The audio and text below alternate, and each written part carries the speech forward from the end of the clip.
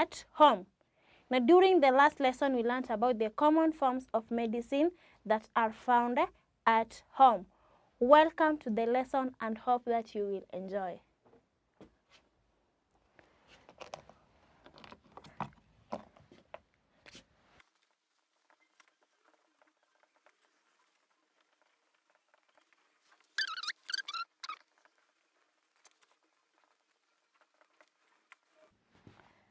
Now, precautions when handling medicine. The things you are supposed to observe when handling medicine.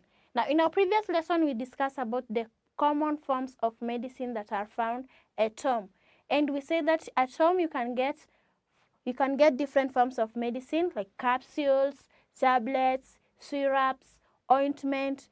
We also have inhalers and eye, ear, or nose drops. Those are the common forms of medicine that are found at home. Remember that ointment, we apply it on the skin, and we apply it on a skin where you have a bump or a swollen skin. Now, I want to see the precautions when handling medicine. How do you handle medicines at home? You want to take medicine. What are you supposed to do? The first thing, when you want to take your medicine, make sure that you have handled medicine with clean hands. So, number one,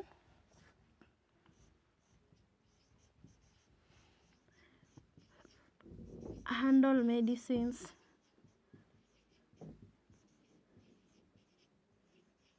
with clean hands. Why are you supposed to handle medicine with clean hands? Remember, if there are tablets, you want to swallow them. And when you handle it when your hands are dirty, you will swallow the medicine but you will not get well because you have infected yourself with germs. You can even have more problems instead of getting well. Another precaution that you are supposed to observe when handling medicine is keeping medicine away from children.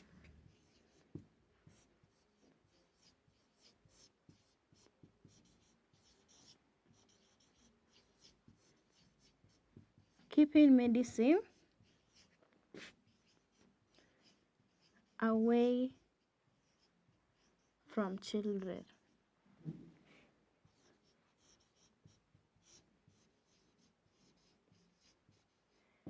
Keeping medicine away from children.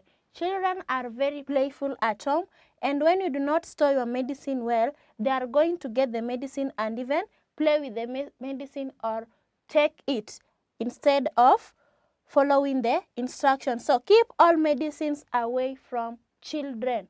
Then another precaution that we observe when handling medicine is not sharing medicine.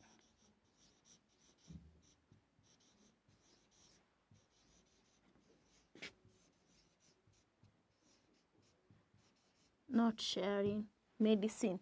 You are not supposed to share your medicine with anyone else because all of us suffer from different sicknesses or diseases. So when you share your medicine, you are not following the doctor's instruction. Another precaution that you are supposed to take when handling medicine is using clean water when taking medicine.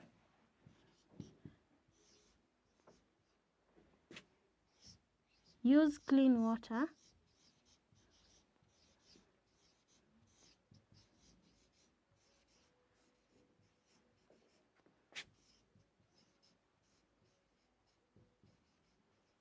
when taking medicine.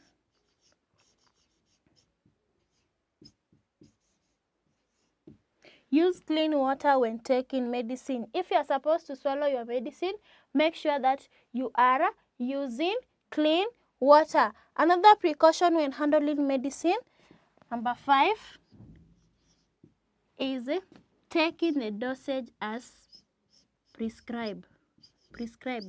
Taking the dosage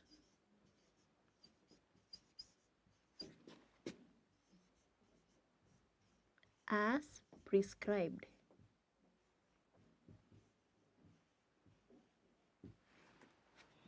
Taking the dosage as prescribed. When the doctor has told you to take 2 tablets in the morning and 2 tablets in the evening. Don't take 2 tablets in the morning, then you fail to take in the evening. It is always good to follow the doctor's instruction because you'll get well very soon. So taking the dosage as prescribed. Learn to follow the doctor's instructions.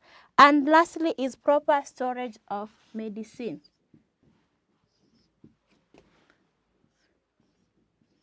Proper storage of medicine.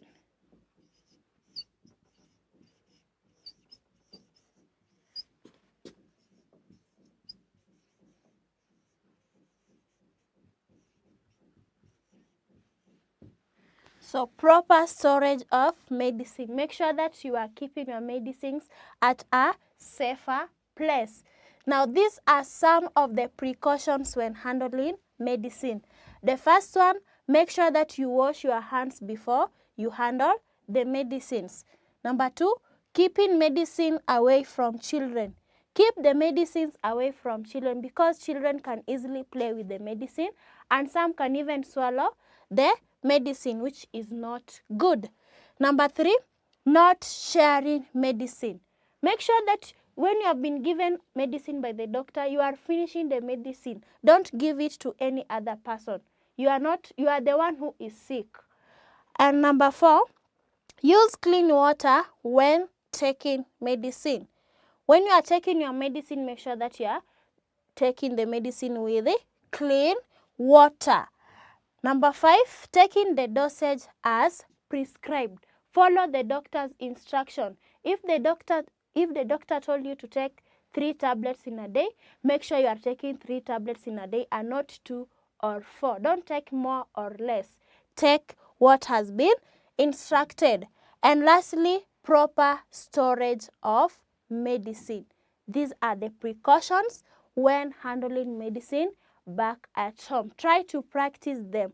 When you have medicine at home, you should know that you are supposed to put it at a certain place.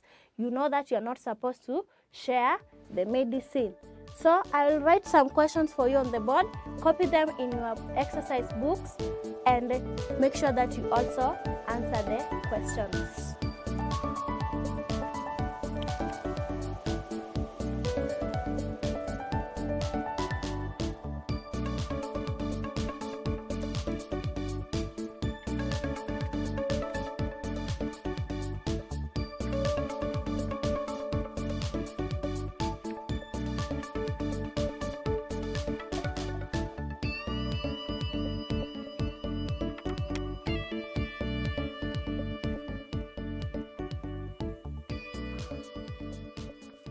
Now the instructions, choose the correct answer from the brackets to fill in the gaps. Number 1, we should use dash water when taking medicine. Clean, dirty. Select the correct answer and fill in the blank space. Question 2, store medicines dash from children. Away, near. You select for me the correct answer. Number 3, we take dash when we are sick. Juice, soda, medicine. So you select for me the correct answer. And lastly, it is dash to share medicine. Good, bad. Select the correct answer and fill in the blank space. So finish the assignments and make sure that you are going through your work. Hope to see you in the next lesson when you are of good health. Goodbye.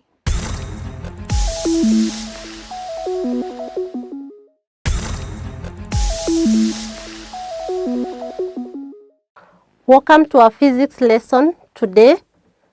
My name is Purity Anzelimo, your teacher of physics. In our lesson today, we continue with the cathode rays and the cathode ray tube. That's our topic. Cathode rays and the cathode ray tube. During our previous lesson, we have been looking at the parts of a cathode ray oscilloscope, and we were able to know that a cathode ray oscilloscope is used in the production of cathode rays, and we were able to see the 3 major parts of a cathode ray oscilloscope, namely the electron gun. We also have the deflecting system and also the screen or the display system.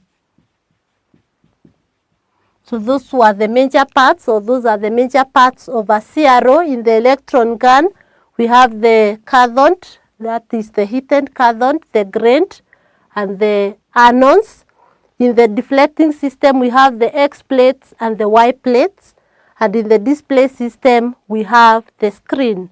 So during our lesson today, we continue with the cathode ray oscilloscope, but now we want to look at the uses of a CRO. So uses of a CRO, uses of a cathode ray oscilloscope. And we are going to look at two major uses of a cathode ray oscilloscope. We are going to explain each one of them. So one of the uses of a cathode ray oscilloscope is used as a voltmeter. So number one, used as a voltmeter. A cathode ray oscilloscope is used as a voltmeter. We know from the topic current electricity, we know that a voltmeter is a device that is used to measure voltage. So we have the CRO being used to measure voltage. So we are going to explain how. Then again, we can use a CRO to determine the frequency of an alternating current signal, used in determining the frequency of an alternating current signal. So we will also explain how a CRO can be used to determine the frequency. Remember, we know what frequency means. When we talk of frequency, simply refers to the number of complete oscillations in 1 second. So it can also be used in determining the frequency of an alternating current signal. So I want us to start with the first one. We have seen that a cathode ray oscilloscope can be used as a voltmeter. So CRO is a voltmeter. Our CRO as a voltmeter. And we are going to see that the cathode ray oscilloscope will have many advantages over the voltmeters that we use, the ordinary voltmeters that we have. So when we are using the cathode ray oscilloscope as a voltmeter, when the timepiece is switched off, with the timepiece switched off, when we have our timepiece switched off,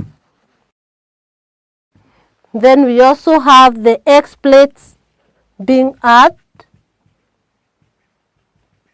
X plates earthed, and then we have the voltage to be measured, connected, and voltage to be measured, connected to the Y plates. So this is what we are going to have. So when we have the timepiece switched off, remember we said that the timepiece is connected to the X plates, and now we want to, and the X plates are earthed, and then we have the voltage to be measured, connected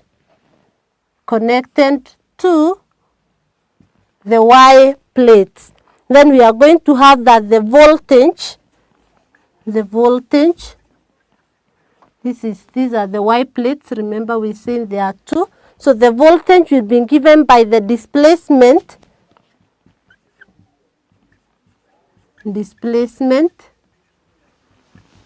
multiplied by the sensitivity. And in the sensitivity, that is simply the volts per division. Sensitivity is simply the volts per division. So when we have the timepiece switched off, the X plates earthed, and the voltage to be measured connected to the Y plates, then we can calculate the voltage as displacement. Remember, we said that in the deflecting system, we have these Y plates which are responsible for the vertical deflection. And that's why we are talking of the displacement. We are going to apply this in our numerical calculations. So voltage will be given by the displacement multiplied by the volts per division. And in this volts per division is also referred to as the sensitivity. So that's how we can use CRO to calculate the voltage, or that's how a CRO can be used as a voltmeter, and we are going to employ this in our calculations. So note, voltage is equal to displacement multiplied by the volts per division. And as I've said, a voltmeter is a device that is used to measure voltage. And therefore we have our other voltmeters, the ordinary voltmeters. But now we are saying that the CRO is advantageous or has more advantages over the ordinary voltmeter. And we look at those advantages. So we look at advantages of the CRO over the voltmeter. Advantages of the CRO over the ordinary voltmeter. Now, a CRO as a voltmeter, we have seen that it can be used as a voltmeter. What are the advantages of the CRO when used as a voltmeter over the ordinary meters? So one of the advantages is that it can be used to measure both direct current and alternating current voltages. That's number one. Remember, for the voltmeters that we have or that we use in the lab, mostly they are only used to measure direct current voltages. So but for the CRO, can be used or can measure both the direct current and the alternating current voltages. So that's one of the advantages of a CRO over the voltmeter. Then we can also say that it can also be used to measure large currents. It can be used to measure large, not currents, but voltages, because it's used as a voltmeter. It can be used to measure large voltages without being destroyed. We know in the voltmeters that we use in the laboratory, most of them ranges from 0 to 5 volts, others from 0 to 3 volts. But now for the CRO, it can be used to measure larger voltages. So can measure larger voltages compared to the ordinary voltmeters. So it can be used to measure larger voltages compared to the ordinary meters, and it cannot be destroyed. So without being destroyed.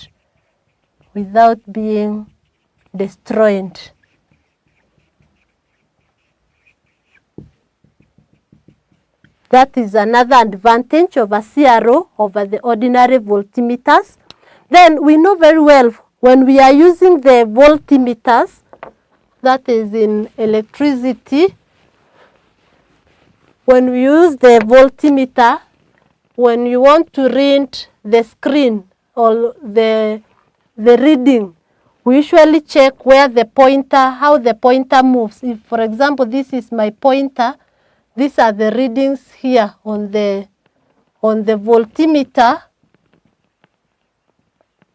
We know very well that this pointer, when you want to get the reading, it swings fast. It swings around the reading. It swings and then it points where the reading is to be. And the reason as to why it swings before getting to the point where the reading is due to inertia. Which we discussed also in the Newton's laws of motion. So as a result of inertia, then this pointer will swing momentarily about the point or the actual reading. But for a CRO, it does not it's not affected by inertia.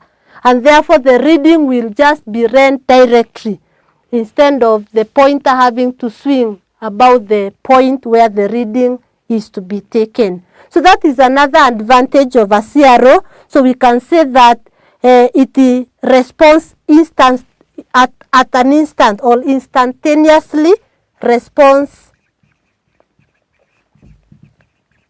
instantaneously.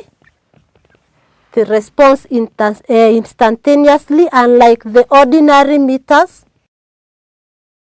which swing, or which, unlike the ordinary meters, we can talk of whose pointers are affected by inertia. So they will sing about the point and before they show the actual reading. But now for a CRO, it will respond instantaneously, unlike the ordinary meters, which we are saying the pointers are affected by inertia. Then we can also say that with the CRO, another advantage over the ordinary meters, another advantage, number 4, we can say that the CRO has a very high resistance. It has an infinite resistance, and therefore it does not take any current. It has very high resistance, any current. It has a high resistance, hence does not take any current. From current electricity, that is on Ohm's law, we know very well that Ohm's law relates voltage to resistance, that is V is equals to IR, and we are saying that a CRO has a very high resistance. This is very high for a CRO, and that means when it is high, it is not going to take any current or even any voltage. The voltage and the current are not going to be affected when the value of the resistance is high, because from this we know that the current will be equal to V all over R, and we are saying that when this is very high, then it's not going to affect this current. It's not going to take any current, because if it were low, it means that then this will be affected. The current will be affected for us to get the voltage, because it's being used to measure the voltage. So it has a high resistance, or what we are calling infinite resistance, and therefore it does not take away any current. So those are the uses of a CRO. That the first use, which we have just discussed, that it is used as a voltmeter, and we are saying that when the time base is switched off and the X plates are at, the voltage can therefore be measured, or can be measured while connected to the Y plate. And voltage, we have seen, will be given by the displacement multiplied by the volts per division. And then we have also explained why the CRO is preferred to the ordinary voltmeters. It has the following advantages. We have mentioned 4 of them. It can measure both direct current and alternating current voltages, unlike the voltmeter, which only measures the direct current voltage.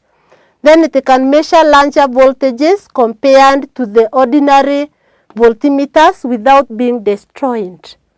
We have also seen that it is not affected by inertia, so it can respond instantaneously, unlike the other meters. Then we've also seen that it has infinite resistance, and hence it does not take any current away. So we want to look at the other use of a CRO, use number 2, where we have seen that it is used in determining the frequency of an alternating current signal. So used to determine the frequency, CRO to determine the frequency, used in determining frequency that is of an alternating current signal. And in this one, the signal is fed into the Y plates. The signal is fed into the Y plates. The signal is fed into the Y plates with the time base on. The time base is on, with the time base on, and we are saying that the time base control is then adjusted. The time base is controlled. The time base can be controlled. The time base control, is adjusted to give one. It is adjusted. The time base control is adjusted. So this time base, remember, it is on the X plate, is adjusted to give many cycles as possible. It is adjusted to give more cycles,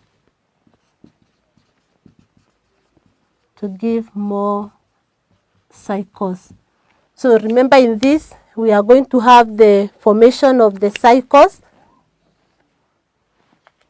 We can have it here.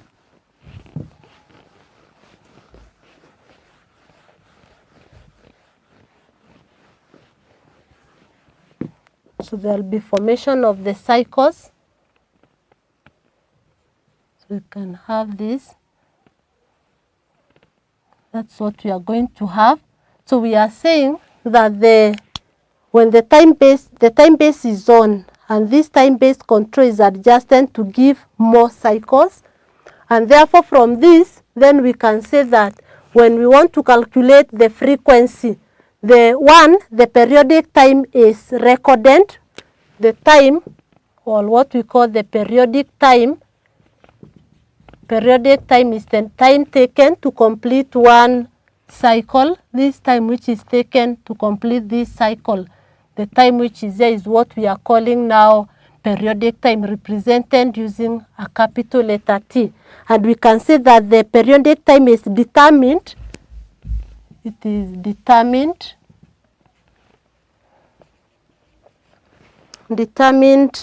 by relating the trace of the signal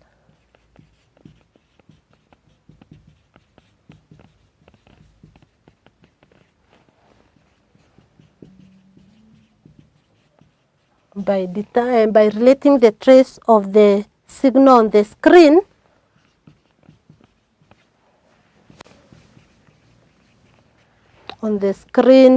with the time base setting.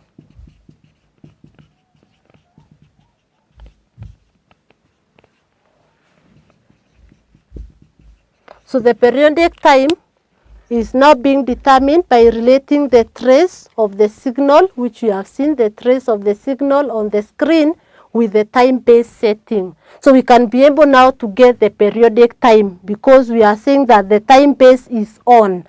So when we get the periodic time, then we can now be able to calculate the frequency F by the formula. Frequency is simply the reciprocal of the periodic time, T. And therefore we can be able to calculate frequency by getting the reciprocal of the periodic time. So that's how we can use a CRO to determine the frequency of an alternating current signal. Because when we get the periodic time from the connections whereby we are saying the signal is fed into the Y plates, then the time base is on, the time base control is adjusted to give cycles many as possible, and therefore the periodic time is determined by relating the trace of the signal, this is the signal on the screen, with the time base setting. So with this, we can be able to get the periodic time and hence able to calculate the frequency. So the frequency will be the reciprocal of the periodic time. So those are the two uses of a CRO. One used as a voltmeter, and we have seen that the voltage here will be given by the displacement multiplied by the divisions, that is the sensitivity. And then we have also seen that it is used in determining the frequency of an alternating current signal. So those are the two uses, and you should be able to explain how it is used. In this, we are going to do more calculations. We'll apply this formula in our calculations. We'll also apply the formula on calculation of voltage, which we have seen being given by displacement multiplied by the sensitivity. So we want now to compare a cathode ray oscilloscope to a TV tube. We want to look at the differences that are there between a cathode ray oscilloscope and the TV tube. So we look at those differences.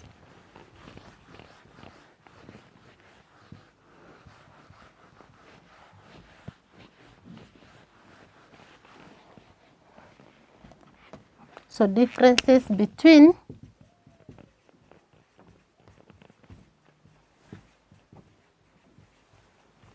a CRO and a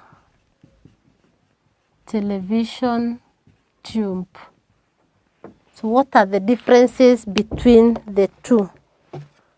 Differences between a cathode ray oscilloscope and a TV tube. So we can just have a table. On one side we can have the TV tube, and on the other side we have the CRO. So this is our TV tube. Then on the other side we have the CRO. So we want to see what are the differences between a cathode ray oscilloscope and a television tube. So one of the differences for a television tube, the deflection here, the deflection is by magnetic field. Whereas in a CRO, the deflection is by electric field. So you need to know that in a TV tube, the deflection is by the magnetic field, whereas in a CRO, it's by the electric field. Then a TV tube has two time base. It has two time base.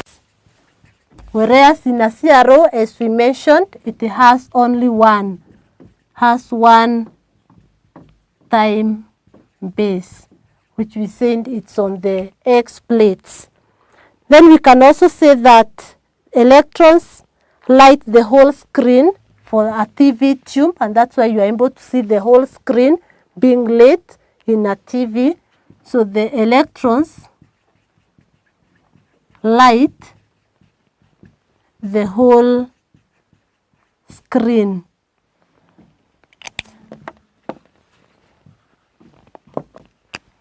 The whole screen. Whereas in a CRO, as we said, the electrons will only form a spot. Electrons form a spot on the screen. This we were able to explain. So the electrons which are being produced in a cathode ray oscilloscope will only form a spot on the screen, unlike in a TV tube where the electrons will light the whole screen. Finally, there are 625 lines per second in a TV tube. There are 625 lines per second in the TV tube, whereas in a CRO, there are only 25 lines per second. So those are the differences, 4 differences between a TV tube and a CRO. In a TV tube, the deflection is by the magnetic field, and that's why the TV screen is larger than a CRO screen. Then we are saying that a TV tube has 2 time base, whereas a CRO has only one. In a TV tube, electrons light the whole screen. In a CRO, electrons form a spot on the screen. In a TV tube, there are 625 lines per second, whereas in a CRO, there are only 25 lines per second. So that is it on the CRO, or the cathode ray oscilloscope. In the other lesson, which now will mark the end of this topic, we'll now be looking at the calculations involving the CRO. Now that we have seen we can be able to calculate the voltage, we can be able to calculate the frequency, we can be able to calculate the sensitivity. So that's what we'll engage in.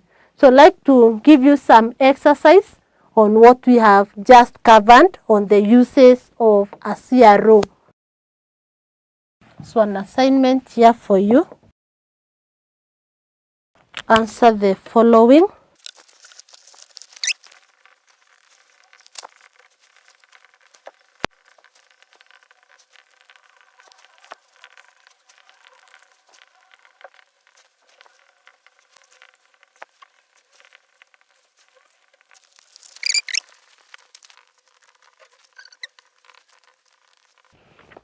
So that is the exercise. So we are told in question number 1, state one difference between the deflection systems of a cathode ray tube and the TV tube, which we have just explained. Then number 2, the beam of electrons is subjected to a strong magnetic field which is perpendicular to the path and into the paper. Sketch on the same diagram or on the same figure the new path of the electron. Then number 3, when using the cathode ray oscilloscope to display waveforms of voltages, state where the following should be connected. 1, the voltage to be displayed on the screen. And number 2, the time-based voltage. So that's the exercise. It's good that you answer those questions. And during the next lesson, we'll now look at the numerical calculations involving the cathode ray oscilloscope. Thank you. Welcome to Manifested Publishers. Hello learners, welcome to this lesson. It is Chemistry Form 2 and the topic is Chemical Families and Patterns in Properties. If you remember in the previous lesson, we discussed the chemical families and we discussed a brief about the alkali metals. We said they are also called group 1 elements, and we also wrote the electron arrangement of the first 3 group 1 elements. Lithium was the first element. We said the configuration is 2, 1 because it has 3 electrons. The second was sodium. The configuration was 2, 8, 1. And the third was potassium. And the configuration was 2, 8, 8, 1. Since that the reason why they are called group 1 elements is because they are having 1 electron in the outermost energy level. And the 1 electron enables them to be placed in group 1. If you look at those 3 elements, that the sizes are different, that lithium is the smallest and potassium is the largest, depending on the number of energy levels which are present. That lithium has 2 energy levels occupied by electrons, sodium has 3 energy levels occupied by electrons, and potassium is the largest with 4 energy levels which are occupied by the electrons. And therefore, that's why we are saying that the size of potassium is larger than the size of sodium, and the size of sodium is larger than the size of lithium, depending on the number of energy levels which are occupied by electrons in each atom or in each element. In this lesson, I want us to discuss the gradation in size of atom and ion. Gradation in size of atom and ion. Remember, this is gradation in size of atom and ion of alkali metals. So gradation just means there's a systematic progression. A systematic progression on the size of atom and ions in group 1 elements. And I will explain this using a table, which I'm going to draw for you so that we discuss it from there. This table is having the element.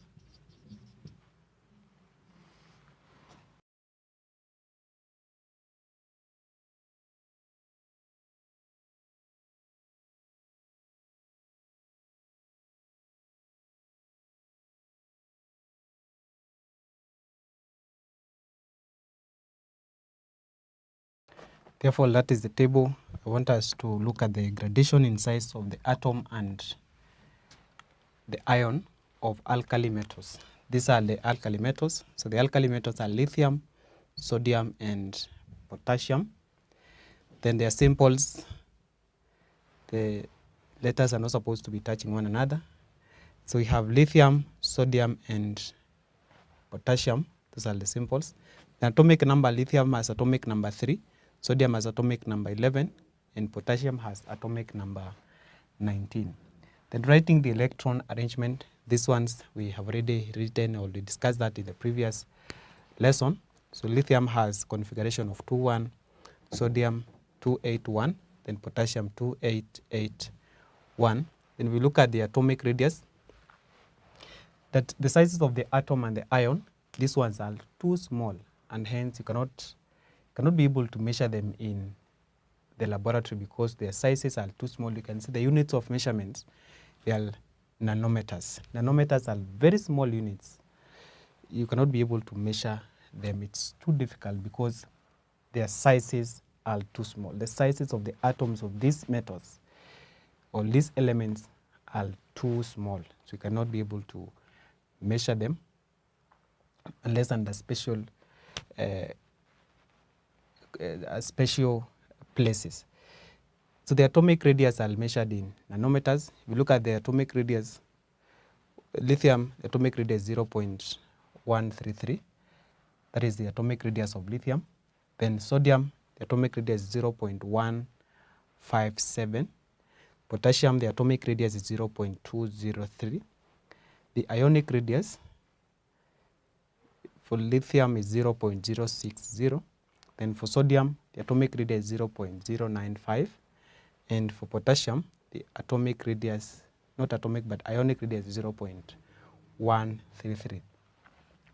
If you look at the atomic size and the ionic radius sizes, then both are increasing down the group. So we can say that atomic radius, we need first of all to define what atomic radius is. This is the distance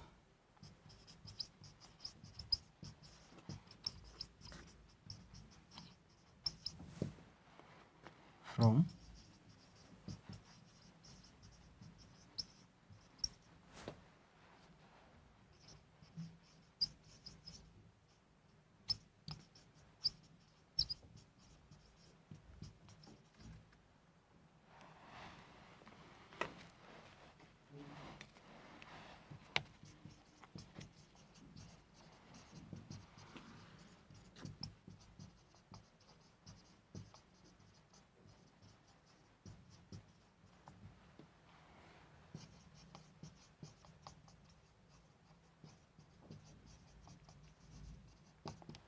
So atomic radius refers to the distance from the center of the nucleus of an atom to the outermost energy level occupied by the electron or electrons.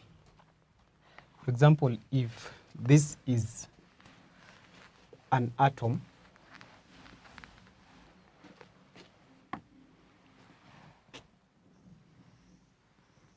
this is an atom, this is the energy level.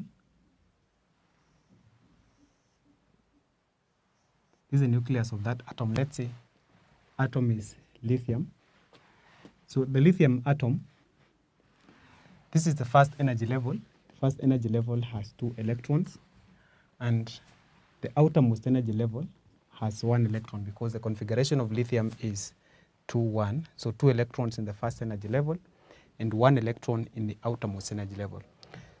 Therefore, the atomic radius is now the distance from the center of this nucleus to the outermost energy level. So the distance from here to here, that is what we are calling the atomic radius. So refers to the distance from the center of the nucleus of an atom to the outermost energy level occupied by an electron or electrons. So this is an atom of lithium. An atom of lithium looks like that. Then when you talk about the ionic radius, we are referring to the radius of these elements having undergone ionization or having formed ions. And these elements, they form ions by losing 1 electron in the outermost energy level. Group 1 elements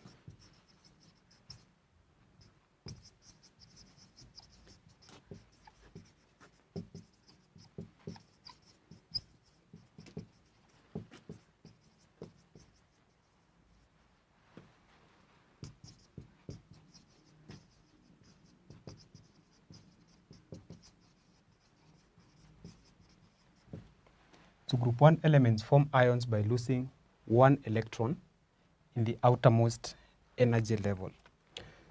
Therefore, if they lose electrons, or they form ions by losing electrons in the outermost energy level, they become ions. And when they become ions, then the number of the energy levels are going to reduce. So they are going to be like this. So lithium is an atom. When lithium loses 1 electron in the outermost energy level, then it will be positively charged. And the reason why it is positively charged is because it now has more protons than electrons. It has more protons than electrons. Remember, the atomic number is 3. The atomic number being 3, it means that it has 3 protons and 3 electrons. 3 electrons in the atom. When it forms ions, it has lost the 1 electron in the outermost energy level. So there are more protons than electrons. So the difference is just 1, and that's why it becomes positively charged, because you see that protons are positively charged. Protons being positively charged and electrons are negatively charged. Therefore, the net charge when lithium or any alkali metal loses 1 electron, then they become positively charged. Therefore, the configuration or the electron arrangement of this lithium ion will be 2. Then we have sodium. That sodium, when sodium loses 1 electron, it will also become a sodium ion, just having a charge of a positive, because after losing 1 electron, it has 10 electrons remaining and 11 protons in the nucleus. And therefore, the net charge is a positive. Therefore, the configuration will be 2, 8, because it has lost 1 electron in the outermost energy level. For potassium, again, it will be potassium ion.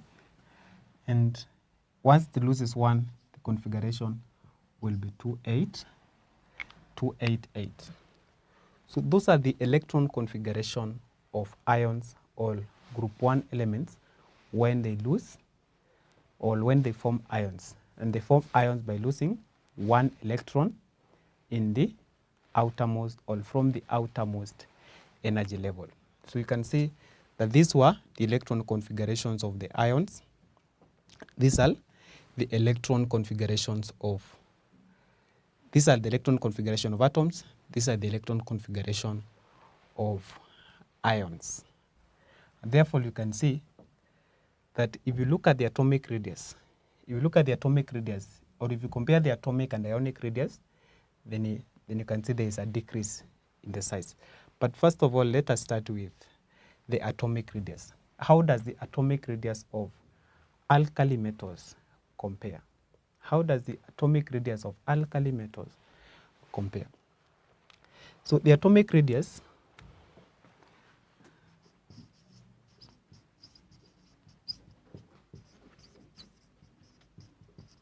of alkali metals increase down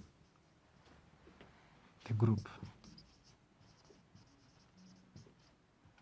The atomic radius of alkali metals increase down the group. This is because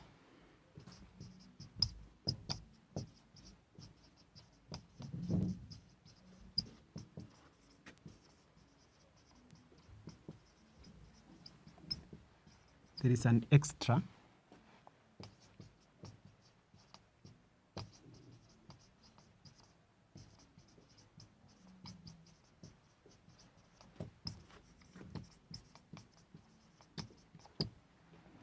This is because down the group, there is an extra energy level occupied by the electrons. If you look at the atomic radius, that this is 0.0133, 0.157, 0.203. So there's an increase down the group. And we have explained this by saying that the reason why the atomic radius is increasing down the group, it is because down the group, there is an additional or there is an extra energy level which is occupied by the electrons. If you look at lithium, this has 2 energy levels occupied by electrons. Look at sodium, has 3 energy levels occupied by electrons. And if you look at potassium, it has 4 energy levels occupied by the electrons. And therefore, you can see as you go down the group, and going down the group means from up going downwards. So there's an extra energy level occupied by the electrons. So the number of energy levels increase as you go down the group. The next is ionic radius. Ionic radius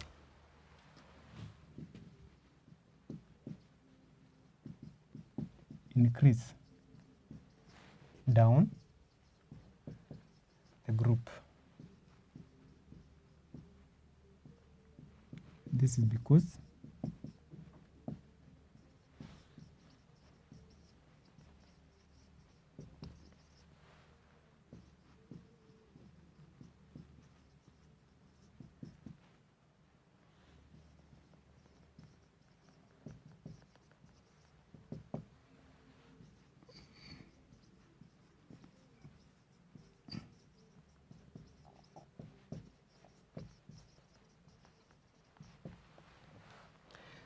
so again, ionic radius increase down the group, and this is also because down the group there is an additional energy level occupied by the electrons.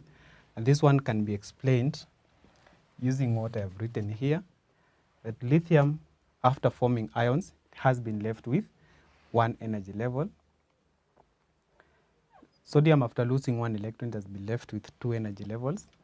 Potassium again has been left with 3 energy levels. And initially, lithium had 2, sodium 3, potassium 4. So again, as much as all of them have lost, that all the 3 elements, each element has lost 1 electron from the outermost energy level. So still, the ionic radius down the group still increases, because down the group there is increase in an additional, or there's an additional energy level which is occupied by the electrons. And that's why the ionic radius also increases, just like the atomic radius down the group. And the other thing I want us to discuss is comparison between the atomic radius and ionic radius.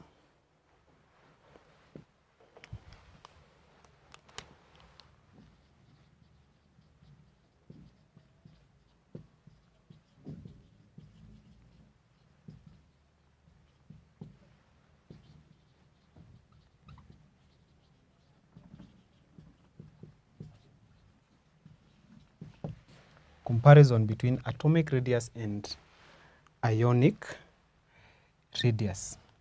So if you look at the atomic radius and ionic radius, for lithium, the atomic radius is 0.133. The atomic radius of the same lithium is 0.060. So you can see the atomic radius is larger than ionic radius. For sodium, again, atomic radius is 0.157. Then for ionic radius, the ionic radius is 0.095. Again, the atomic radius is larger than the ionic radius.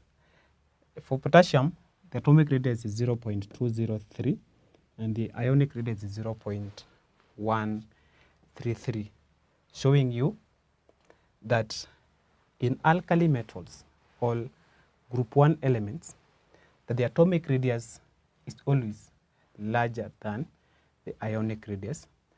And the reason is that atomic or group 1 elements form ions by losing 1 electron from the outermost energy level. Therefore, group 1 elements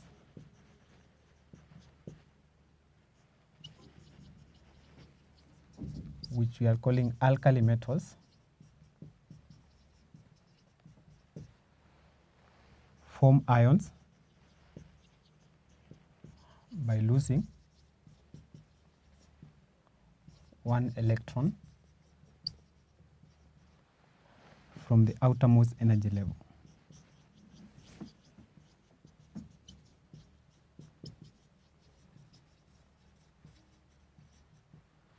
They form ions by losing 1 electron from the outermost energy level. Therefore, once that 1 electron has been lost, the remaining electrons are pulled much closer to the nucleus. Therefore,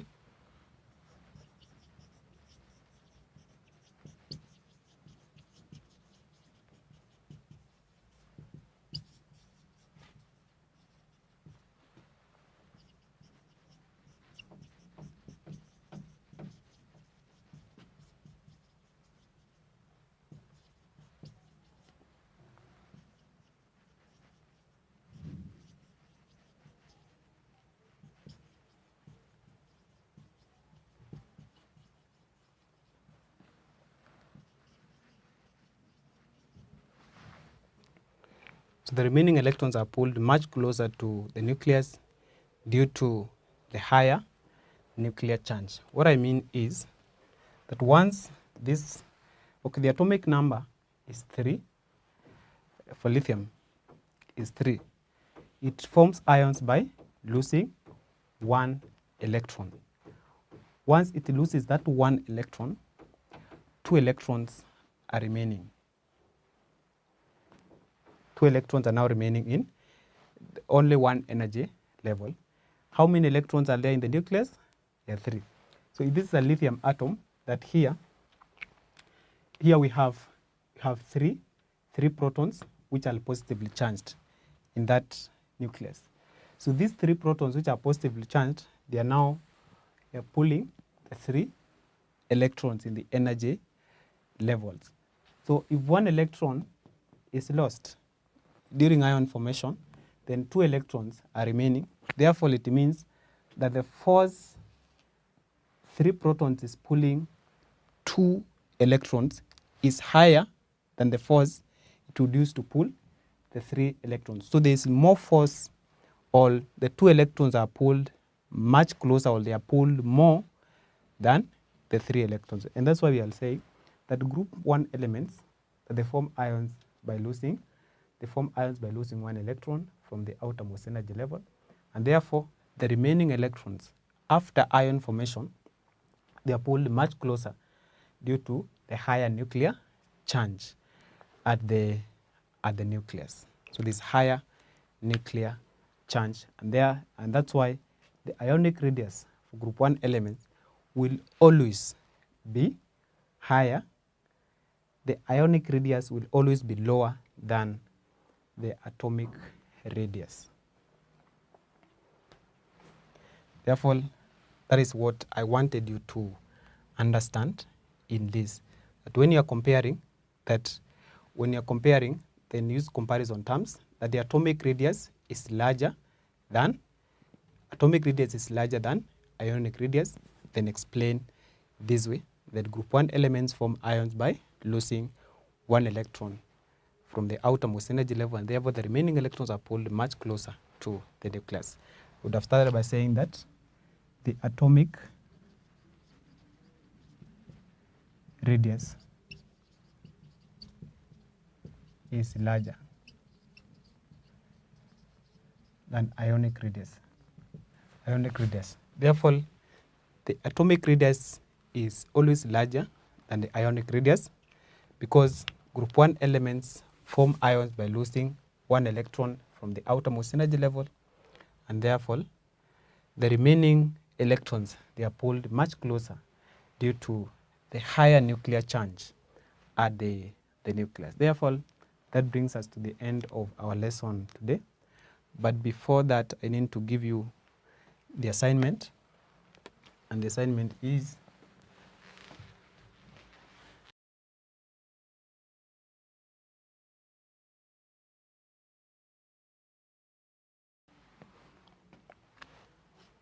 that's assignment 1, define an atomic radius.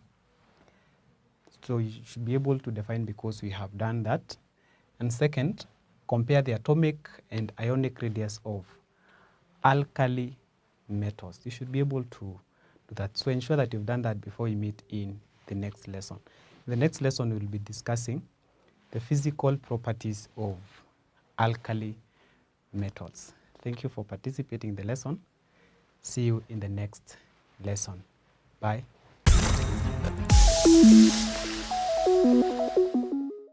Welcome to Manifested Publishers. Hujambo mwanafunzi, uhali gani? Karibu katika kipindi chetu cha leo cha Kiswahili kidato cha 4. Tuko pale pale katika ukumbi wa masomo ya mtandaoni ya Manifested. Leo hii tumenuia kuangazia ushairi wa lugha ya Kiswahili, hasa katika sehemu ya bahari za mashairi. Katika vipindi vilivyopita, ningependa tuweze kutalii nawe yale ambayo tulikuwa tumeshayapitia. Tulikuwa tumeshaangalia maana ya ushairi, tukaangalia baadhi ya istilahi zinazotumika katika mashairi. Mbali na hapo, tukaangalia pia migao au ukitaka kategoria za mashairi ambayo ilikuwa ni miwili.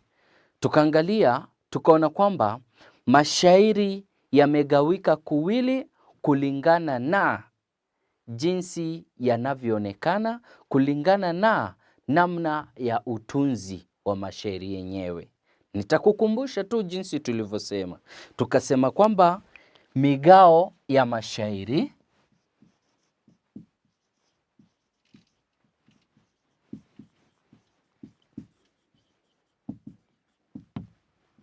au kitaka kategoria bado, tukaona kwamba kuna kategoria ya kwanza ambayo tuliita mashairi arudhi,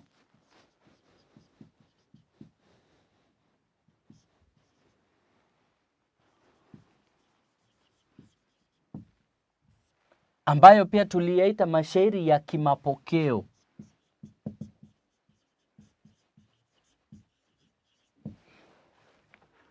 Pia unaweza ukayapa neno jingine, mashairi ya jadi, kwa sababu ni mashairi ambayo yalitungwa katika enzi hizo, na bado wapo malenga ambao bado wameshikilia huu msimamo wa kutunga mashairi yanayofuata hizi arudhi. Nikawaeleza hivi kwamba arudhi ni zile kanuni, kaida, zile sheria zinazotumika katika utunzi wa mashairi. Basi mashairi ya arudhi ndiyo hayo tukayaita ya kimapokeo, au kitaka mashairi jadi, mashairi ya jadi. Wale ambao wanashikilia msimamo kwamba lazima mashairi haya yatungwe kwa kuzingatia hizi arudhi, ndio ambao wanaitwa wana mapokeo.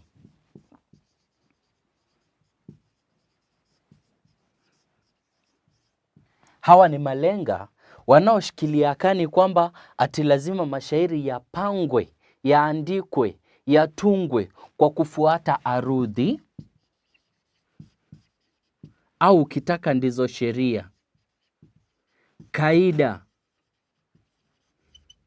za utunzi wa mashairi. Na kaida zenyewe ni zipi? Tulitaja vizuri, tukaona beti, ati lazima kazi ipangwe katika beti, lazima ipangwe katika mishororo, lazima ipangwe ikiwa na vina, mizani na pia vibwagizo.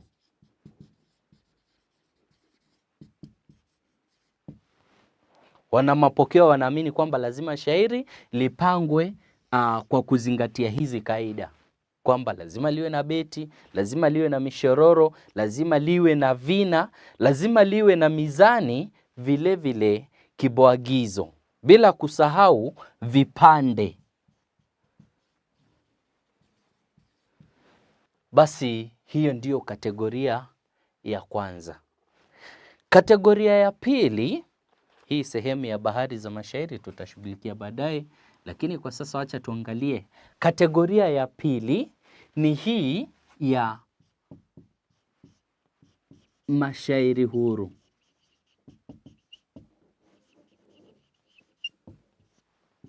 Angalia msikilizaji, msomaji wa Kiswahili, angalia jinsi neno huru limetumika. Yaani huyu malenga ako huru kuwasilisha maudhui yake, ujumbe kwa lugha teule, tena mpangilio maalum wa maneno, bila kubanwa na hizi sheria. Hizi sheria za beti, mishororo, vina, mizani, kibwagizo na vipande huwa hazibani malenga wa mashairi huru. Nafikiri umepatana na mashairi yake Kidhaka wa Mberia. Baadhi ya hayo mashairi yameandikwa, yametungwa hasa bila kuzingatia hizi arudhi za utunzi wa mashairi. Basi mashairi huru ni nini? Angalia neno huru, kumaanisha huyu malenga ako huru, hajabanwa na kaida zozote. Mashairi huru nayo tunaweza tukasema vipi? Ni mashairi yanayotungwa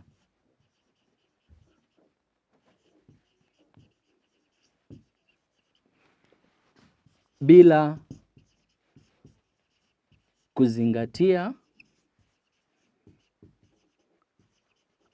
arudhi. Utapata kwamba haya mashairi pia yana visawe. Pia unaweza ukasikia haya mashairi yakiitwa mapingiti, pia huitwa mapingiti. Unasikia kwamba yanaitwa mavue bado, koma, ya kimapinduzi,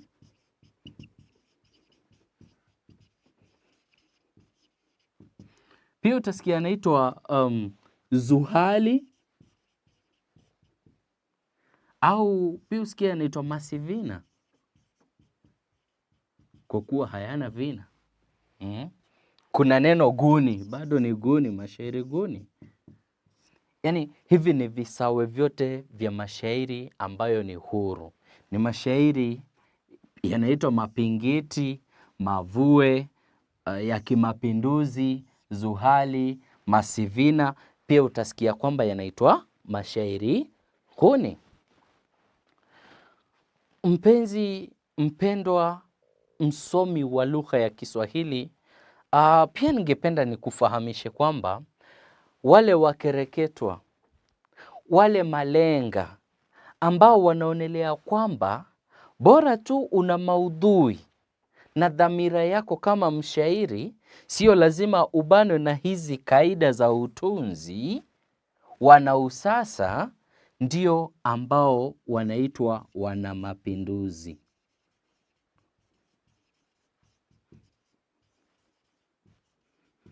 Waite pia wana usasa.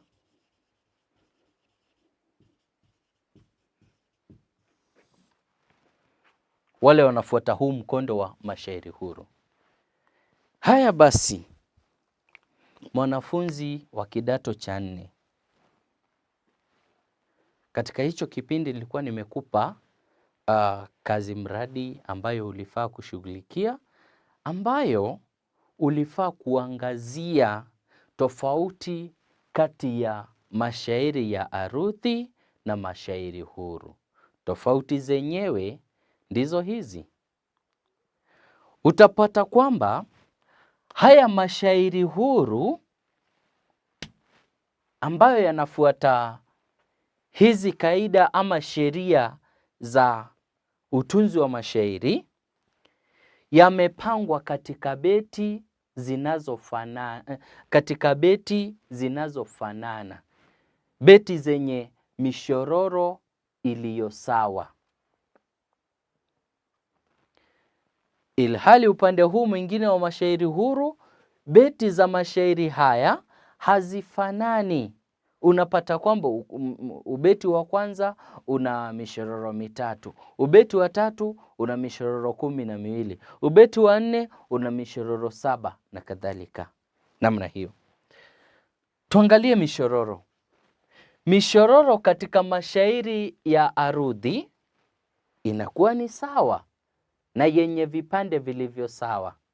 Kama ni vipande viwili katika kila mshororo, inakuwa ni hivyo kuanzia mwanzo hadi mwisho. Ukija kuangalia kwenye mashairi huru, basi mishororo yenyewe haijapangwa katika vipande na inatofautiana kutoka ubeti hadi mwingine. Kila ubeti unajitegemea kimizani. Vina. Utapata kwamba mashairi huru yana vina vinavyofuata mkondo fulani. Kuna vile ambavyo vinatiririka, kuna wakati mwingine vinabadilika, lakini ukiangalia tu ruwaza ya vina vyenyewe inafuata mkondo fulani ambao unaonekana kwa wazi.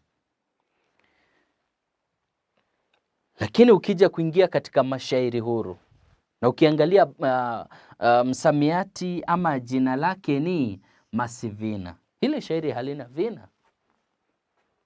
Ukija kuangalia tofauti nyingine ni mizani.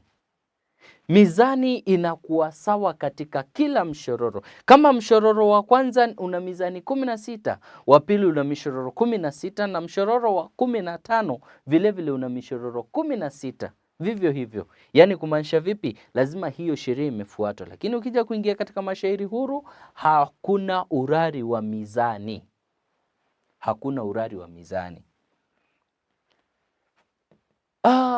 Kibwagizo katika mashairi huru utapata kwamba kinarudiwa. Ukiingia katika mashairi huru, basi si aghalabu kupata kwamba kibwagizo kinarudiwa. Wacha tuangalie katika sehemu ya vipande. Mishororo hairudiwi, mishororo inakuwa imepangika kwa vipande. Lakini ukiingia katika mashairi huru, mishororo yake huwa haijagawika katika vipande. Nafikiri japokuwa nimeharakisha katika kutalii hiyo kazi nyingine, naomba sasa mwanafunzi nakupa muda kidogo uende moja kwa moja hadi kwenye daftari lako. Jaribu kusahihisha kulingana na yale ambayo umeyapata katika maelezo niliyoyatoa sasa hivi. Lakini baada ya hapo nataka tutalii moja kwa moja hadi katika bahari.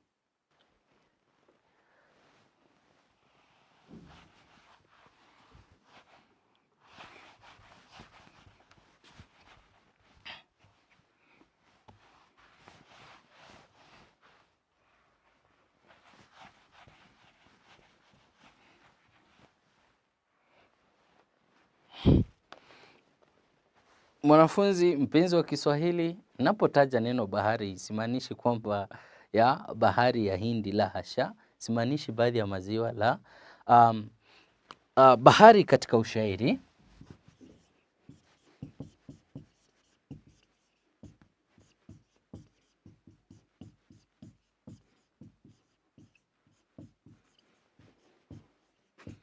au pia bahari za mashairi. Bahari katika ushairi, bahari za mashairi. Kwanza tujaribu kuelewa neno bahari. Bahari tunaweza kueleza kama vile ni mikondo tofauti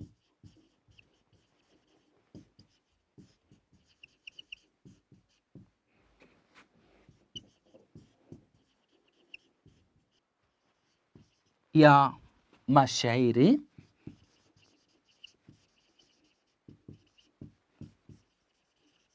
kwa kuzingatia sura ya nje. Kulingana na jinsi ambavyo shairi linaonekana, basi hiyo ndiyo bahari. Utapata bahari ni nyingi tu.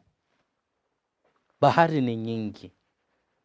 Na sasa katika hizi bahari ama hii mikondo tofauti tofauti, tutatumia vigezo mbalimbali ili tuweze kugawa ama kuainisha bahari mbalimbali za mashairi. Ninapotumia neno kigezo, vikiwa vingi ni vigezo. Vigezo. Katika lugha ya Kimombo, criterion or criteria. Criteria.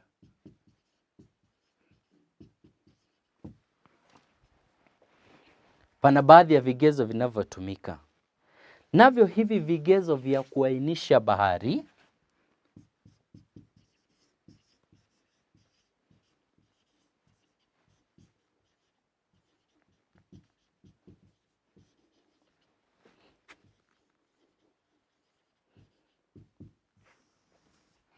vigezo vya kuainisha bahari ni kama ifuatavyo. Kigezo cha kwanza ni idadi ya mishororo.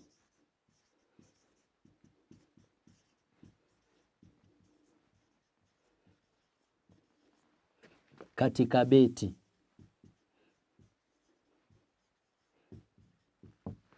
Idadi ya mishororo katika beti. Kigezo cha pili,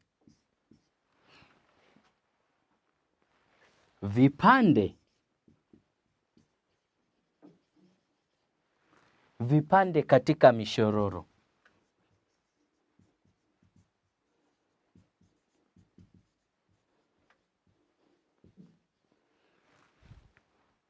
Kigezo cha tatu,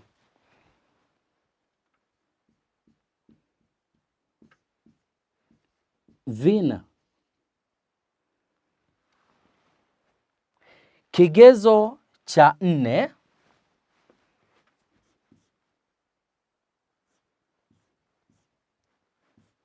mizani.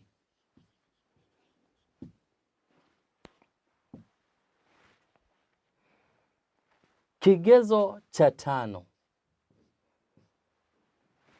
mpangilio wa maneno.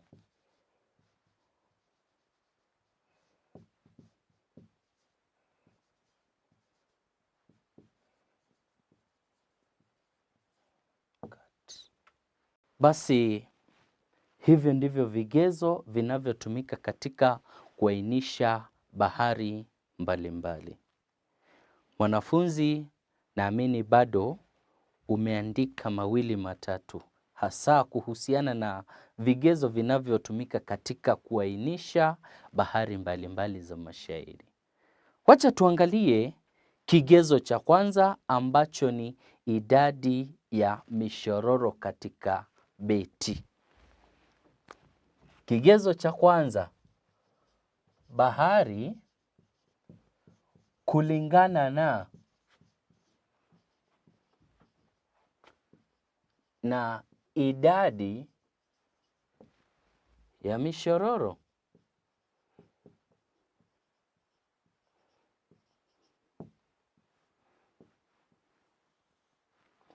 Andika hivyo. Bahari kulingana na idadi ya mishororo. Hapa sasa ndipo ambapo tunaangalia aina za mashairi kwa kuangazia idadi ya mishororo katika beti. Na hapa aina za mashairi ambayo unapata hapa ni cha kwanza. Aina ya kwanza ni tathmina au ukitaka umoja.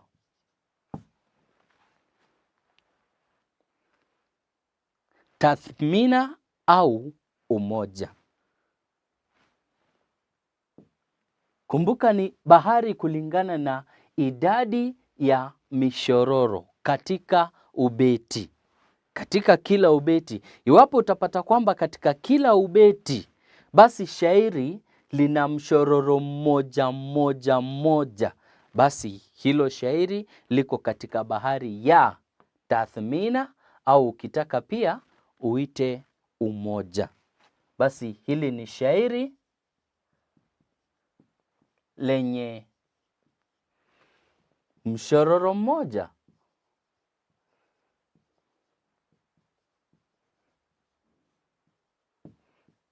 Katika kila ubeti.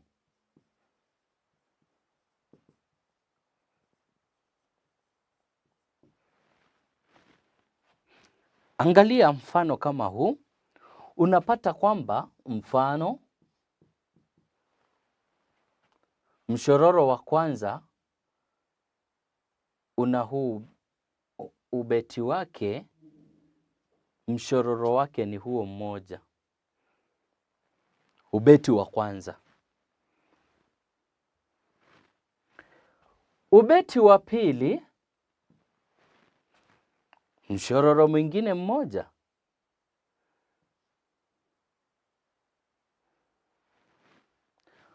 Ubeti wa tatu,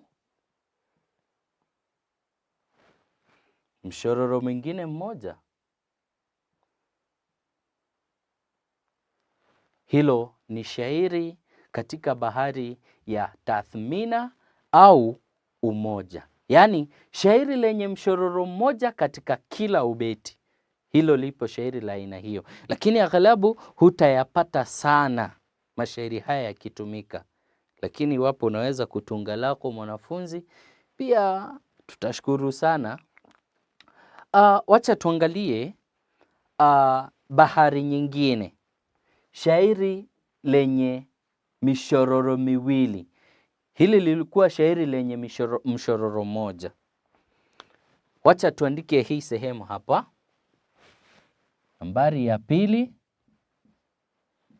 tathnia au ukitaka uwili.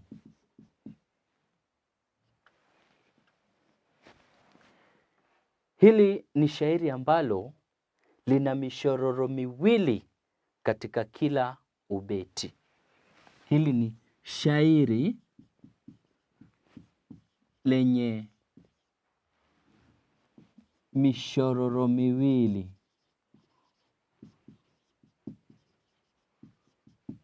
katika kila ubeti. Mfano ambao naweza kuutoa ni mwelekezo tu namna hii. Unapata kwenye ubeti wa kwanza kuna mshororo wa kwanza na mshororo wa pili. Ukwapi utao kwenye mshororo wa kwanza, mshororo wa pili. Kwenye ubeti wa pili kuna mshororo wa kwanza na kuna mshororo wa pili. Ubeti wa tatu, mshororo wa kwanza na mshororo wa pili. Nafikiri unazidi kuelewa msomaji wa mashairi ya Kiswahili. Mpaka hapo tumepata ni shairi la tathnia au ukitaka uwili. Shairi lenye mishororo miwili katika kila ubeti. Basi wacha tuangalie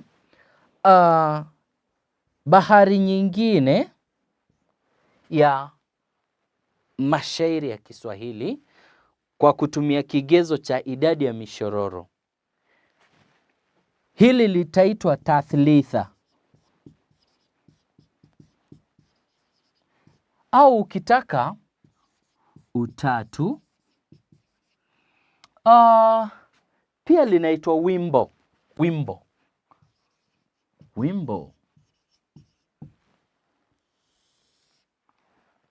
Tathlitha, utatu, wimbo ni maneno yote sawa, yana maana kwamba ni shairi lenye mishororo mitatu katika kila ubeti. Linaitwa tathlitha, utatu, wimbo. Ya? Hili ni shairi lenye mishororo mitatu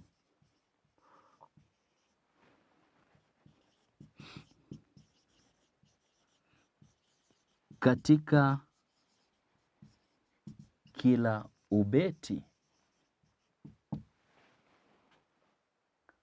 Nataka nitoe mfano.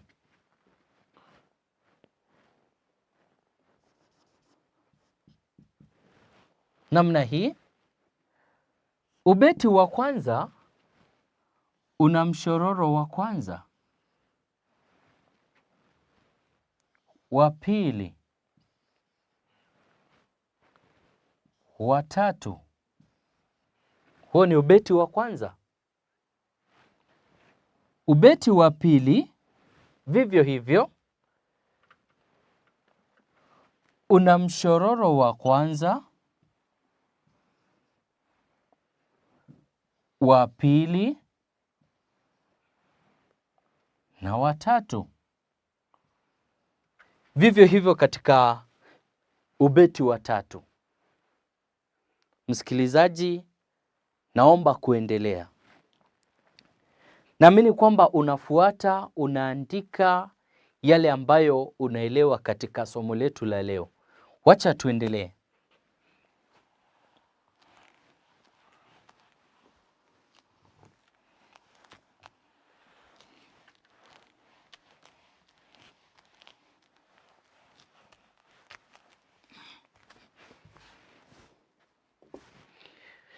Bahari ya nne kwa mujibu wa bahari katika kulingana na idadi ya mishororo ni tarbia,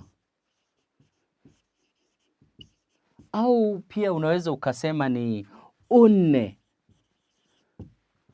Haya mashairi ya aghalabu umepatana nayo kwingi sana. Haya ndiyo mashairi yaliyozoelewa sana na baadhi ya malenga wengi tu. Ukiangalia kokote kule utapata haya mashairi ya tarbia au ukitaka unne, ambapo ni mashairi yenye mishororo minne.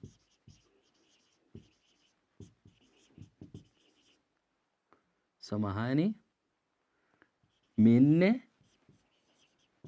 katika kila ubeti. Mashairi ambayo yana mishororo minne katika kila ubeti. Hayo umeyazoelea sana, umeweza kukutana nayo, ukatagusana nayo, ukayasoma, au labda ukayaigiza katika tamasha za muziki ama pia katika tamasha za drama.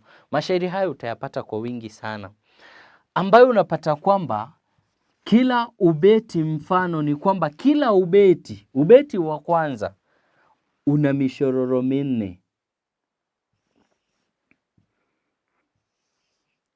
Mshororo wa pili, wa tatu, wa nne. Huo ni ubeti wa kwanza. Ubeti wa pili unapata una mishororo minne pia.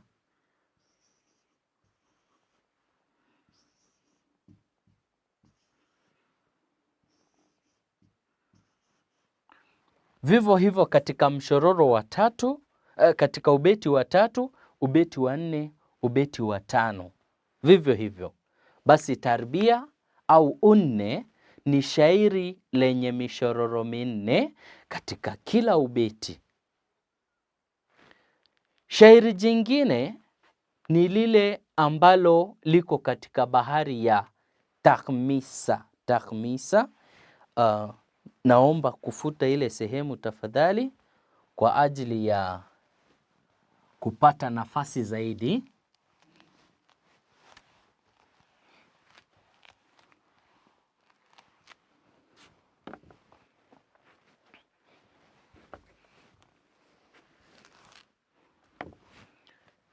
Tumetoka hapa katika tarbia au ukitaka unne.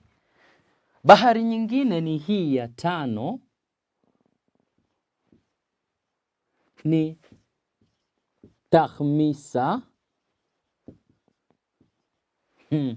Takhmisa au ukitaka utano.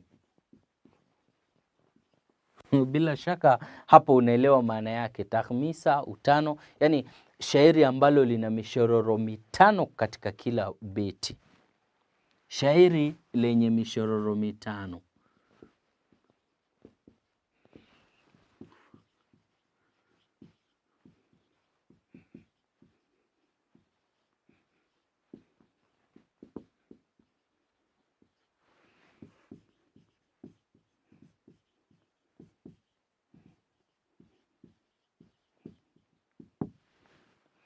Ni shairi lenye mishororo mitano katika kila ubeti. Wacha tuangalie mfano unaweza kuwa namna gani, mwanafunzi. Hakikisha mifano yoyote ambayo unaitwa hapa katika ubao, basi umeweza kuandika vizuri katika daftari lako kwa ajili ya kudurusu katika wakati wako unapofanya marudio yako. Mfano, ubeti wa kwanza, mshororo wa kwanza, wa pili, wa tatu, wa nne, wa tano. Huo ni ubeti wa kwanza. Una mishororo mitano. Aya, ubeti wa pili unapata vipi?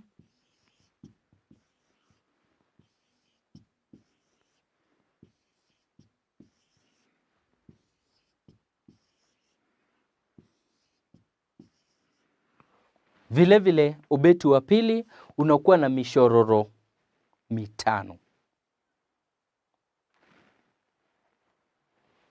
Hilo shairi liko katika bahari ya takhmisa au ukitaka utano. Basi wacha tuangalie bahari nyingine ya sita, itaitwa tasdisa. Tasdisa au ukitaka basi usita. Tasdisa au usita. Tasdisa au usita. Bila shaka kama takhmisa au utano ni shairi lenye mishororo mitano katika kila ubeti, hili nalo lina mizani mingapi? Bila shaka lina mishororo mingapi? 6 katika kila ubeti. Hili ni shairi la mishororo 6 kila ubeti.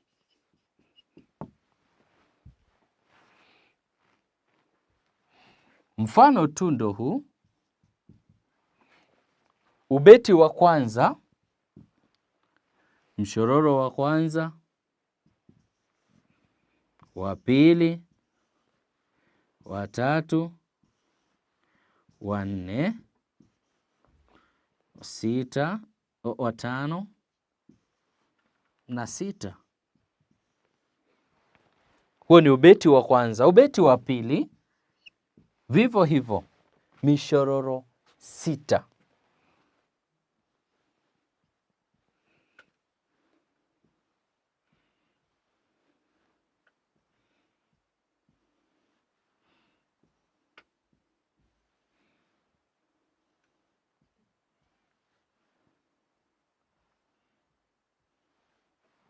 mishororo 6 katika kila ubeti. Shairi katika bahari ya tasdisa au kitaka usita.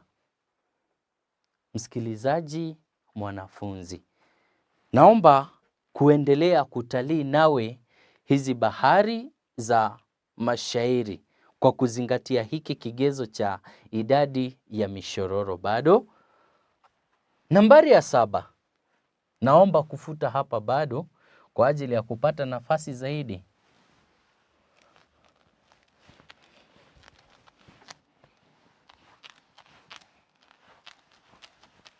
Nambari ya 7. Nambari ya 7.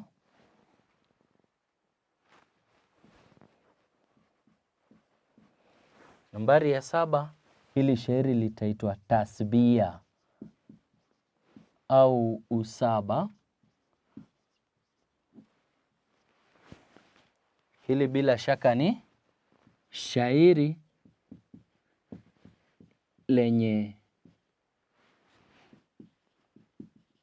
mishororo 7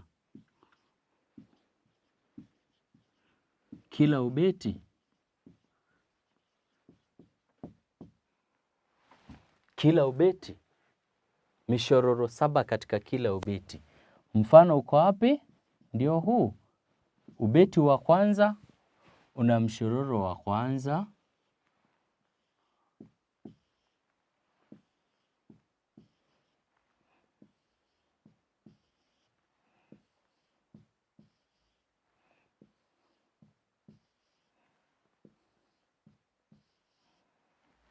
Huu ni ubeti wa kwanza wenye mishororo ngapi? 1, 2, 3, 4, 5, 6, 7.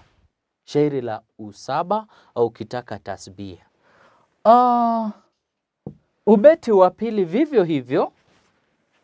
Mshororo wa kwanza, wa pili, wa tatu, wa 4, wa 5, wa 6, vile vile wa 7. 1, 2, 3, 4, 5, 6, 7. Basi hilo shairi liko katika bahari ya tasbia. Nambari ya 8. Nambari ya 8.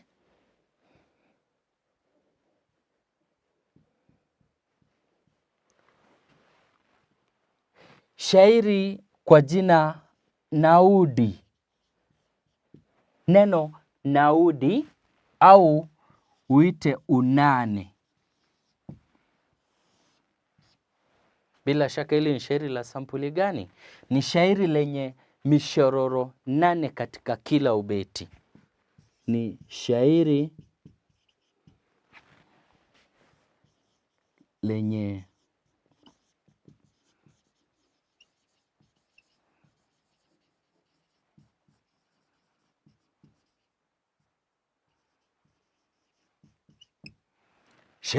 mishororo 8 katika kila beti. Katika beti zake. Kila ubeti mishororo 8. Kila ubeti mishororo 8. Kama kawaida nitakuchorea tu mfano, lakini katika ubeti wa kwanza peke yake kwa ajili ya nafasi. Ubeti wa kwanza ndio huu. Mshororo wa kwanza ndio huu. Mshororo wa pili, mshororo wa tatu, mshororo wa 4, mshororo wa 5, mshororo wa 6, mshororo wa 8, 7, samahani. Hiyo ni mishororo mingapi? 1, 2, 3, 4, 5, 6, 7 na wa mwisho wa 8, mishororo 8 katika kila ubeti. Ubeti wa pili mishororo 8. Ubeti wa tatu mishororo hiyo hiyo. Wacha tuangalie nyingine ya 9, bahari nyingine zilizosalia kwa kuangalia kigezo cha idadi ya mishororo ni nambari ya 9. Nambari ya 9 ni shairi lenye mishororo 9, tutaliita Telemania. Telemania au utisa. Shairi lenye mishororo 9. Basi mpango ni ule ule katika ubeti wa kwanza mishororo 9. Ubeti wa pili mishororo 9. Ubeti wa tatu vivyo hivyo. Nambari ya 10 ni ukumi. Hili shairi ambalo lina mishororo 10 katika kila ubeti. Utakutana nalo katika pitia zako za mashairi. Basi kuna hili shairi jingine linaitwa soneti. Linaitwa soneti. Soneti hili lina mishororo 14. Mishororo 14 katika kila ubeti. Mishororo 14 katika kila ubeti. Nafikiri umeweza kufuata yote ambayo tumekuwa tukifanya kuanzia mwanzo hadi sasa hivi. Tumepata mishororo mbalimbali, tumepata bahari mbalimbali kwa kuangalia kigezo cha idadi ya mishororo katika kila ubeti. Basi mwanafunzi, nataka nikupe kazi mradi ambayo utashughulikia kabla tupatane kwenye hicho kipindi kingine. Angalia, taja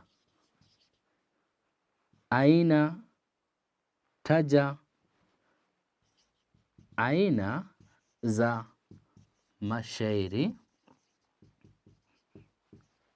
ukizingatia idadi ya mishororo.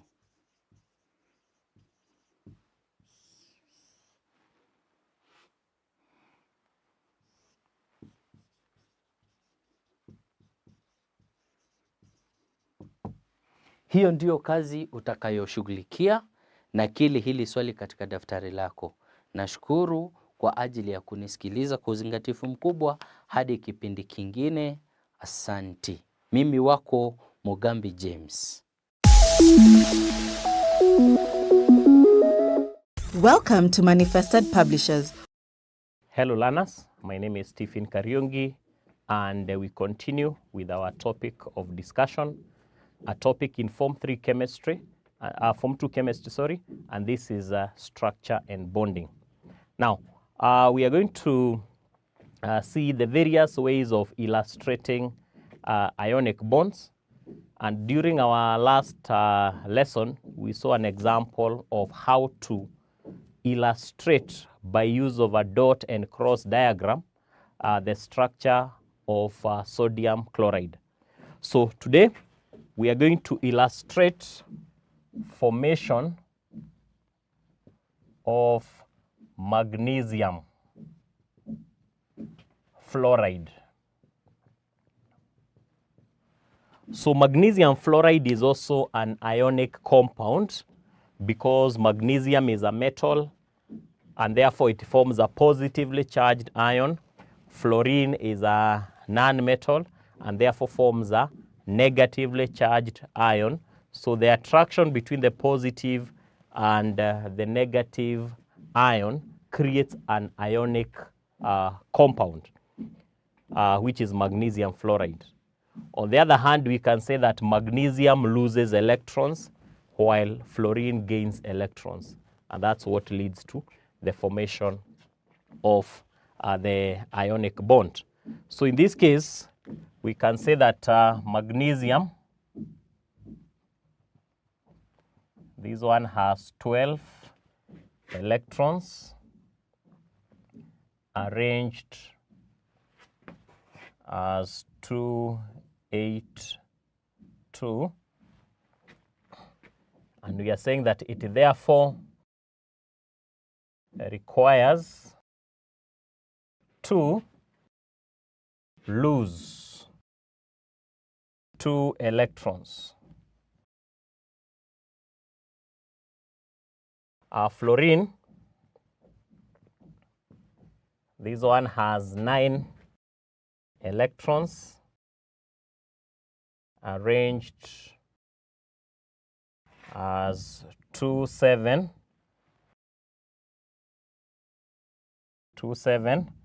and requires to gain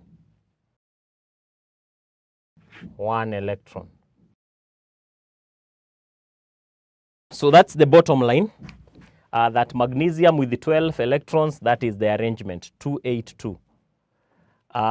For fluorine, 9 electrons, the arrangement is 27. So for magnesium is going to lose 2 electrons, while fluorine is going to gain only 1. It has only the capacity to gain 1 electron. So what will happen here is that the 2 electrons that are lost by magnesium can only be gained by 2 fluorine atoms, because each fluorine can only take 1. So basically what we are saying that we need 2 fluorine atoms to combine with 1 magnesium atom, so that when magnesium loses the 2 electrons, each of the fluorine atoms can gain an electron from there. So on this, we'll draw the diagrams for that. Magnesium 12P, 12N.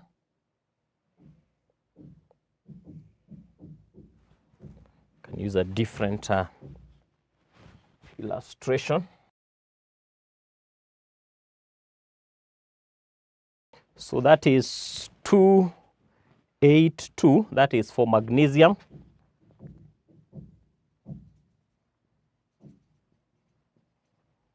Atom Mg 282. So it's important that all these details, we include them. The electron configuration at the bottom. Then we are saying plus fluorine. Fluorine is 9 electrons, so it has 9 protons and 10 neutrons. So the number of neutrons have no effect here. They just add to the mass of the atom. So 27, this is a fluorine atom, F27.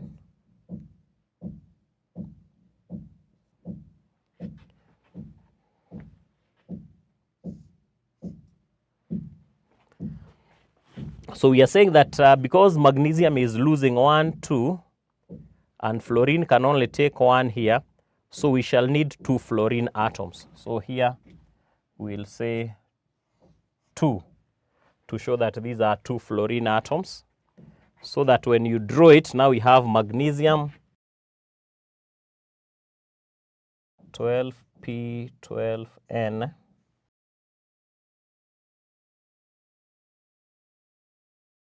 After it has lost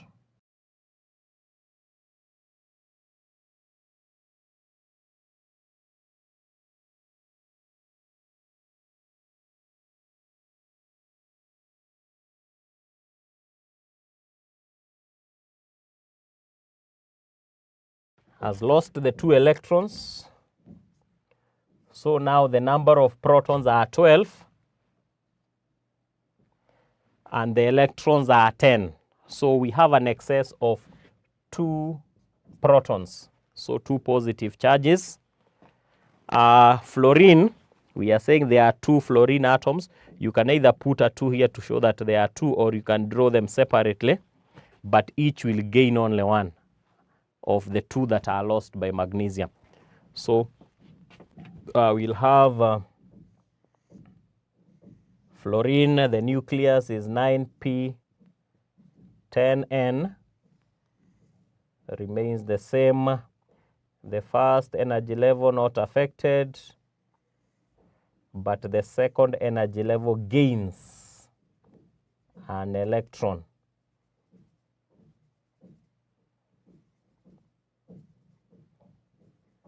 So initially it was like that, 2,7, but now it has gained an electron here from magnesium.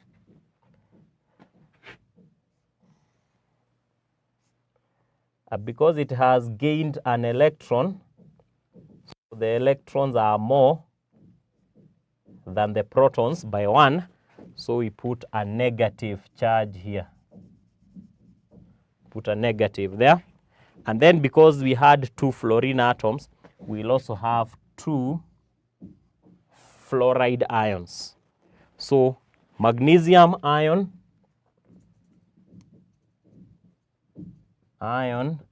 Mg2+, and this is 2,8 as the arrangement because it has lost 2 electrons. 2 positive because 2 electrons have been lost. This is a fluoride ion F negative, and these are 2,8, and there are 2 of them. 2 fluoride ions.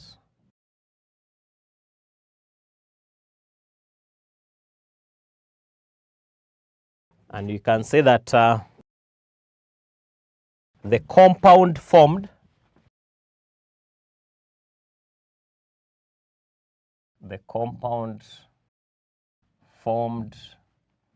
is magnesium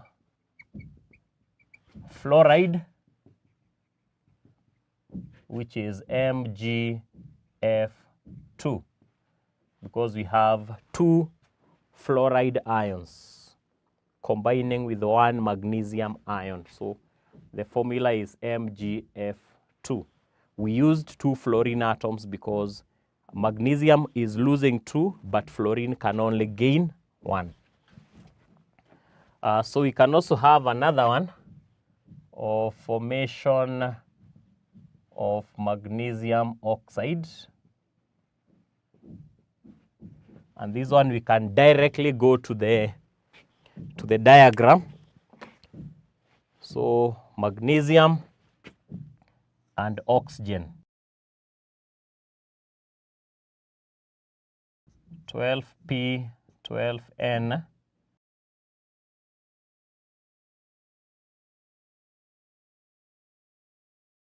So that is magnesium.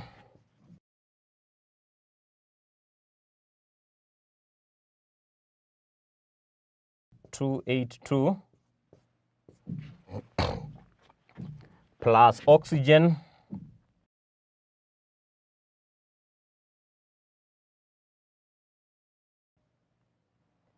Oxygen is 8P8N.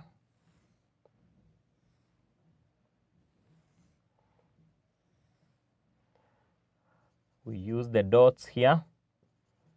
So the arrangement is 2,6 because the total number of electrons. So oxygen is 2,6. So we say that oxygen atom arrangement is O2,6. So in this case, we are saying that magnesium is losing 2 electrons and oxygen is gaining 2 electrons to attain a stable arrangement. So the 2 electrons lost by magnesium will be gained by oxygen. So the diagram after that result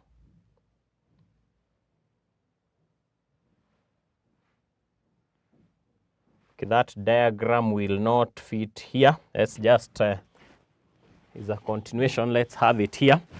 The product. So we'll have 12P, 12N for magnesium.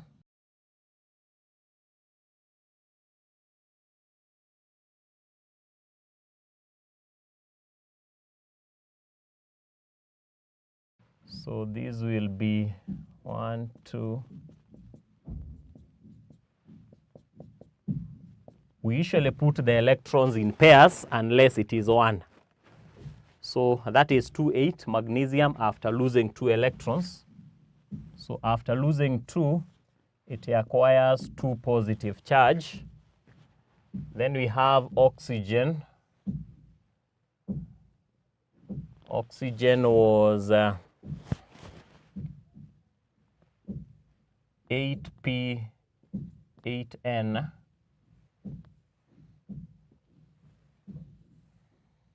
The arrangement was 2, 6.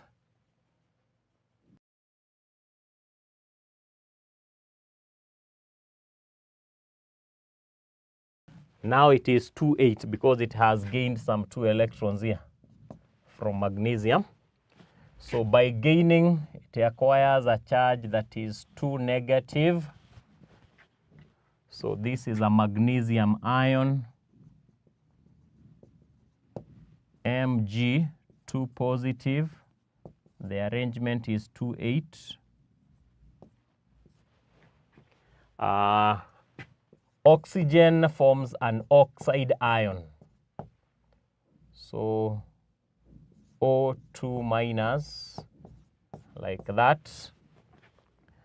And the whole of this compound is what now we are referring to as magnesium oxide, because it has a magnesium ion and an oxide ion.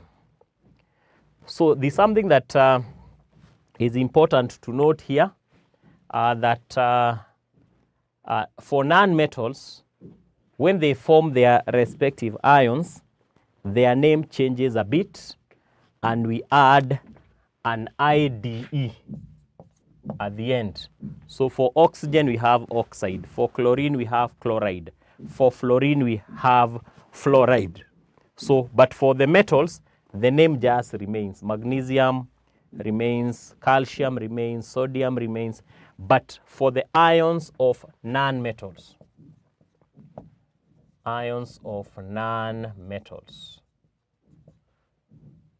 these are the ones that we add an IDE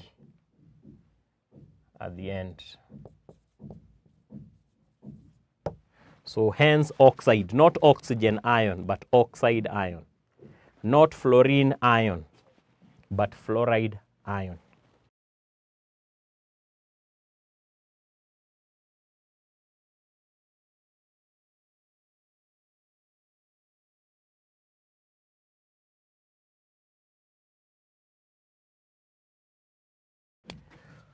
So the assignment, the first question, using a dot and cross, dot and cross diagram like the ones we are drawing, show bonding in potassium oxide, calcium chloride. Number 2, name the ion formed by phosphorus and hydrogen. So we are going to stop there until the next time. Goodbye.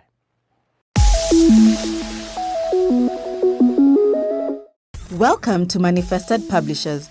Welcome, learners. My name is Stephen Kariungi, and we continue with our topic of discussion. And the topic is genetics, a topic in Form 4 biology. And today, having discussed the DNA, its structure, and the role of the DNA in our previous lesson, today we are going to discuss the first law of inheritance.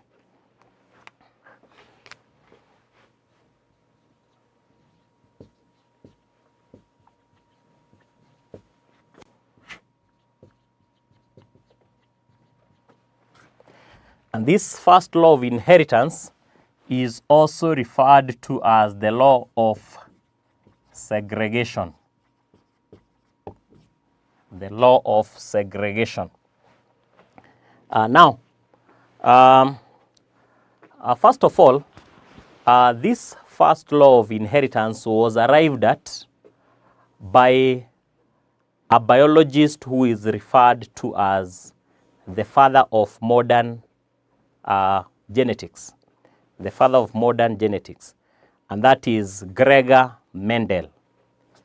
And Gregor Mendel came up with this law after carrying out a number of experiments.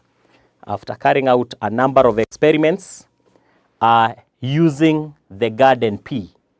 The garden pea, also known as Pisum sativum. Now, before we get into the details about what the law of inheritance, the first law of inheritance states, it's important to understand the Mendel's experiments. Mendel's experiments. The experiments that were carried out by Gregor Mendel.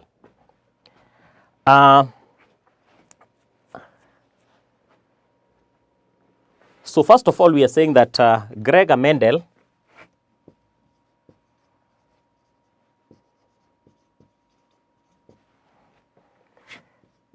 carried out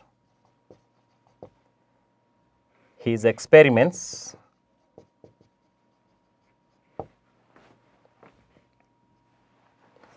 using the garden pea, which is scientifically known as Pisum sativum.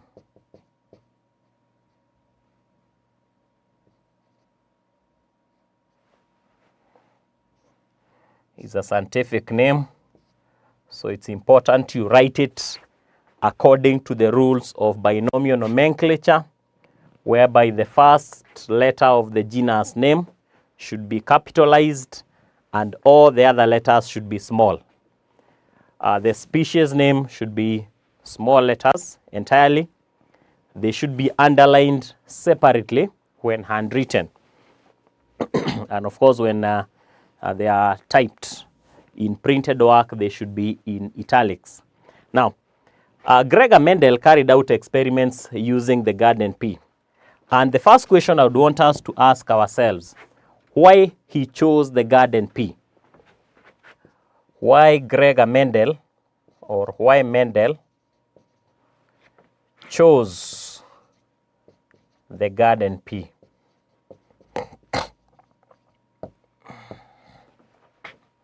One, the garden pea has many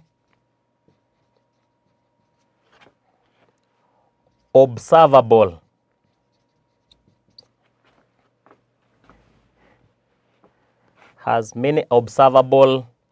variations, e.g. the length of the pod, the texture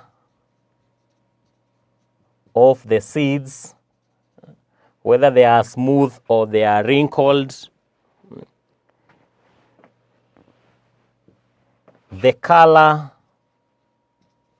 of the flowers, etc. So in other words, we are saying that the garden pea has many observable variations. There are so many variations that you can be able to observe in the garden pea. And that's why he chose it. That's why he chose it as opposed to other plants that he could have used. Now, two, the garden pea can either be self-pollinated or cross-pollinated. Can either be self-pollinated or cross-pollinated. So it doesn't suffer from what we call the factors that hinder self-pollination. So this one can either be self-pollinated or cross-pollinated. That's why it was a suitable choice for carrying out his experiments. Number three, the garden pea has a short generation gap. the gap between one generation and the other. So that means fast maturing or fast maturity. So that's why, again, he chose the garden pea. So we are saying that it has many observable variations or many observable characteristics. We can either self-pollinate or cross-pollinate it. Yeah, it has a short generation gap, and so on and so forth. Now, among the experiments that this biologist did, he planted the garden pea and realized that he got a mixture of tall and short plants. And in the next generation, he would take the tall plants, obtain their seeds, and then use them for the next generation. And still he would get a mixture. Then he came up with a conclusion that even the tall ones, even the tall garden peas, had some traits of shortness in them, and that is why by crossing them among themselves, or by selfing the tall ones, there was the likelihood of getting a short. There was the likelihood of getting a short. So he concluded that Mendel, from his experiments, concluded that each characteristic in an organism is determined by a pair of hereditary factors. Each characteristic in an organism is determined by a pair of hereditary factors, and only one of each of those factors can exist in a gamete. I'll elaborate that. So we are saying that Mendel concluded that each characteristic in an organism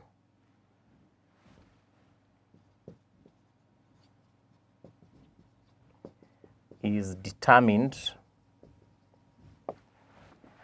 by a pair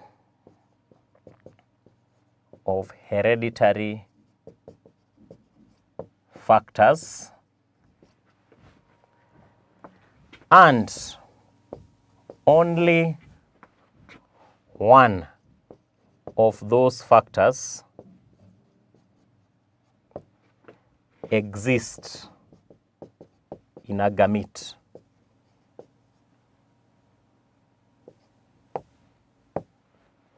And then he called this the law of segregation. So that is the first law that Mendel came up with. And we are saying that the conclusion from the experiments that he did using the garden pea, he came up with a conclusion that each characteristic in an organism is determined by a pair of hereditary factors, and only one of those factors exists in a gamete. I would want to paraphrase that statement in a different manner, and I would say that as human beings, the characteristics that we have are as a result of two parents. We have a male parent and a female parent. So we have the gametes from the male parent and those from the female parents coming together to determine the characteristics that we have. So we are saying that the characteristics that we have in organisms is as a result of a pair of hereditary factors. And one member of each pair has come from either of the parents. This member of the pair from that parent, this member of the pair from the other parent, and then the pairs come together to determine the traits that we have. So we are saying that every characteristic is determined by a pair of hereditary factors, and only one of those factors exists in a gamete. So a gamete contains only one of such factors. These factors are the ones that were later discovered to be genes.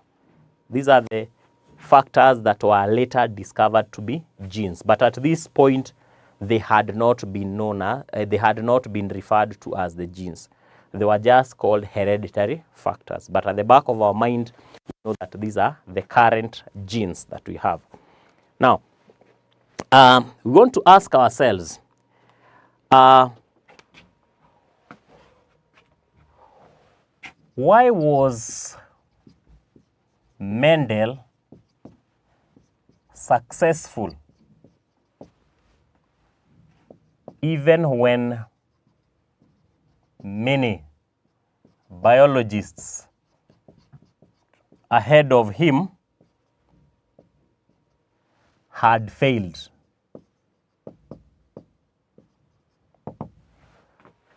Why was Mendel successful with his experiments? One is that he dealt with one characteristic at a time. He dealt with one characteristic at a time. For example, if it is the length of the pod, he just dealt with the length of the pod. And he discovered that the length of the pod does not affect the texture of the seed. So there is independent way in which the length of the pod is determined as opposed to the texture of the seed. Most biologists ahead of Mendel had looked at this thing wholesomely, and they sought to understand what determines the characteristics of an entire organism. And that's why they were not very successful. But Mendel took one particular trait at a time. So, one, he studied one trait at a time as opposed to those ahead of him that sought to understand the organism entirely in its entirety.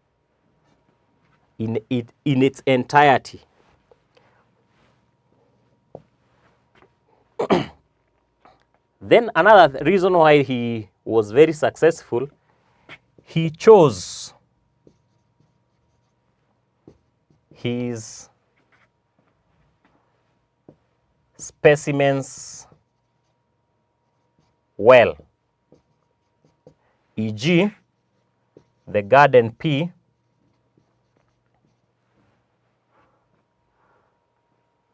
in fact you can say that he used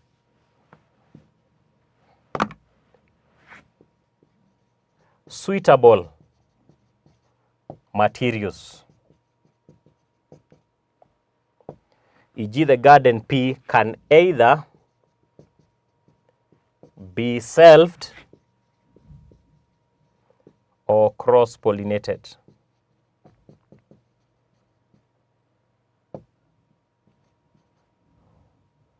So there was a higher success factor there.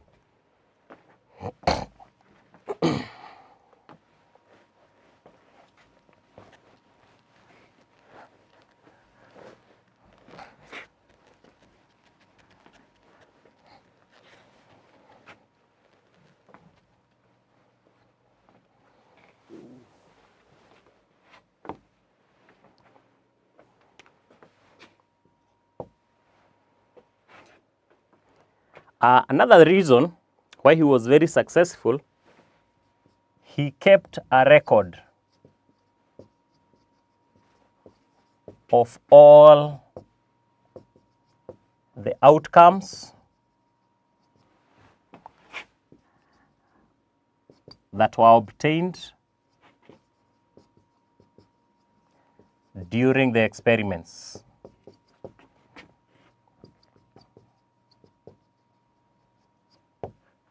So in his experiments, he was able to keep a record of all the outcomes in the experiments and used them for future reference. So those outcomes were recorded and used for future reference. So again, that's another reason that made him very successful. And of course, he did experiments that had or that took within, that were able to give the results within a very short time. Now, that is as far as the experiments that were carried out by Gregor Mendel.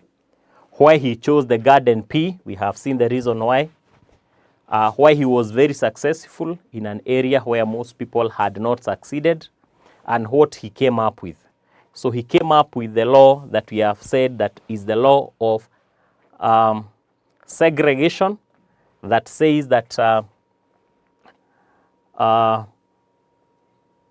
each characteristic in an organism is determined by a pair of hereditary factors. And as I've said, this pair of hereditary factors are the ones that came to be later known as the genes. And only one of those factors exists in a gamete. So we'll stop there for now and then have a short assignment.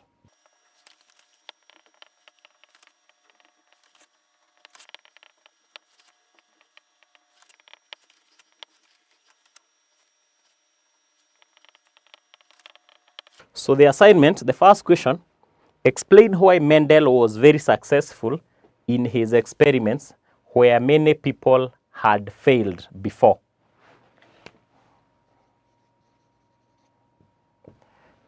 Two, state the first law of inheritance. So we are going to stop there for today. Until next time, goodbye.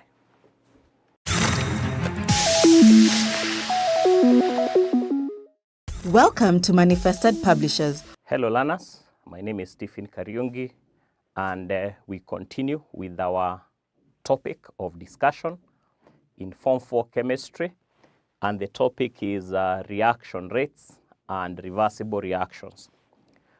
In the previous lesson, we explained the collision theory and activation energy, and we said that a reaction takes place as a result of effective collisions between the reacting particles.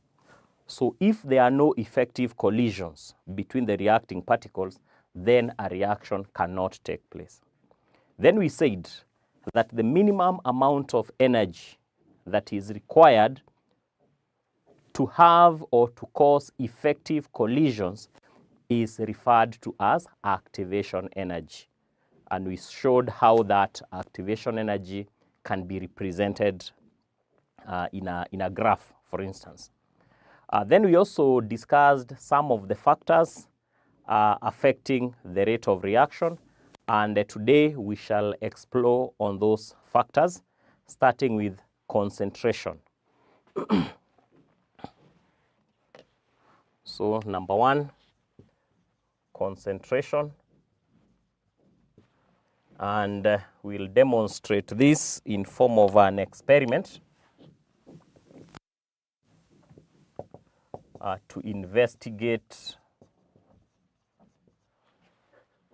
the effect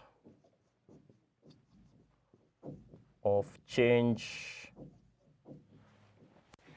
in concentration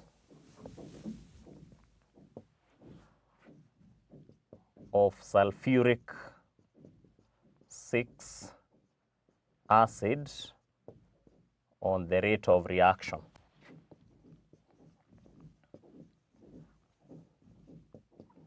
So the example that we shall have here is that we'll investigate the effect of change in concentration of sulfuric acid on the rate of reaction. And number one, or the procedure, we'll first of all measure about, let's say, exact.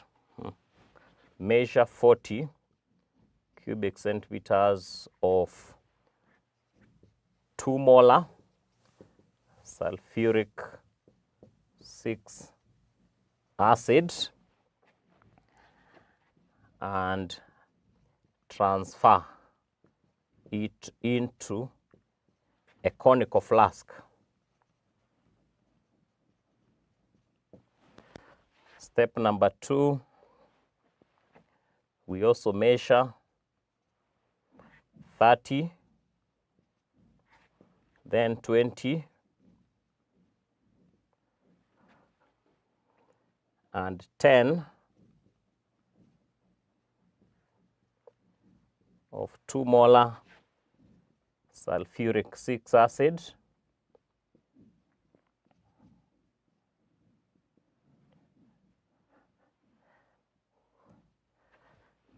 and transfer each volume of the ones that we've listed into its own conical flask.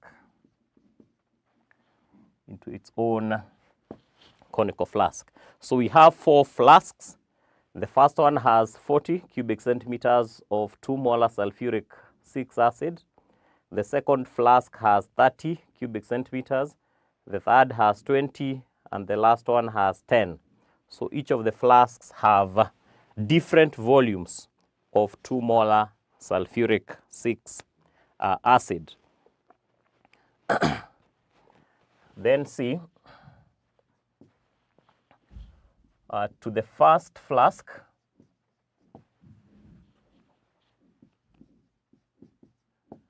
add 2 centimeters of a clean magnesium ribbon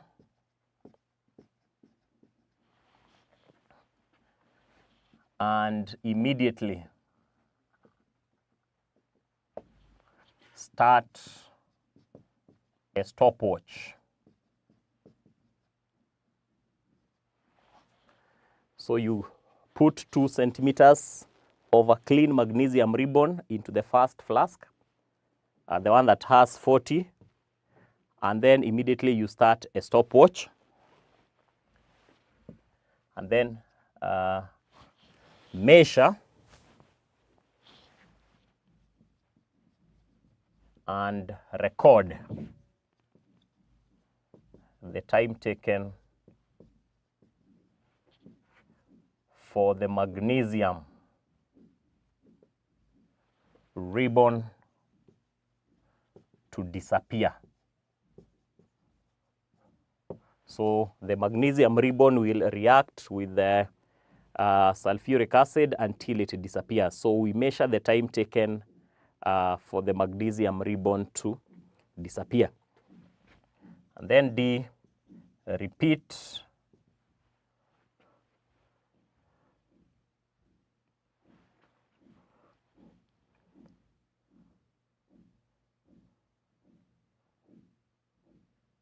the same with the other flasks.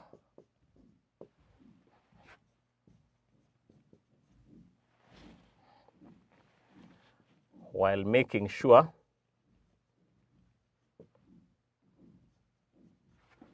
you add 10 cubic centimeters, 20 cubic centimeters, and 30 cubic centimeters of distilled water .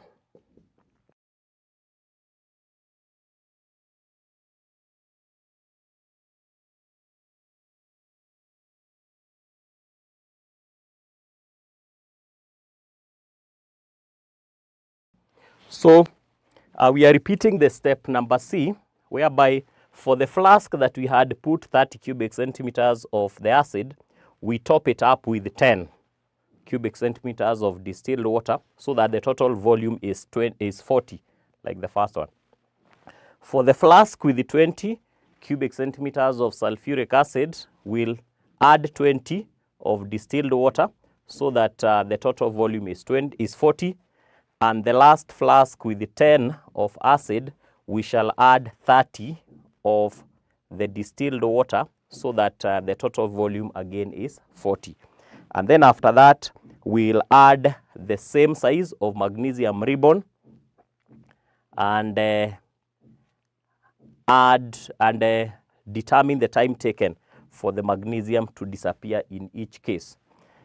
And then we record the results in the table below. So we'll have the flask,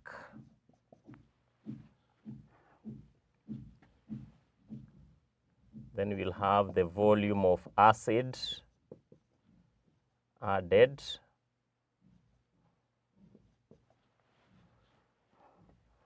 then the volume of distilled water that was added,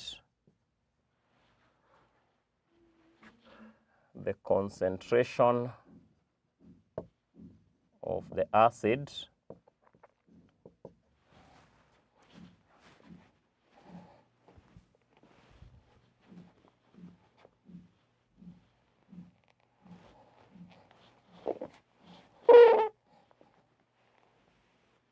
and then lastly the time taken in seconds for the magnesium to disappear.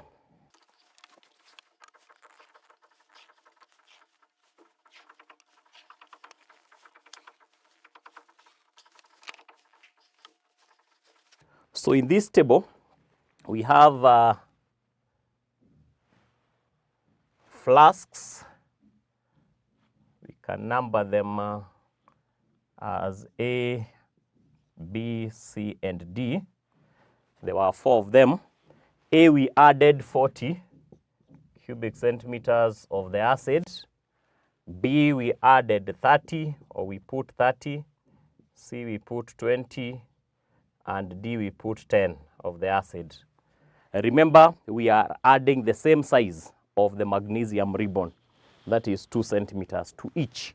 And that magnesium ribbon should be clean to remove the oxide coating that may be on the surface.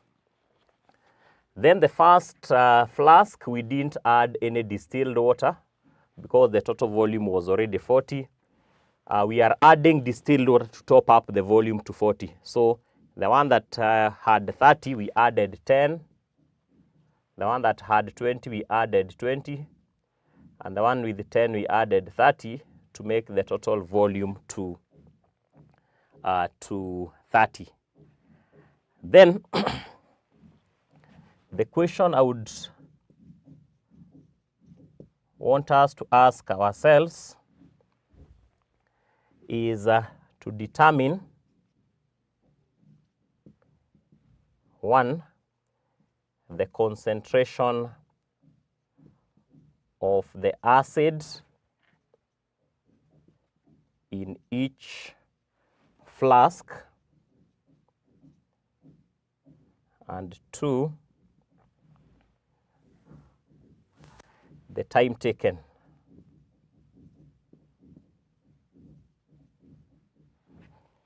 in each flask.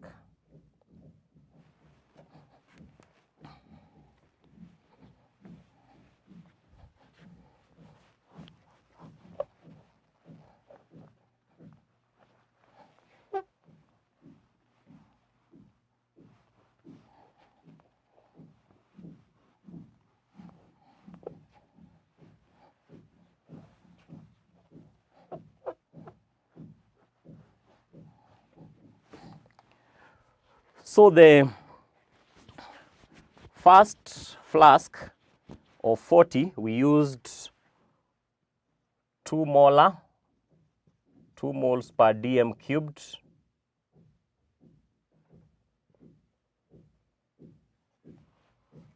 of sulfuric acid. The second one, we used 30 cubic centimeters, so we reduced the volume from 40 to 30. So the concentration lowered from 2 to 1.5 moles per dm cubed. Then 20, we used the half volume of 40, so the molarity was 1 mole per dm cubed. And the 10 was a half of 20, so this one was 0.5 moles per dm cubed. So you can see that we are lowering the concentration in each of the flask by 0.5 by 0.5 by 0.5. So we expect that the time taken in A will be the shortest. This one will take the shortest time, and D will take the longest time. Will take the longest time. So basically we are saying that A is taking the shortest time, or is the fastest reaction, shortest time, or is the fastest, because it's where the concentration of the acid is the highest. And D is taking the longest time for the magnesium to disappear, so it is the slowest. And of course we have the other. So we don't have the exact time here because we have not done the experiment practically. But basically what we are saying is that from these sample results, we know that A will take the shortest time because that's where we have the highest concentration of the particles, and therefore there will be more collisions there. There will be more collisions in A and the least collisions in D. So we'll have an assignment on that.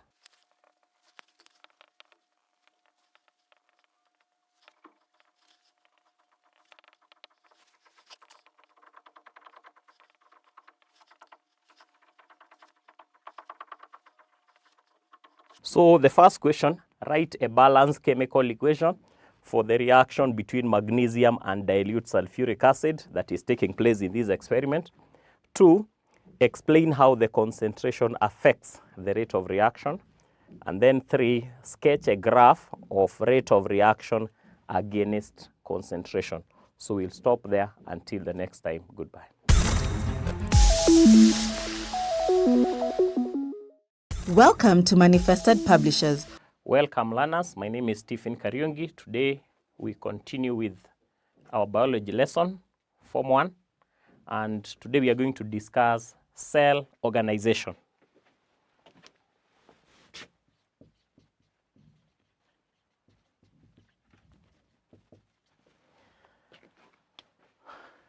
When you talk of cell organization, this is how the cells are assembled together to form tissues, organs, and organ systems within the body of an organism. So this is how cells are assembled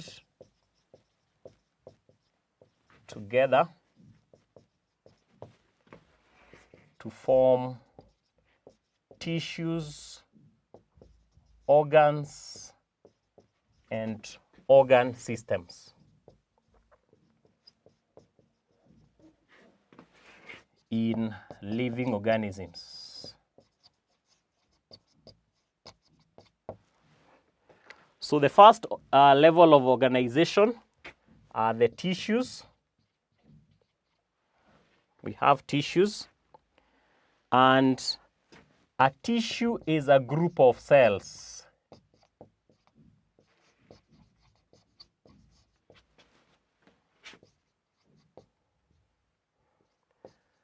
performing a specific function.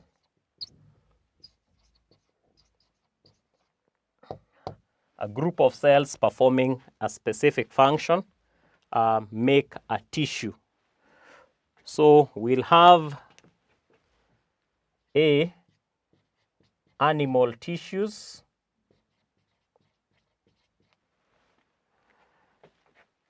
And in animal tissues, we have blood, which consists of red blood cells, white blood cells,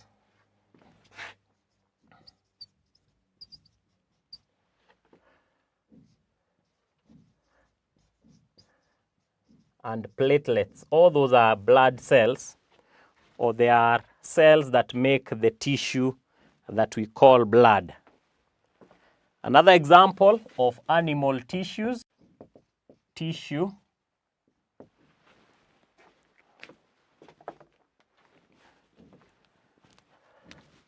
and this one is the one that connects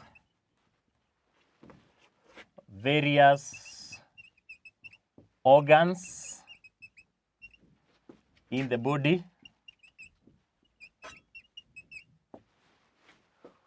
We have epithelial tissue. These are animal tissues. And this one is found at the inner lining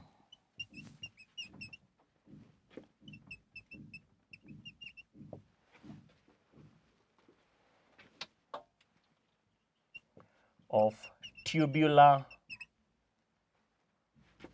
body structures. The inner lining of tubular body structures, e.g., along the digestive system.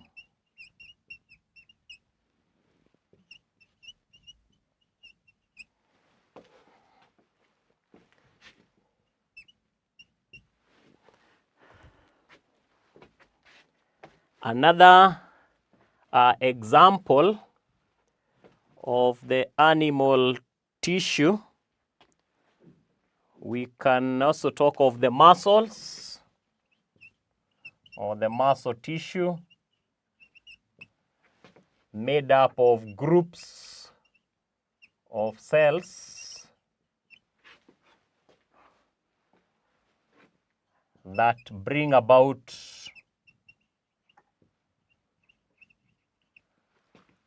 movement.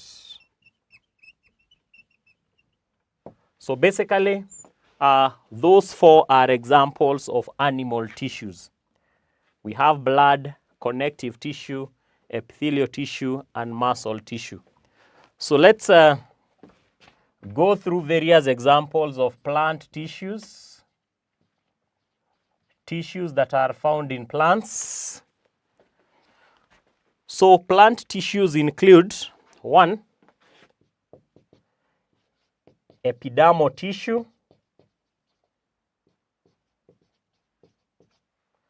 and this is the tissue found at the outer surface of stem, root, leaf, etc. So this tissue is mainly for protection.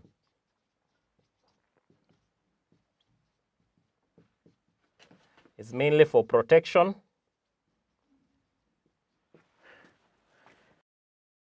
Against mechanical damage.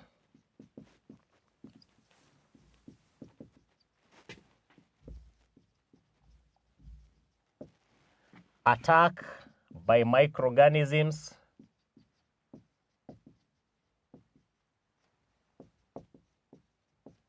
etc. So basically, epidermal tissue is for protection. Then another plant tissue, we have the palisade tissue, and this is made of palisade cells that we learned earlier. And the palisade tissue has palisade cells with numerous chloroplasts, numerous chloroplasts for photosynthesis.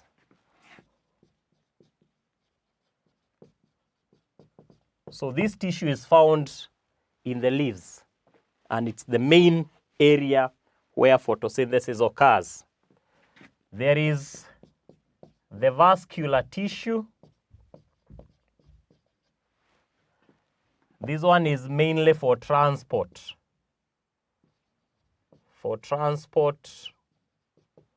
of water, mineral salts, and nutrients. So vascular tissue. We have another one. This one is called parenchyma tissue. This one is for storage of food and water.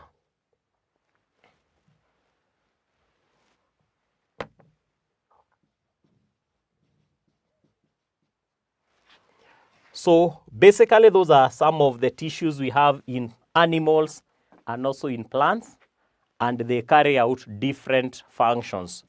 In other topics, we'll, for example, discuss blood and other tissues in relation to animals. The same case applies to plants. So basically, for now, this is just to make you aware that they do exist and they carry out specific functions. The other level of organization after the tissue is the organ. The organ is the other level of organization. So we have organs, and we can say that organs are groups of tissues.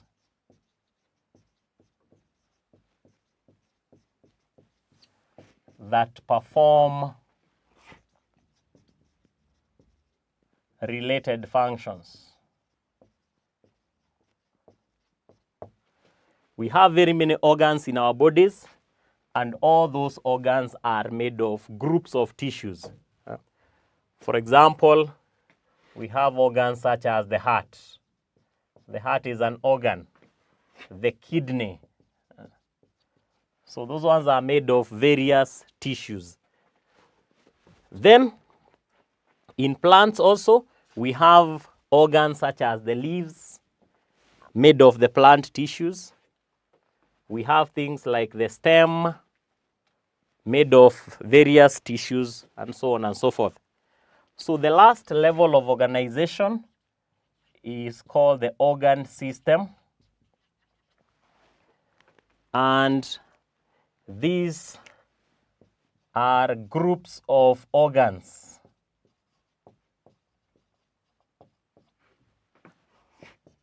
that are coordinated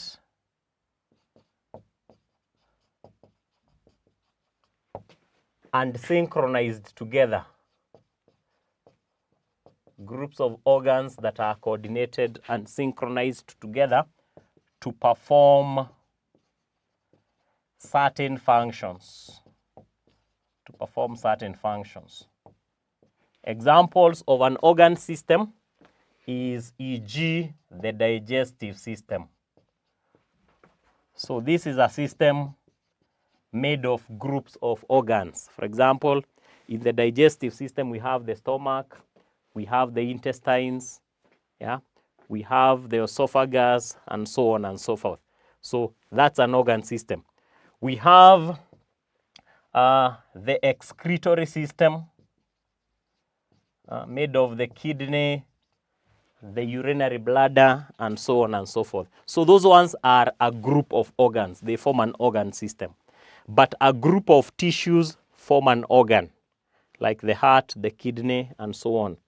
A group of cells form tissues, either tissues in plants or tissues in animals, as we have seen. And we have seen that different tissues play different roles. So that marks the end of the topic of the cell. But before we finish, it is important to have a short assignment to remind us what we have learned.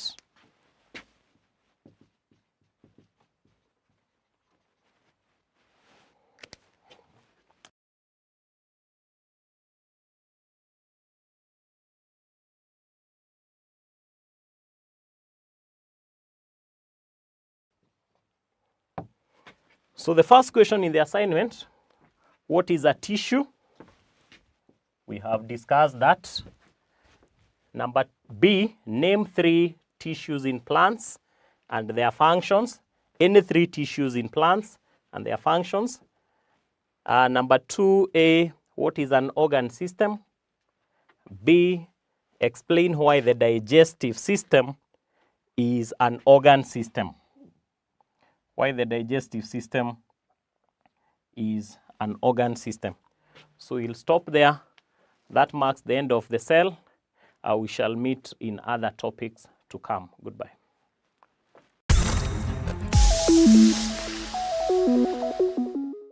Welcome to Manifested Publishers. Hello, boys and girls. Welcome to Manifested e-learning platform.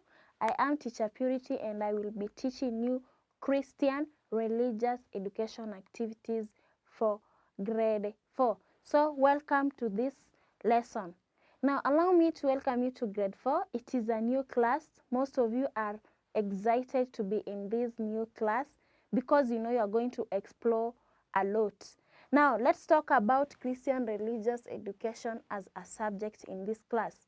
Christian religious education is a subject which helps us to understand different things that are related to Christianity.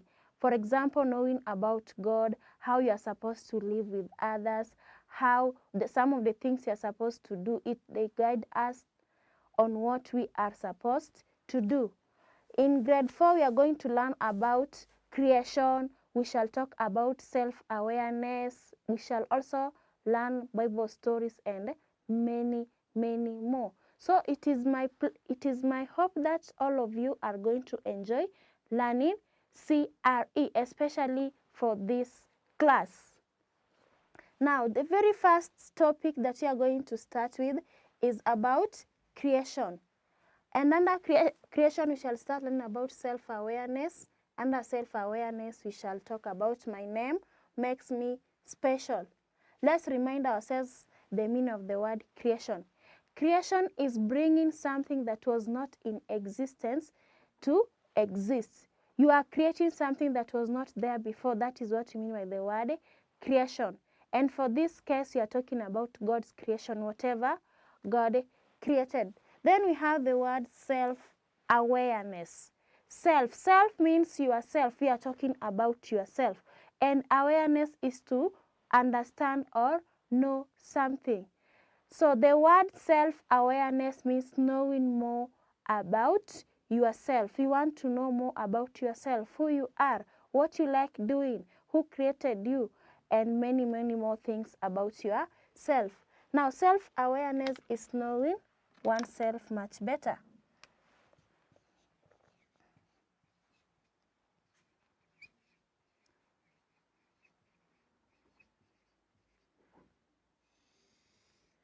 Self-awareness is knowing yourself better.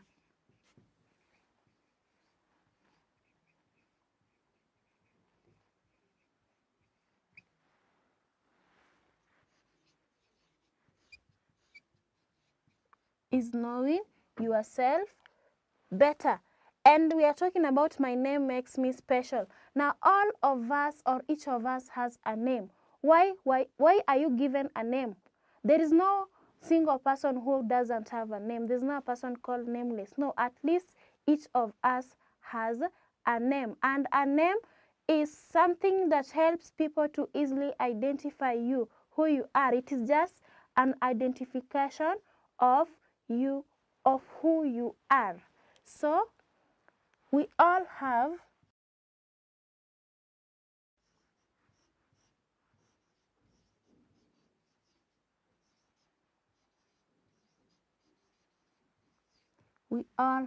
a name.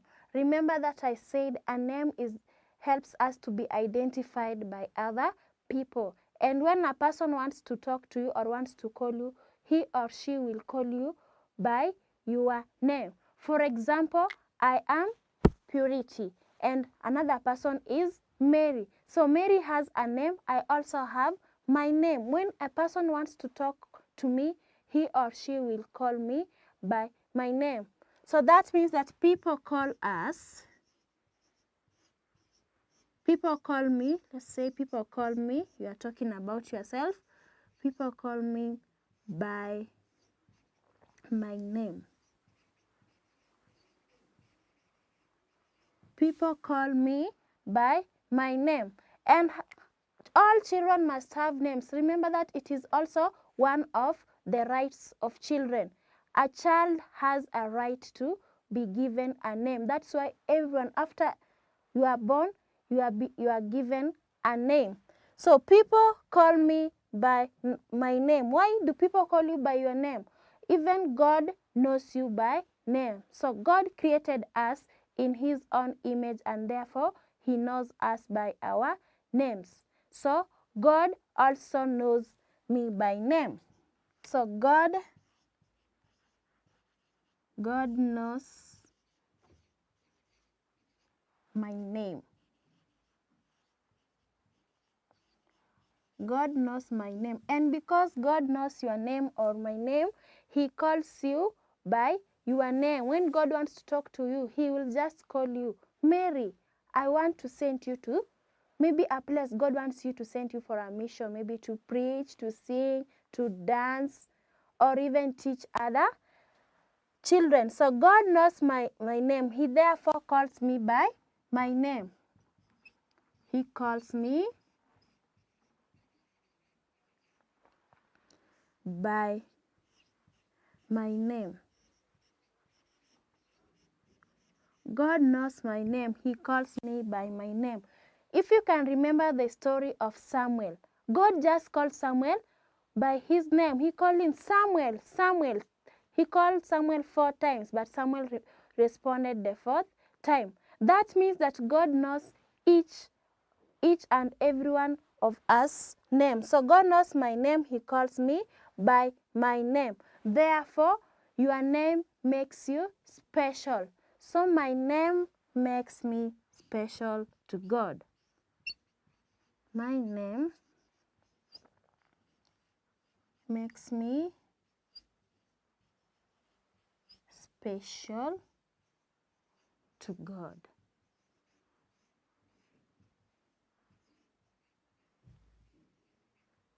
So my name makes me special to God. You are special in your own way before God. And God easily identifies you by your name. So that is all about my name makes me special. We've talked about self-awareness, which is knowing yourself better. And we all have a name. Remember, a name helps one to be identified easily by other people. And people call me by my name. That is why all of us have a name. And it is also a right. You are supposed to have, it is your right for you to be given a name. That is why when you are born, you are given a name. Then God knows my name. He calls me by my name. God knows you by your name. And therefore, when he wants to call you, he'll just call you by your name. You remember the story of Samuel? I've told you about it. God just called him by his name. Then lastly, my name makes me special to God.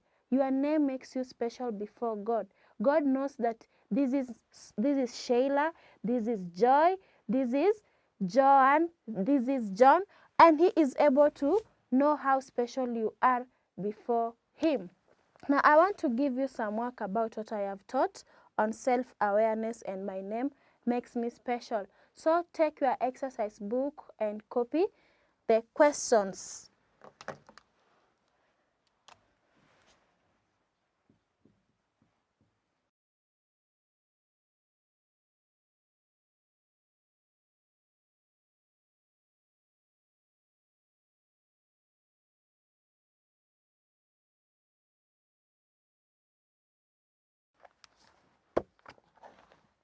Now the exercise is here.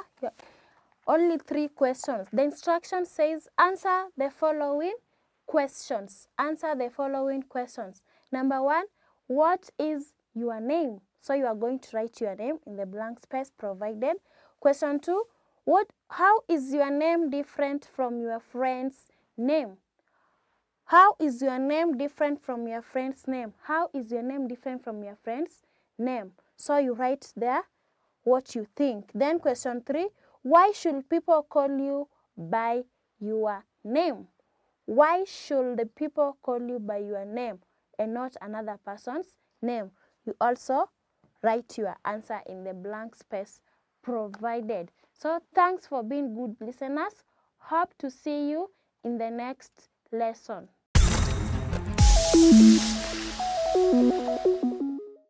Welcome to Manifested Publishers. How do you do? I'm glad to welcome you to another lesson. My name is Wilson Mwangu. In the previous lesson, we learned about something known as present participle, and we said it's about using a verb in the ing form. For example, the verb swim, we say swimming. The word eat, we say eating. So whenever we have a verb in its ing form, we call that the present participle. In today's lesson, we're going to learn how to write letters. And the topic is letter writing. Writing a letter to a friend. So that will be the lesson objective.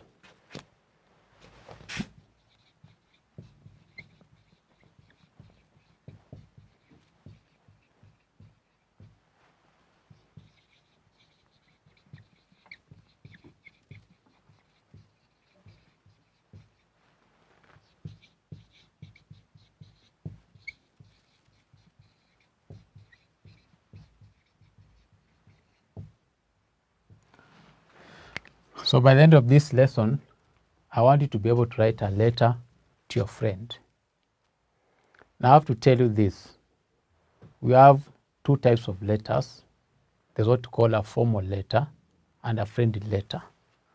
So we can say this. There are 2 types of letters. One, formal or business.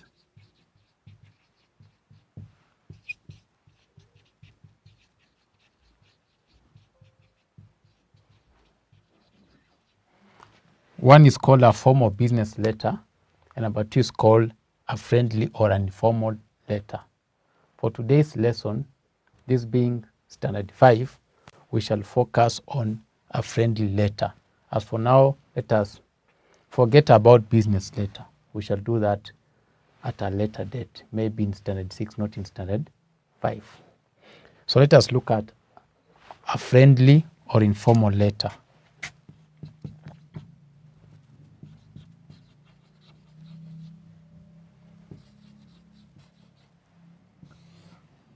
When you write a letter to your friend, we call that a friendly letter. Now this letter is written to either a friend or a relative. So we say this, a letter written to either a friend or a relative. When you write a letter to your friend or to a relative, we call that a friendly letter. Now I want to remind you of a passage entitled Wakesho Helps Her Grandmother. And you saw in that passage that Wakesho took care of her grandmother for 3 days. Now I want you to imagine that after those 3 days, Wakesho writes a letter to her friend telling her or him how she took care of her grandmother. That's a letter to a friend.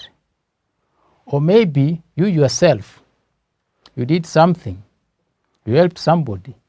So you want to tell your friend about what you did.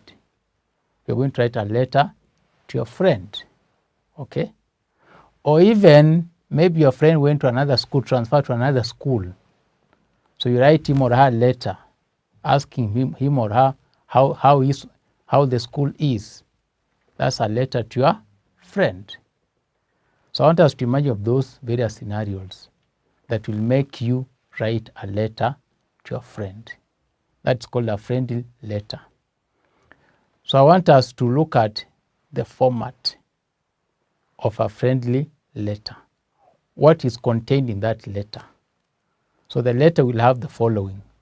So we call this format or parts of a friendly letter. Number one, you must have an address. An address of you, the sender. Okay? Sender's address. Sender's address. Why should you have an address? So that the receiver of your letter can reply, right? Can write back. That's why you have to put your address there. I'll give an example. We shall look at that. So you must have an address. Number two, you'll have what to call salutation. Salutation. This whereby you're going to greet your friend. Dear friend, okay?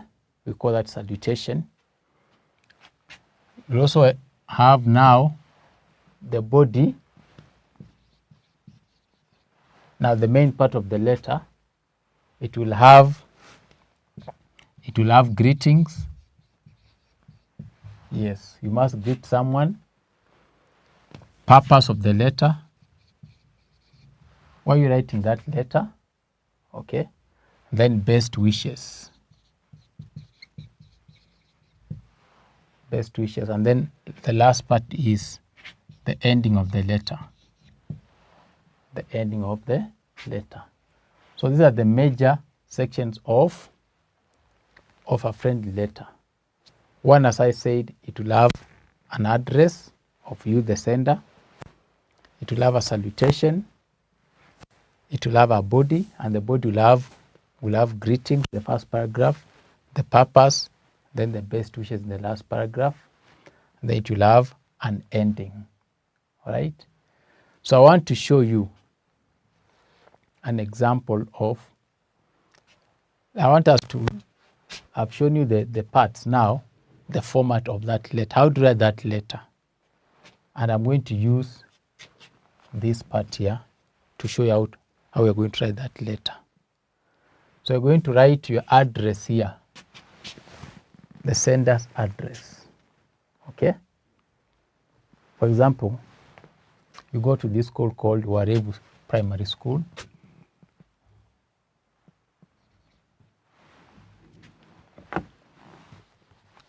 Maybe the name of your school is called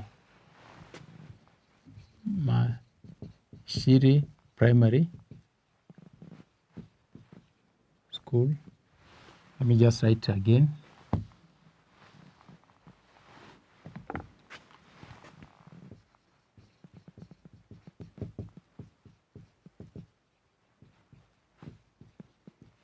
Mashiri Primary School. You put a comma. P.O. Box. P.O. Box.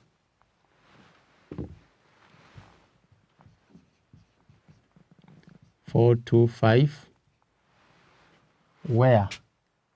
Nakuru. What is P.O. Box in full?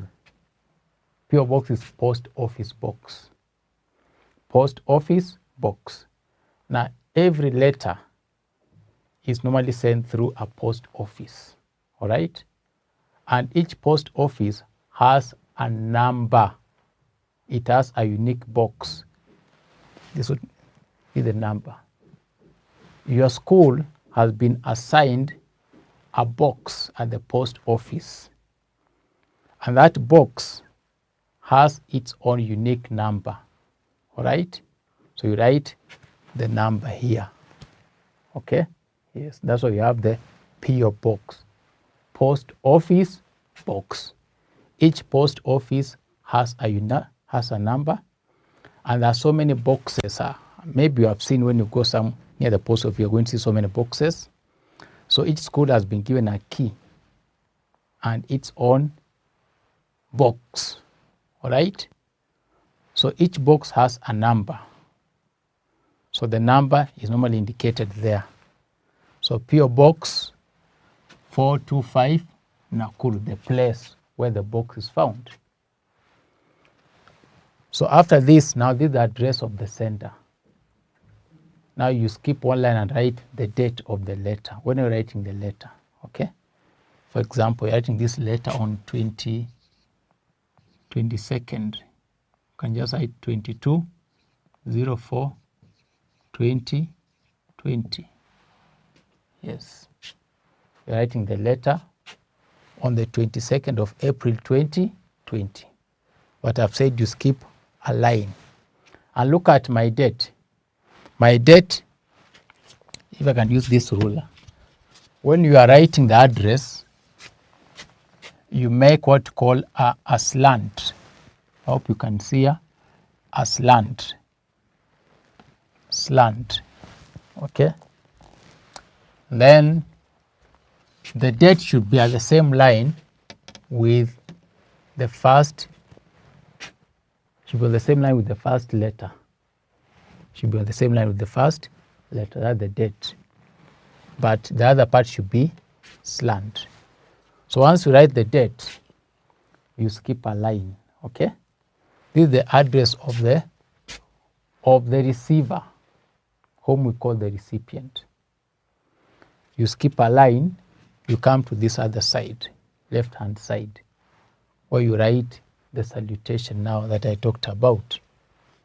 For example, your friend is called Jane. Dear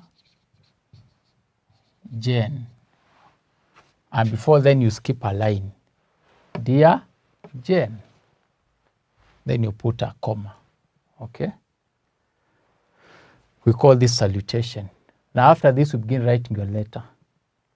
And the first thing that I said, you send greetings.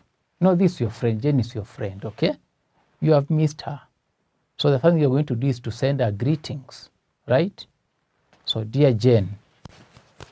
So you write, how are you? You're going to leave some space here, what you call a margin.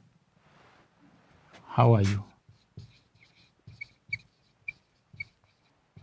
My dear friend. So once you have the first sentence, you can add something like that. Something like, receive my warm greetings, hoping that you are doing fine.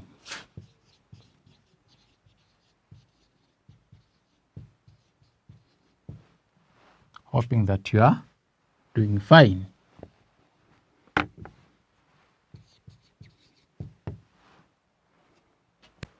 Okay.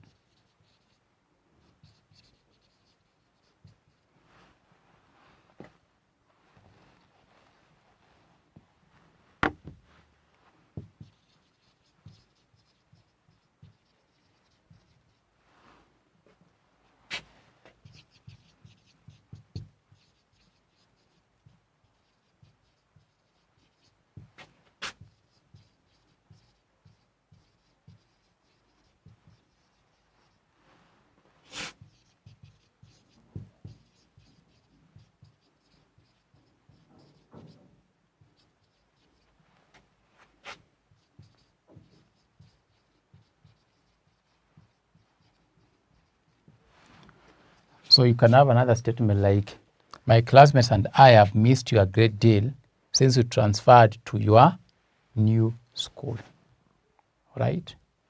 So this can be your first paragraph. Your first paragraph. Now, the second paragraph, you state the purpose of writing that letter. You have exchanged greetings, or you're writing this letter to your friend Jane, you want to tell about, you did someone. Remember the story of Wakesho. Wakesho helped her grandmother when she was unwell. You too helped someone when that person was unwell. So you're telling your friend Jane how you helped someone. Okay? So I want you now to complete this letter. But in the letter, you're going to tell your friend Jane how you helped someone who was feeling unwell. Someone who was unwell. All right? I'm going to give you some guidelines on how you're going to write the remaining part of your letter. And before I do that, remember that you must leave some space before at the start of each paragraph. Okay? Beginning of each paragraph, you leave some space. You leave a margin. So I want to give you some guidelines that you're going to use to complete this letter.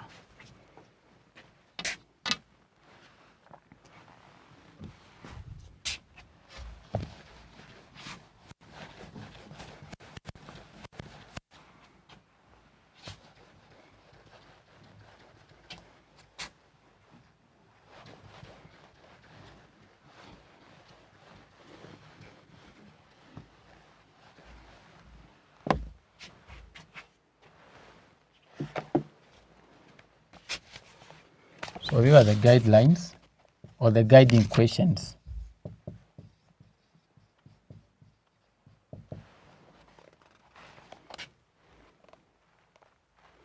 The guiding questions. And remember, you're writing a letter to your friend. It says this, write a letter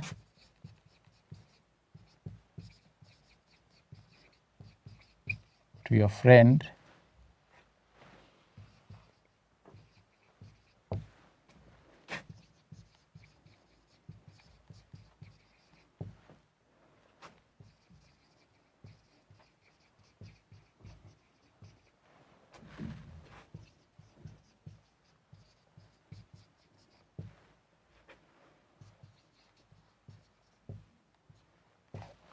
So write a letter to your friend about a time when you looked after a sick person. Your friend is Jane. Okay? So I'll give you the guide questions. Number 1,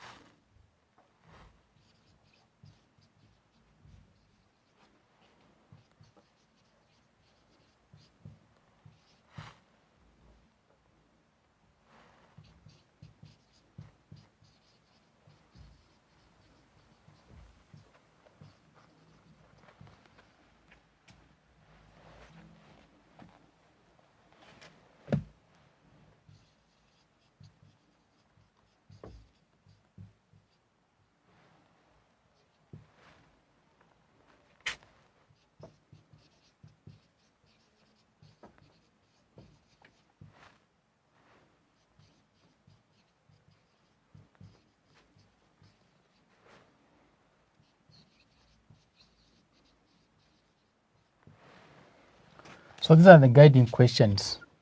Who was the person? Remember, you're writing to Jane. we're going to tell Jane who the person was. Who was the person? What was the matter with the person? Why was this person sick? Okay? Where did the person live? Where did the person live? Where did the person live?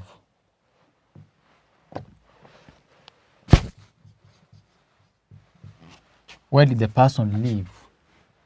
Number 4, why were you looking after him or her? Why were you looking after that person? Remember, Keisha looked after her grandmother because she was living alone, okay? And she was a widow. So why were you looking after that person?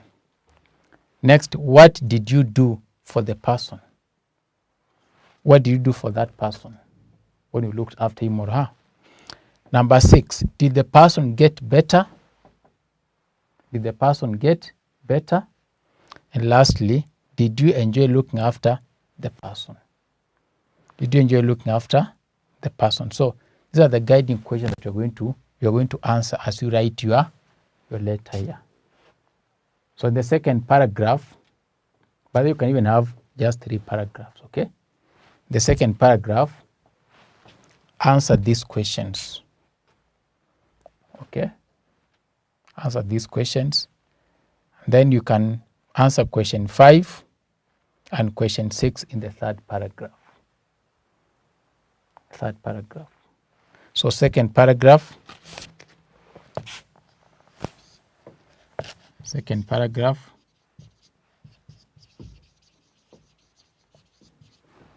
Then 5. Third paragraph. Third paragraph. Now,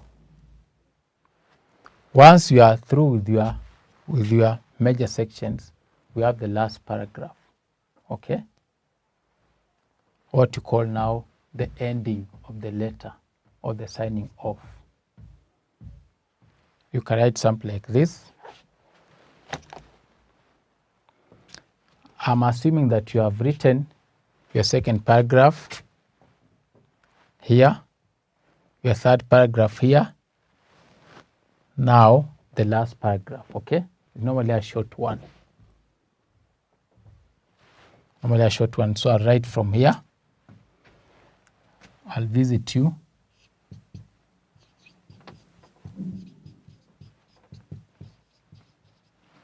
My dear friend,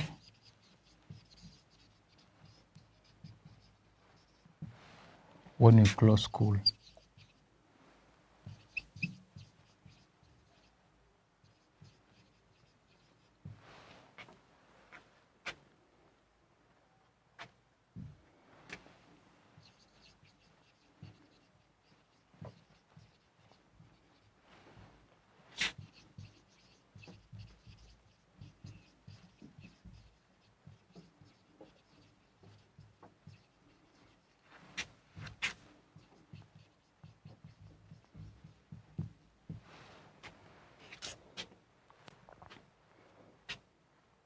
I'll visit you, my dear friend, when we close school.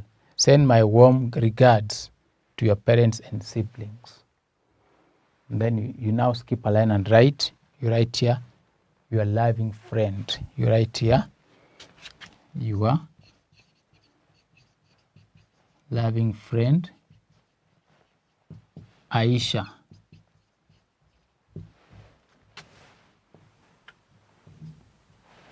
Your loving friend, Aisha. Okay?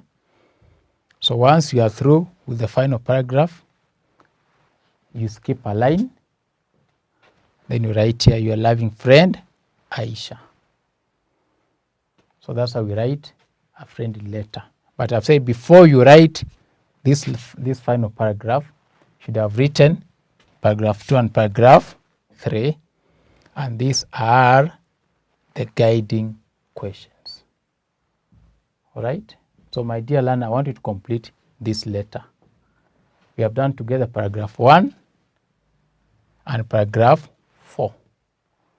So there's paragraph 2 here, then there's paragraph 3, and I've said paragraph 2, you answer questions 1, 2, 3, 4 in paragraph 2. Then you go to paragraph 3, where you're going to answer questions 5, 6, and 7. Okay? Then this will be a paragraph 4.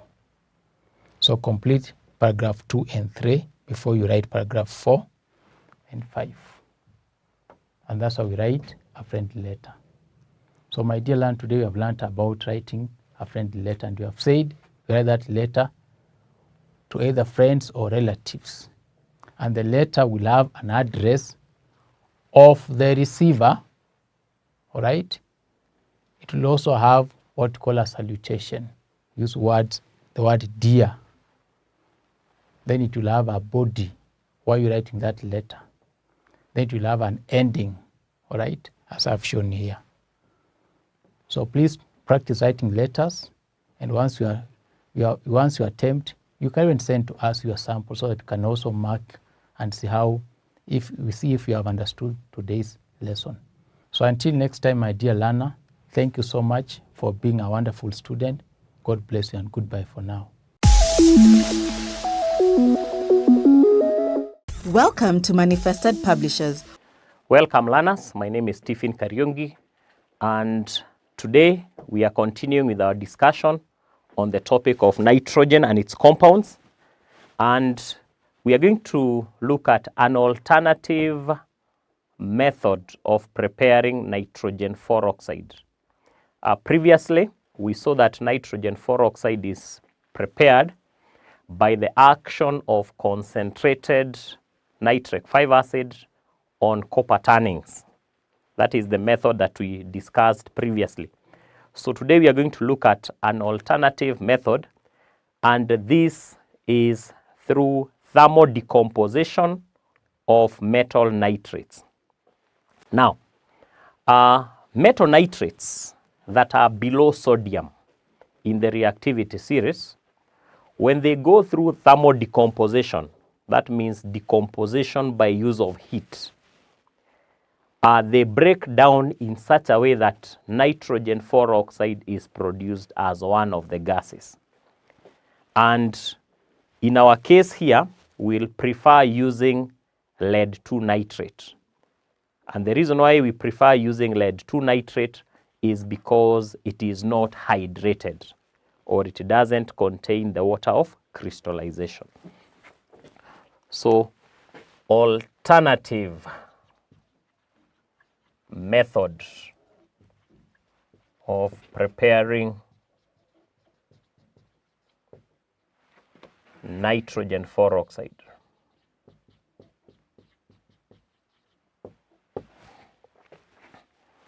So you can say that nitrogen 4 oxide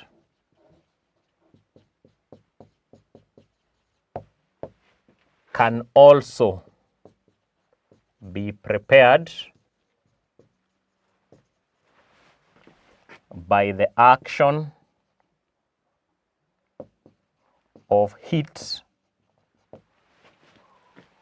on metal nitrates below sodium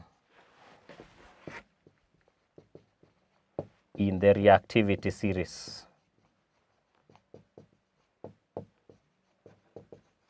Below sodium in the reactivity series, preferably lead 2 nitrate,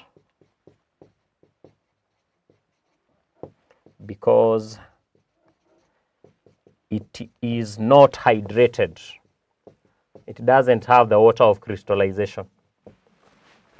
So on this, we find that through thermodecomposition, when lead 2 nitrate in solid form is heated, this is what we are calling thermodecomposition. By the action of heat, we produce lead 2 oxide, which is a solid. We have nitrogen 4 oxide gas and oxygen gas. So that is the equation for the reaction. lead 2 oxide. This is red. This is red brown when it is hot, and yellow when it is cold. So to balance the equation, we have 2 nitrogen. So we can make this to be 2. The oxygen are 6. Here they are 4, 7. We can make them 8. And we make lead to be 2. That makes 6 times 2. We can make these ones to be 4.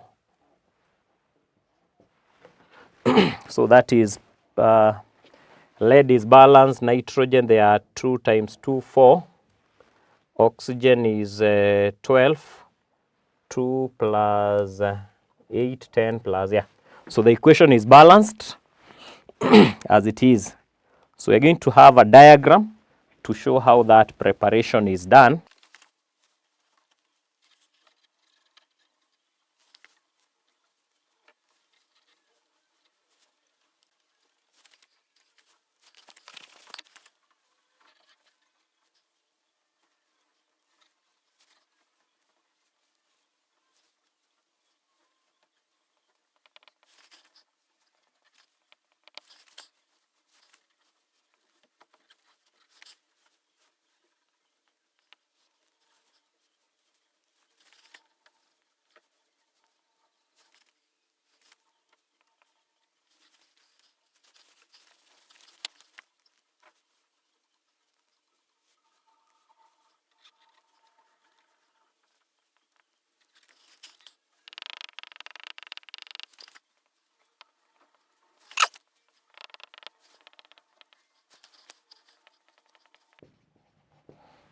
So we are saying that lead 2 nitrate crystals are heated,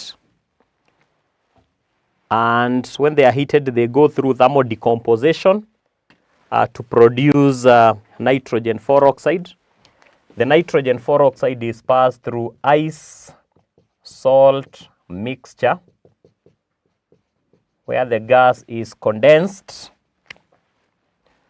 and this is to obtain a liquid there, and that liquid is pale yellow liquid.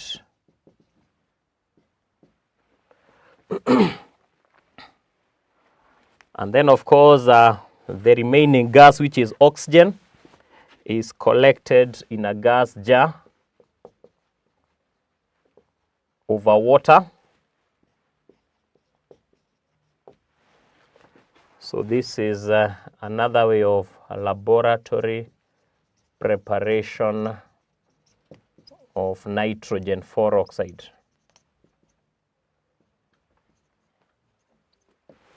So basically we are saying that when lead 2 nitrate is heated, it decomposes to form lead 2 oxide, which is red brown when hot and yellow when cold. So this one remains in the boiling tube.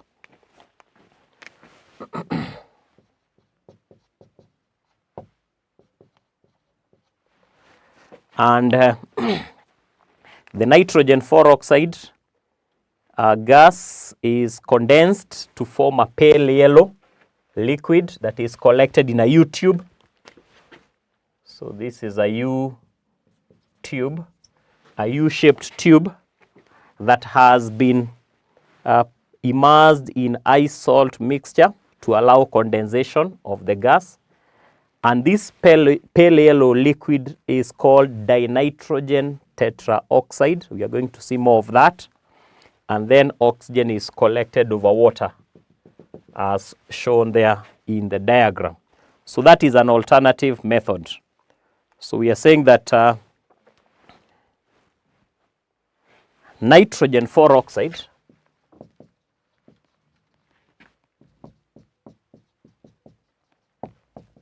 is condensed into a pale yellow liquid in the U-tube called dinitrogen tetraoxide. Dinitrogen tetraoxide. Dinitrogen with the 2 oxygen, tetraoxide with the 2 nitrogen and 4 oxygen. So basically what happens, the equation here, then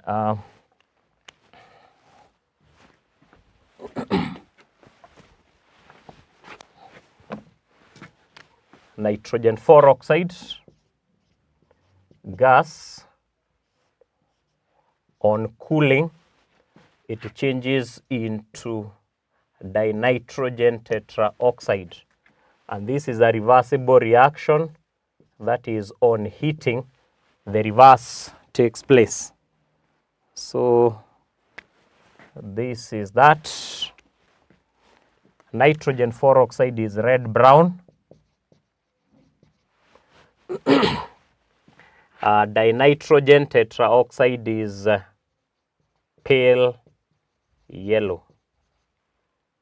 So we are saying pale yellow dinitrogen tetraoxide. So that is how the nitrogen 4 is collected. So it's collected by liquefaction. That method whereby the gas is collected in a U-tube by changing it into a liquid is called liquefaction. So basically, the oxygen, we know that it is slightly soluble in water, so it's collected as shown in the diagram. So this is an alternative method of preparing nitrogen 4 oxide. So let's say something about the properties. And these are the chemical properties. We have already looked at the physical. The chemical properties.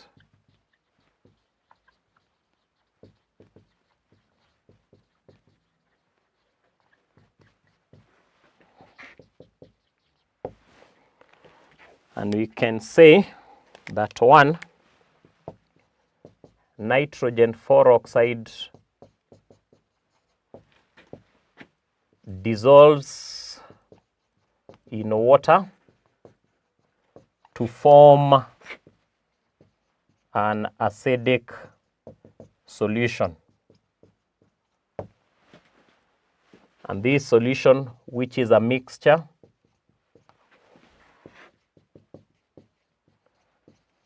of nitric 5 acid and nitric 3 acid. So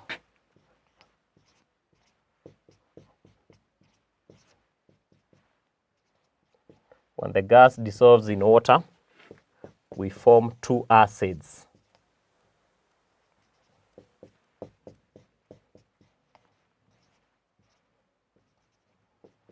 That is nitric 5 acid and nitric 3. Balancing is okay. Yep. So nitric 3 acid is oxidized by oxygen in the air.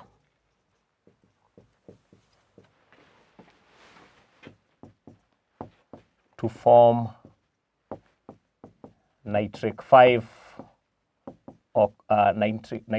acid.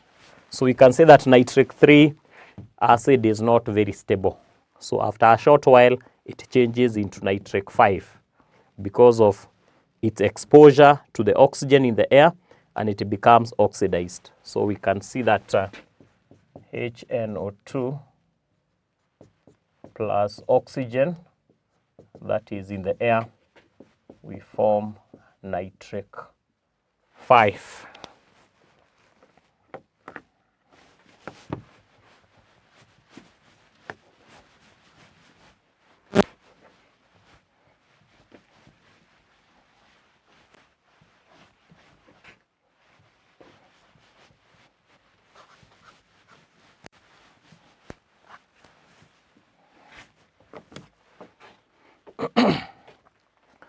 So that is as far as the acidity of nitrogen 4 oxide is concerned. We can also say that the gas supports combustion of strongly burning metals, e.g. magnesium plus nitrogen 4 oxide. So magnesium decomposes nitrogen 4 oxide into nitrogen and oxygen, and magnesium is oxidized to magnesium oxide, while nitrogen is separated. So there is decomposition of nitrogen 4 oxide into nitrogen and oxygen. The oxygen now oxidizes the magnesium to magnesium oxide. Then the nitrogen is left. So this is a reduction. And this is an oxidation.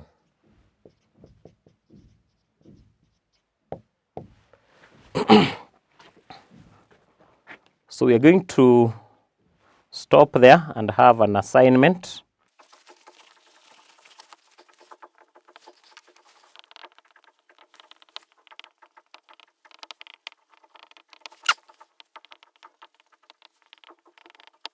So the assignment, question number 1, write a balanced chemical equation for the preparation of nitrogen 4 oxide from lead 2 nitrate crystals. 2, state 2 chemical properties of nitrogen 4 oxide. So we are going to stop there and continue next time. Goodbye. Welcome to Manifested Publishers. Hello learners, my name is Stephen Kariungi. Today we continue with our biology lesson Form 1, and we are looking at the cell structures and their function. During the last lesson, we discussed the structure of the cell membrane, the cell wall, and the cytoplasm. We also discussed their functions, and today we shall continue with the same, whereby we shall look at other organelles that are found within the cell, and of course we shall look at their functions as well. So the next organelle that I want us to look at is the mitochondria. Mitochondria is plural when there are many. When it is one, it's called mitochondrion. Mitochondrion is the singular. So when it is one, it is a mitochondrion. When there are many, they are referred to as the mitochondria. It is important to note that because you can be penalized if a question is asked in singular and then you answer it in plural. So you're supposed to answer a question that is asked in singular, answer it in singular, and one that is asked in plural, answer it in plural. Now, I would want us to have a diagram of a mitochondrion.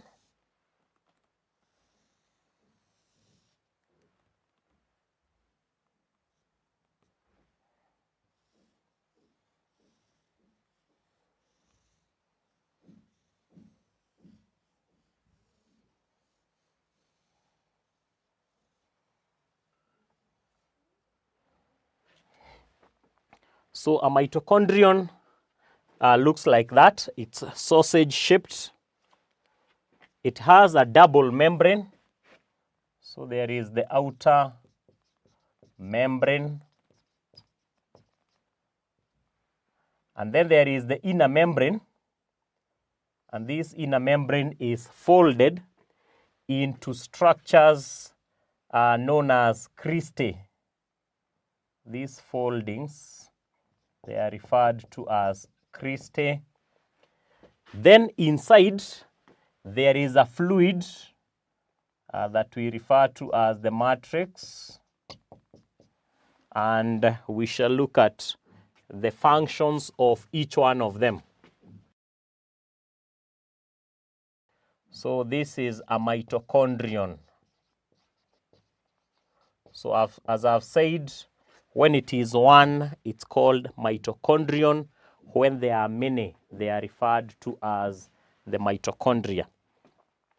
Now, so a mitochondrion, as we can see from the diagram, is a sausage-shaped organelle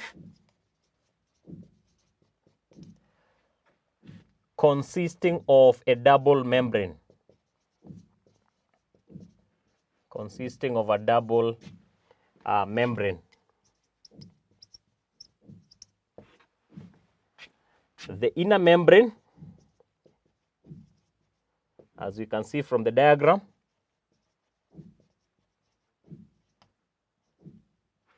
is folded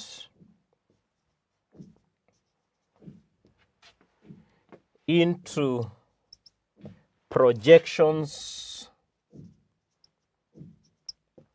called cristae or cristae. When it is one, it's called a crista. And the cristae provide a large surface area,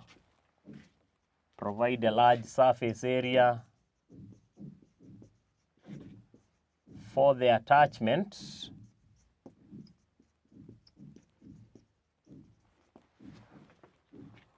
of respiratory enzymes.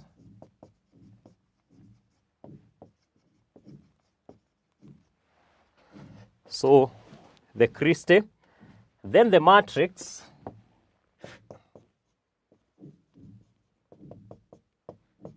is a fluid medium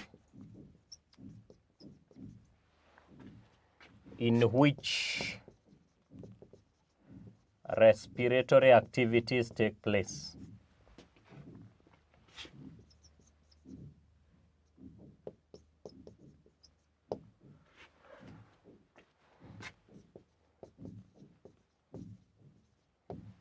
So basically that is a description of the structure of a mitochondrion. Let's look at its function.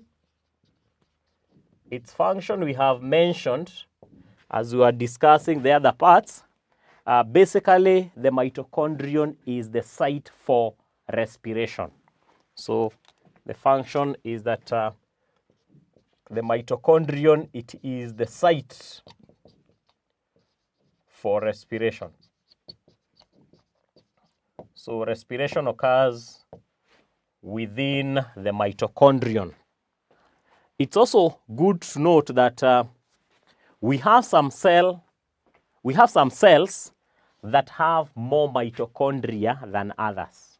Some cells have numerous mitochondria, and that is because of the work that they do. If, for example, a cell is very active, it needs a lot of energy, and that energy can only come from the mitochondrion, which is the site for respiration, site for energy production. In fact, we call the mitochondrion the cell powerhouse. The cell powerhouse is where the power is generated from within the cell. So you can say that some cells in living organisms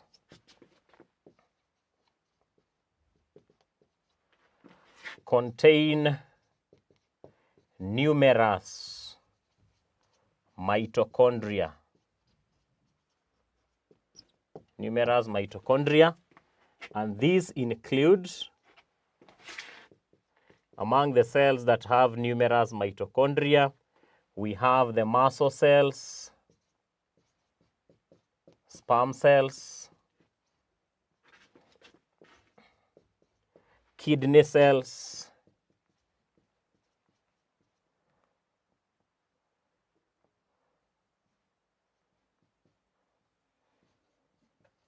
and etc. And that is because those particular cells, even the nerve cells, and that is because those particular cells, they require a lot of energy. They require a lot of energy because of their high level of activity. The next organelle that we are going to discuss are the Golgi apparatus, or the Golgi bodies. And according to their structure, these ones are stacks of membranes. The Golgi apparatus are stacks of membrane bound organelles. So they look like this. So they are stacks of membrane packed on top of each other.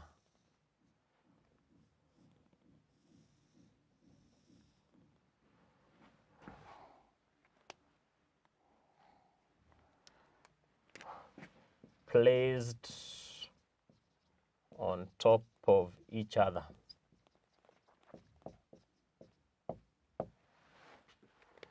It's also important to understand their functions. So the fact that they are membranes and they are elongated tells us that they are for transportation. So they transport a number of things. Number one, they transport synthesized proteins and carbohydrates.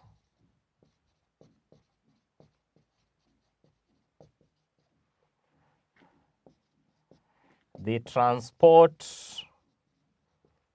synthesized enzymes.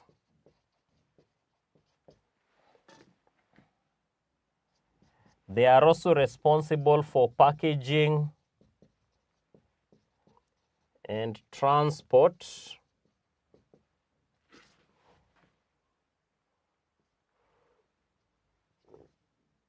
of glycoproteins and also the formation of lysosomes. So all those are functions of the Golgi apparatus. So they have many functions, or they have several functions.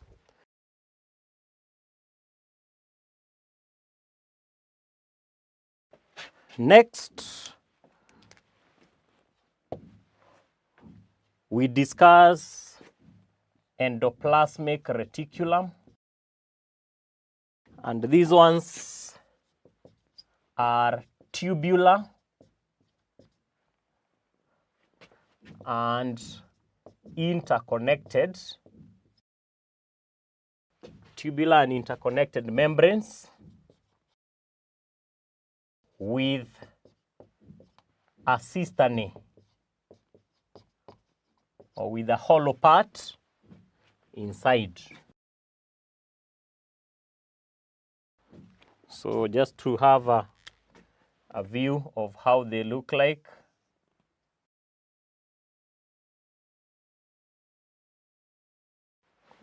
So they have the hollow part that is known as the cistern.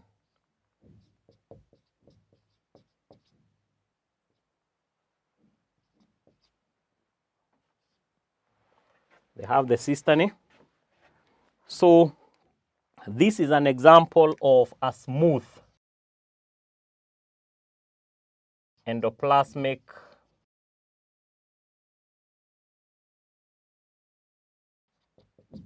reticulum.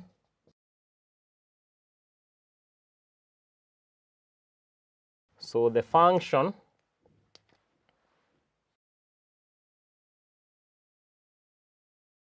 so they are also for transport.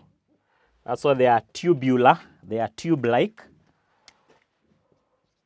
So smooth endoplasmic reticulum transport lipids, that is fats and oils.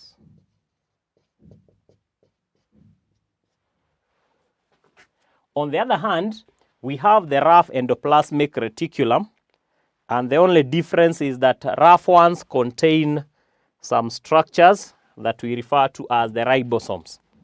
So the rough one, it's more or less similar.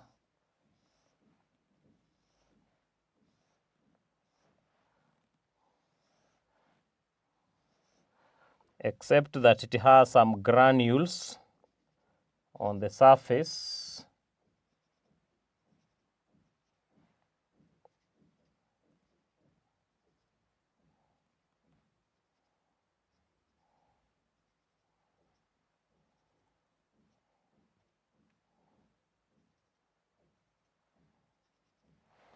So those granules are what we are referring to as the ribosomes. And this is what you are calling the rough endoplasmic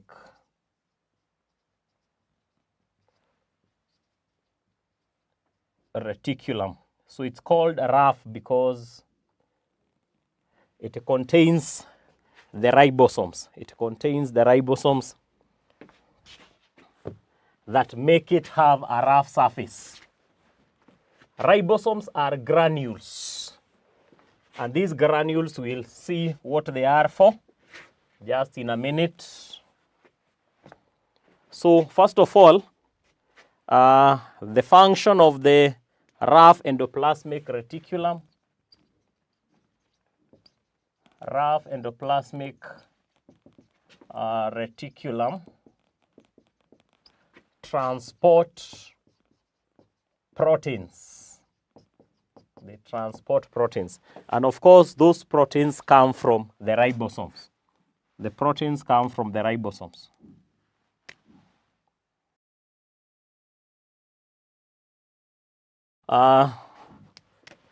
So finally, we talk about the ribosomes. And these ones are granules on the surface of rough endoplasmic reticulum.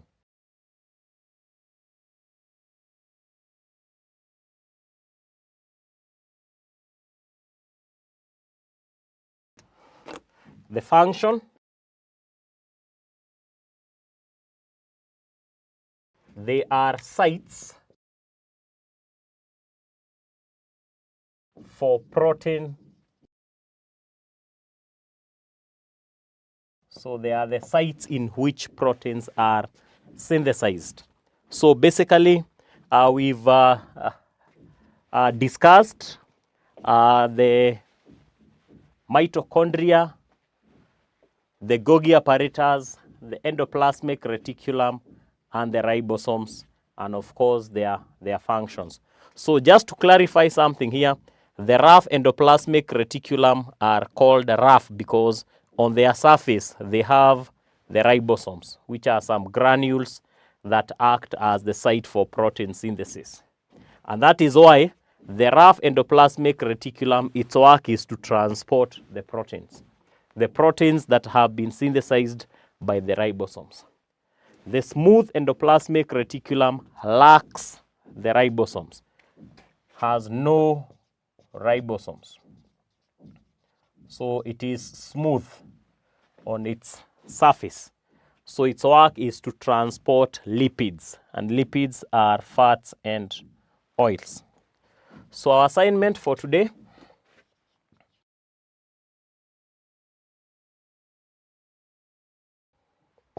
so the first question, name 3 cells that have numerous mitochondria. We have mentioned them. Number 2, state 4 functions of Golgi apparatus. So we'll stop there for today. Until next time, goodbye.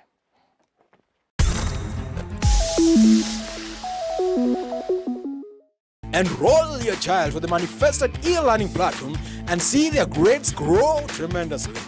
These videos can be downloaded to a laptop for offline viewing or viewed from a smartphone in a course-friendly format. Hello learners, welcome to Manifested e-learning platform. The subject is science. We will continue with the topic environment.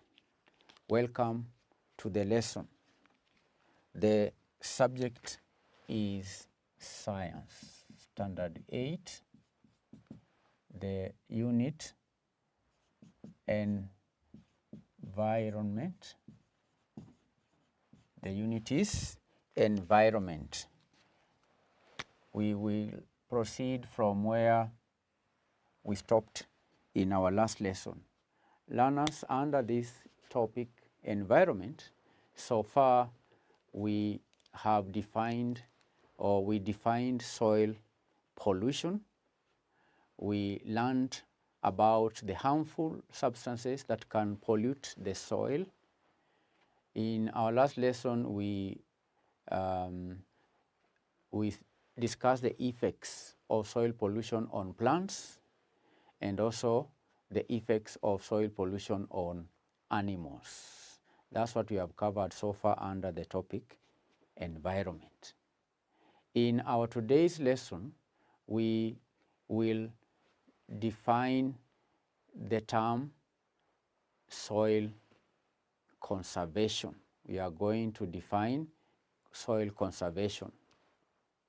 We also highlight the different methods that can be used to conserve the soil.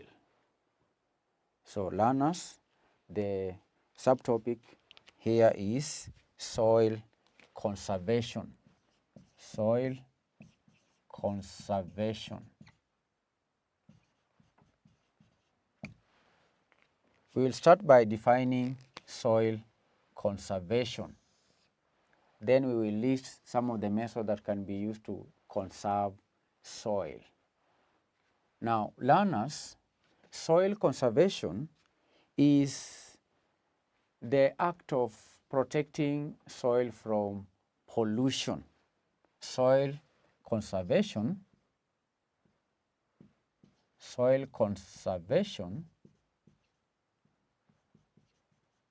is the act of protecting the soil from pollution.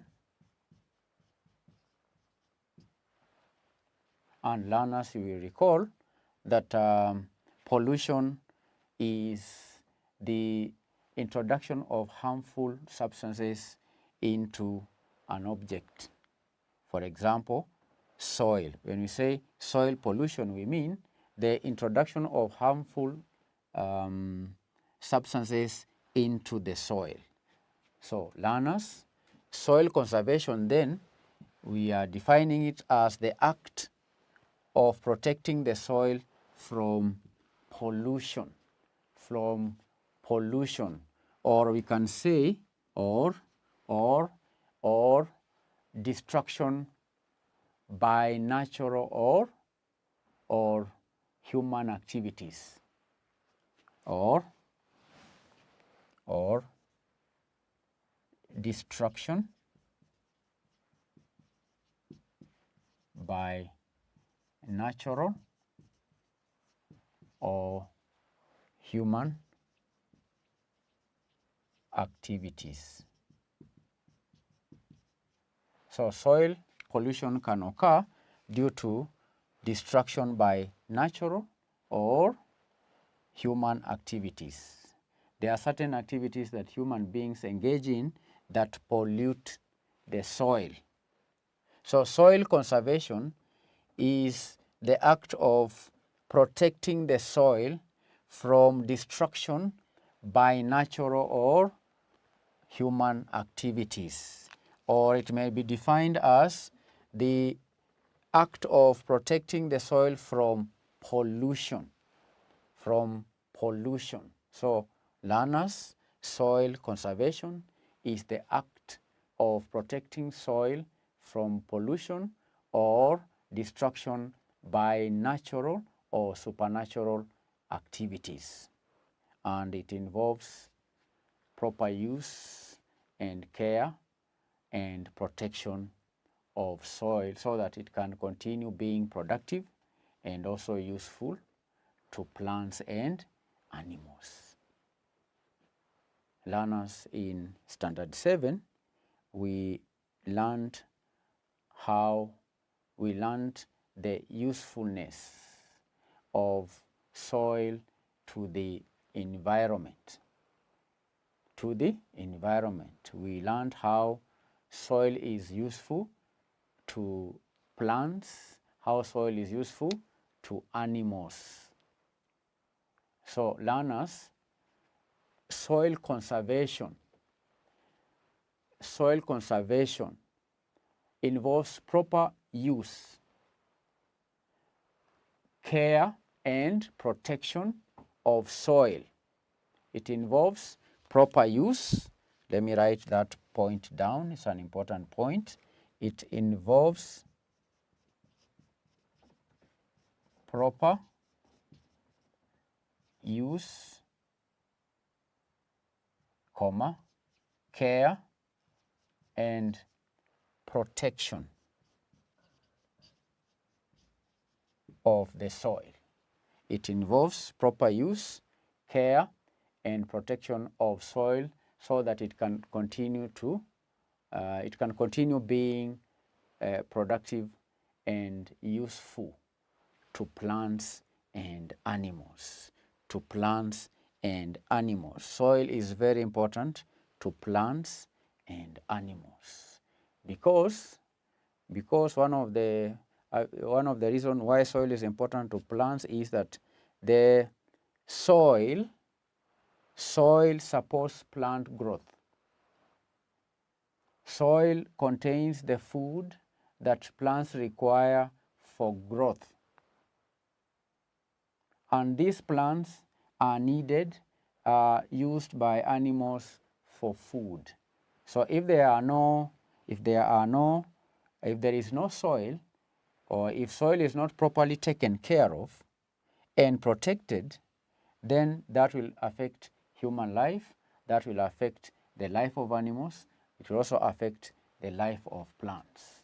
So soil conservation can be done, learners, by maintaining soil fertility. Right? Soil has to be fertile. That means soil has to contain the necessary nutrients that will support plant growth. So soil conservation can be done by maintaining soil fertility, by reducing or eliminating soil pollution. Soil pollution, that is introduction of harmful products, substances to the soil, and also preventing soil erosion. So learners, soil conservation, I'm repeating, can be done through maintaining soil fertility, soil conservation,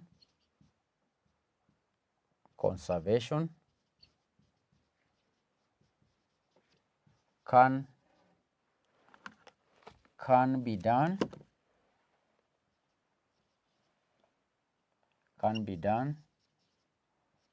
by maintaining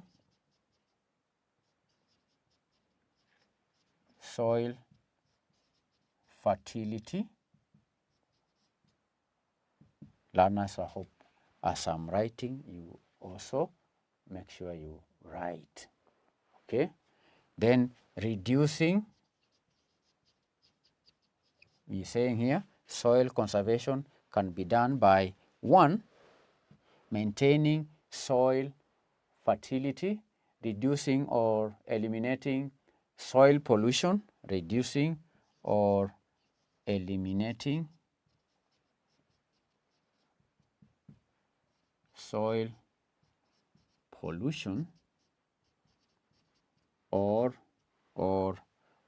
avoiding or preventing soil erosion, and preventing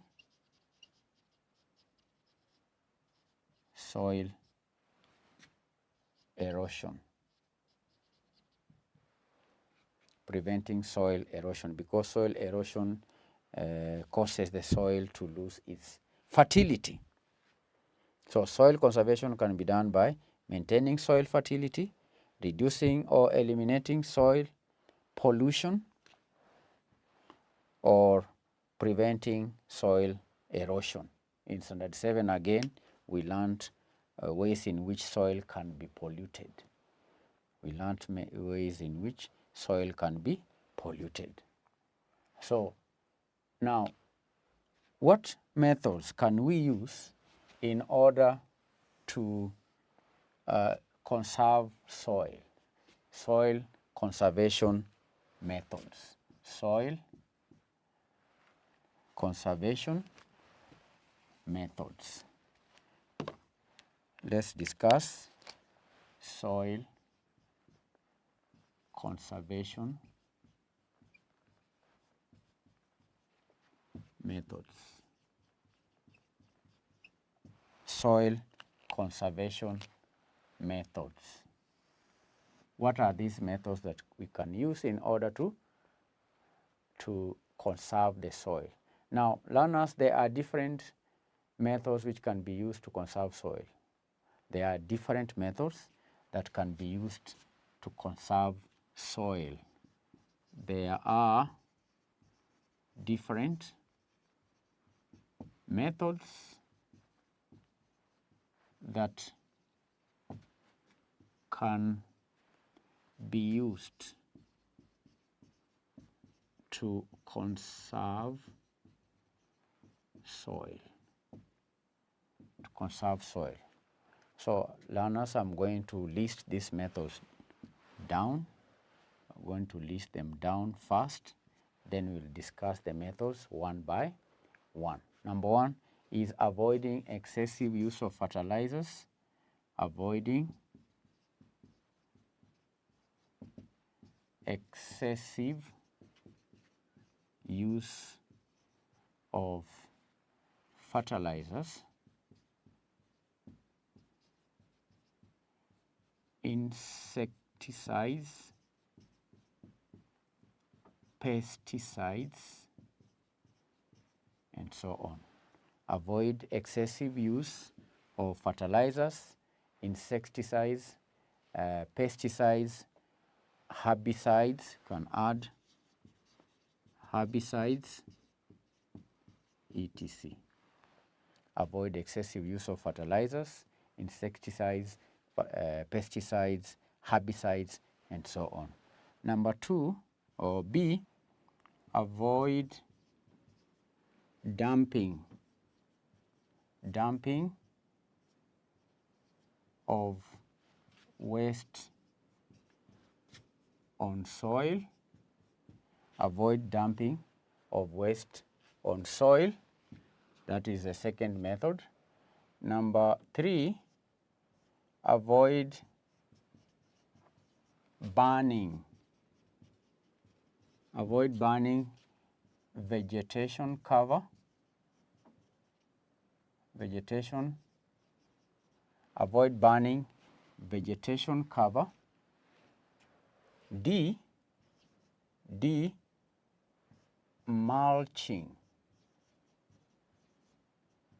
Mulching. Mulching. E,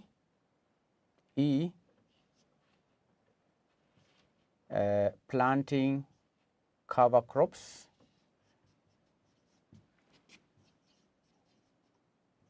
Planting cover crops. Planting cover crops. F, making terraces. Making terraces. Terraces. F, G, contour farming. Contour farming. Contour farming. H, planting trees. Planting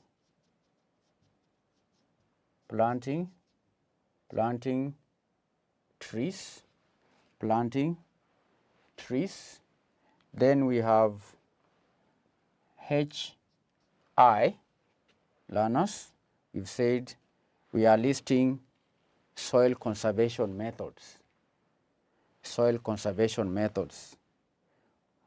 First one is avoid excessive use of fertilizers, insecticides, pesticides, herbicides, etc. B, we've said avoid dumping of waste on soil. C, avoid burning vegetable cover. D, mulching. E, planting cover crops. F, making terraces.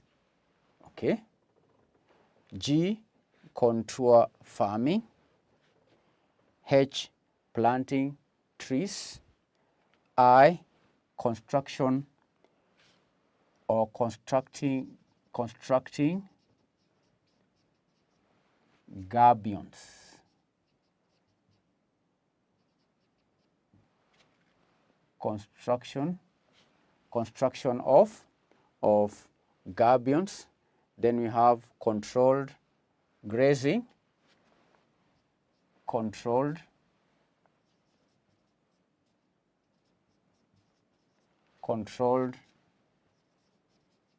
grazing. Controlled grazing. So this is controlled grazing. So these are some of the methods that we can use to conserve the soil. To conserve the soil. So how many methods are they? 1, 2, 3, 4, 5, 6, 7, 8, 9, 10. Okay.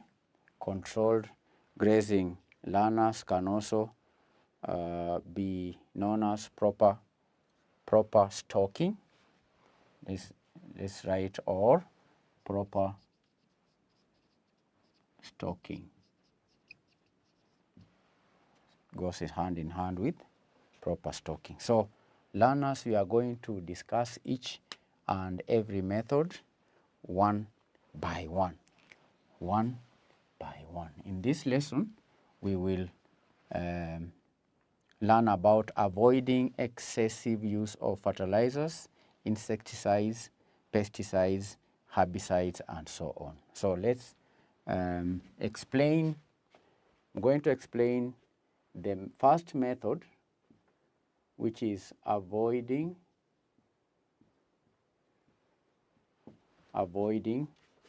excessive use of fertilizers,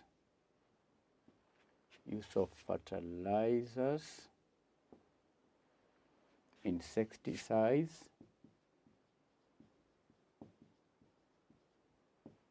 pesticides.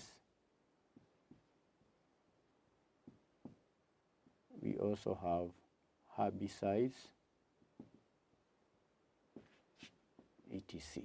Now, learners, fertilizers, pesticides, and herbicides contain chemicals which cause soil pollution when the substances are applied in excess. We are talking of excessive. When insecticides, when herbicides, when fertilizers are applied in excess, that can cause soil pollution. Why? Because these fertilizers, pesticides, and herbicides contain chemicals which can cause soil pollution, and that happens when they are used in excess.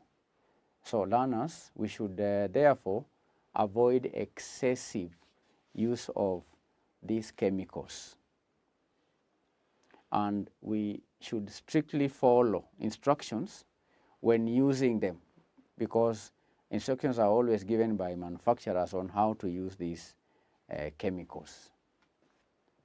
Another way to avoid excessive use of these chemicals is to use manure instead of chemical fertilizers in order to improve soil fertility. So where possible, learners, farmers should also use biological methods of pest control and insect control, instead of using pesticides, instead of using herbicides and other chemicals that contain poison that may pollute the soil. Is that clear, learners? That is the first method, avoiding excessive use of fertilizers, insecticides, pesticides, herbicides, and so on. Because you have said these fertilizers and chemicals and pesticides, they contain chemicals which cause soil pollution. And that happens when these chemicals are applied in excess.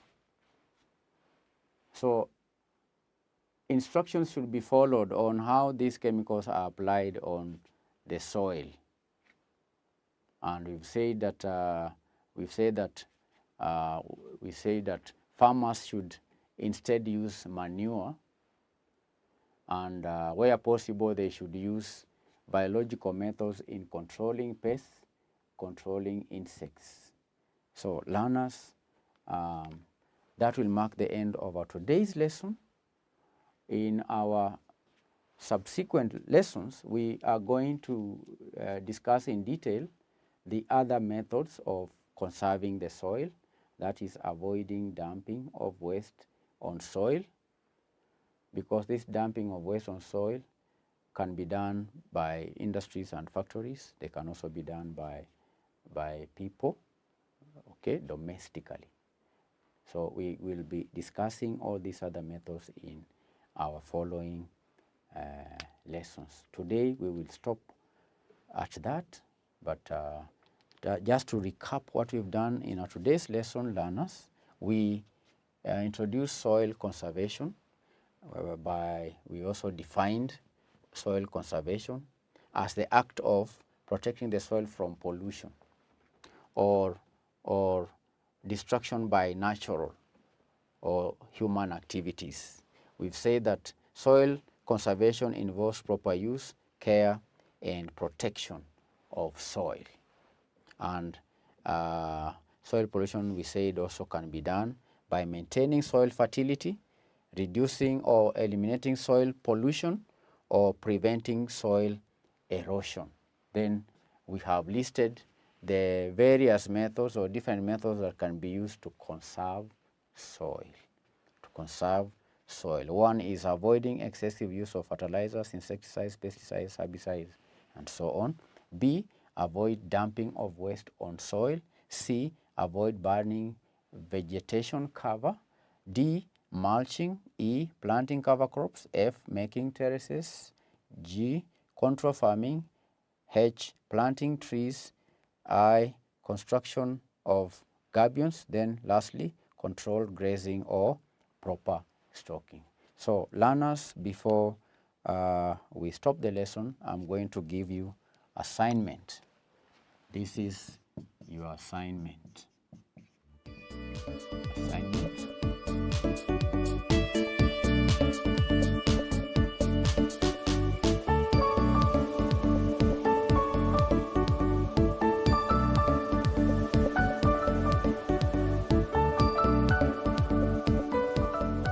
Question 1, what is soil conservation?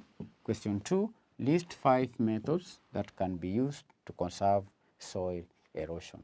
Go through the video once more, then close your exercise books and then do the assignment. Thank you for your attention and God bless you. Enroll your child for the Manifested e-learning platform and see their grades grow tremendously. These videos can be downloaded to a laptop for offline viewing or viewed from a smartphone in a cost-friendly format. Welcome to Manifested Publishers. Welcome learners, my name is Stephen Kariungi, and today we are going to discuss a Form 4 topic in chemistry, and this topic is reaction rates and reversible reactions. So the topic is reaction rates and reversible reactions as indicated here. Before we get into the details about the topic, it is important to first of all understand what is the learner required to understand by the end of this particular chapter. So we shall first of all go through the objectives of this particular chapter.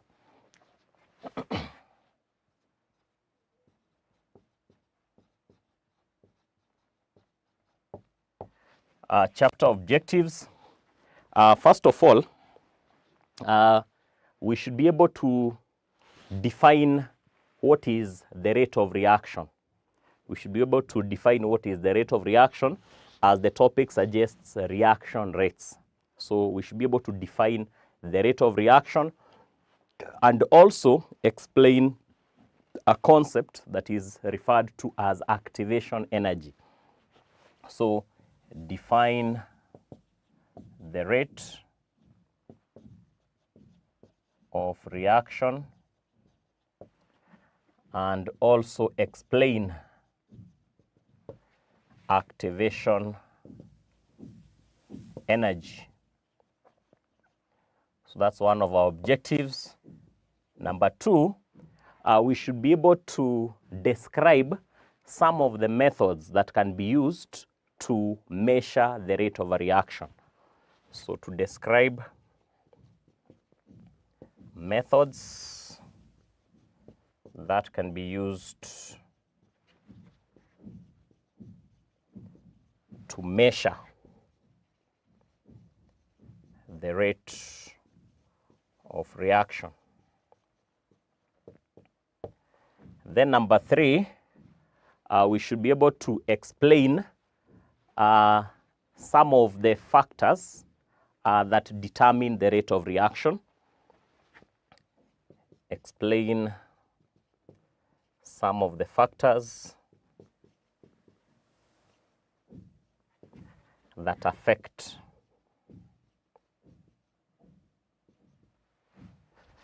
the rate of reaction.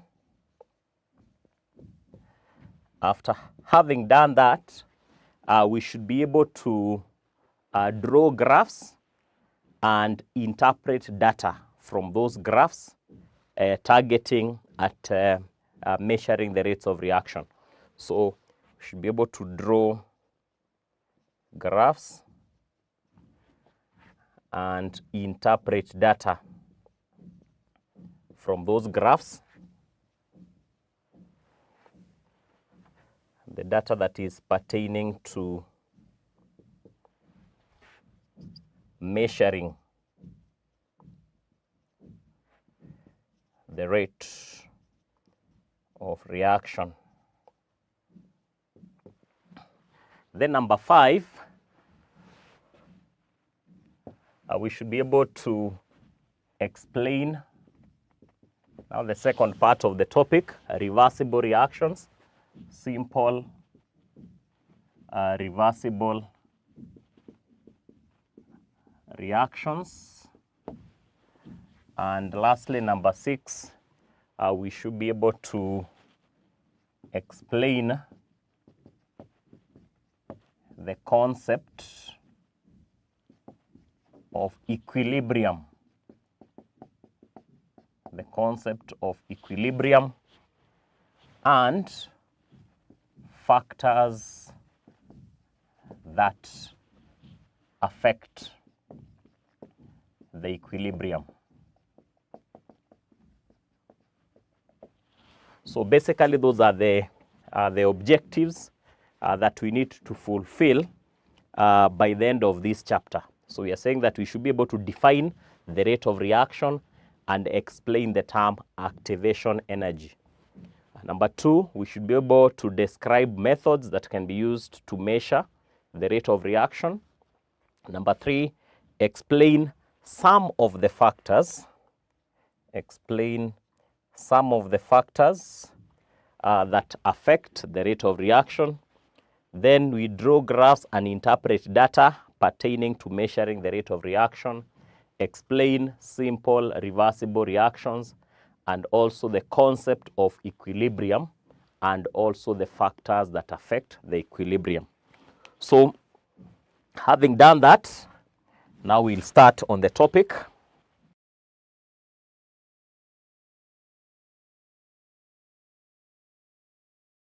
So we're going to look at the concept reaction. And to start us off, we can say that the rate of a reaction simply refers to the speed at which a reaction occurs. For example, we know that there are some reactions that we carry out and then we get the results immediately. For example, during precipitation, if you have, for example, sodium sulfate and barium nitrate, and then you combine the two solutions together, you will get a precipitate immediately. So that's a reaction that occurs very fast. So we can say that the rate of reaction is high.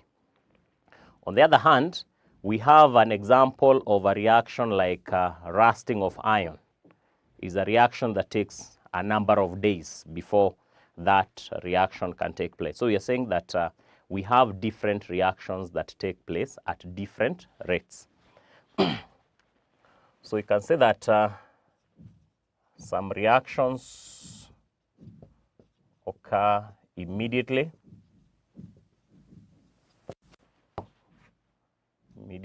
e.g. precipitation of barium sulfate after combining sodium sulfate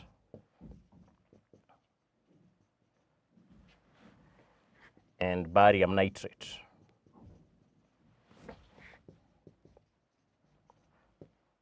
So that's a reaction that occurs immediately. Maybe you can write the equation.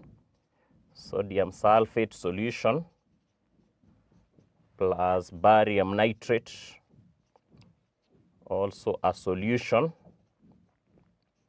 So the two will precipitate from barium sulfate, which is a white precipitate, and sodium nitrate, which is a solution. So we are saying that that's a reaction that occurs very fast, white precipitate. On the other hand, we can give another example. On the other hand, the rusting of iron takes several days. So that is a slower reaction. So we can therefore say that the rate of reaction therefore is the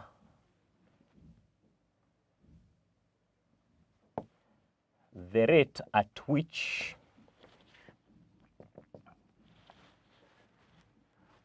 reactants are consumed. Reactants are consumed or used, or products are formed in a reaction. Is a measure of how fast or how slow are the reactants getting used, or are the products being formed. So because you know that in a reaction we utilize the reactants and then when we form the products. So basically we are talking about the speed of a reaction. The speed of a reaction. And to determine the speed of a reaction, possibly we can measure the change in mass. Some of the properties that we look out for: change in mass, maybe change in volume if there's a gas that is being produced, and so on and so forth. So we are saying that some of the properties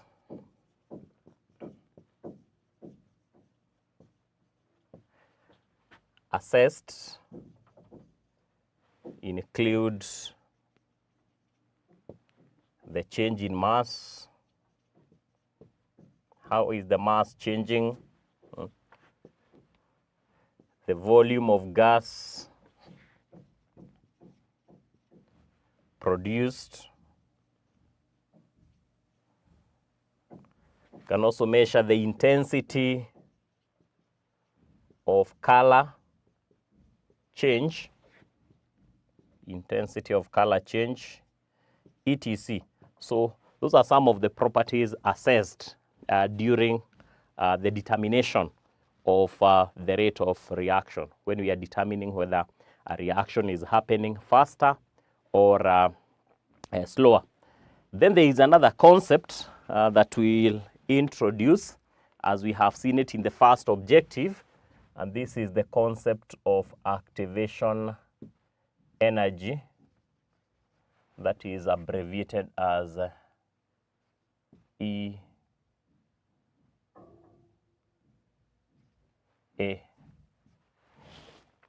And we say that this is the minimum amount of energy that we need to overcome so that a reaction can take place. So we can say that this is the minimum amount of energy required for a reaction to take place.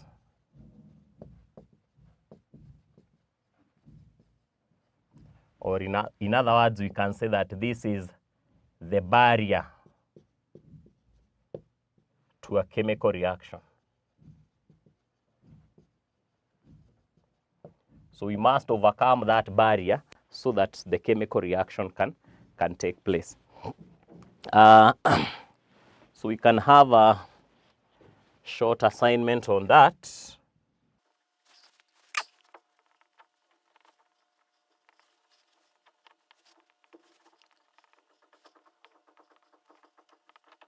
So in the assignment, there are 3 questions. What is the rate of a reaction? Number 2, name some of the changes that are used to determine the rate of a reaction.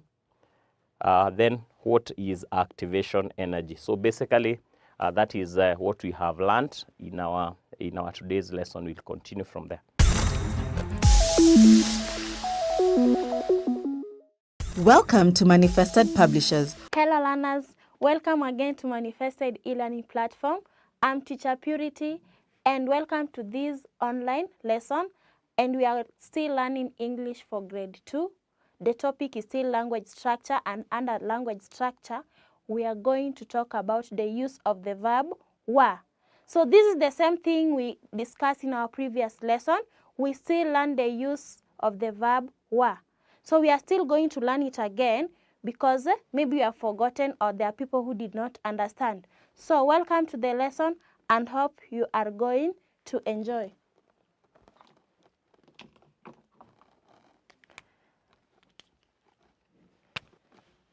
So we are learning English.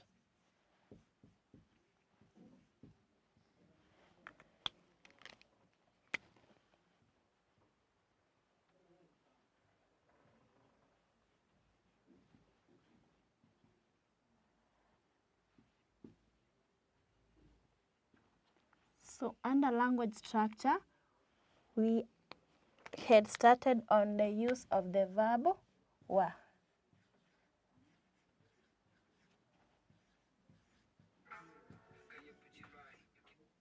The use of the verb were.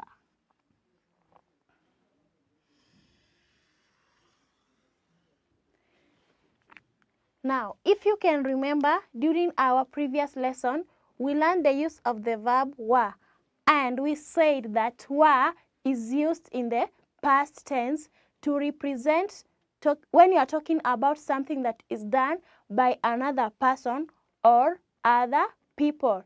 So, were is used to represent something done by another person, who is one, or other people. So we use were. We use the verb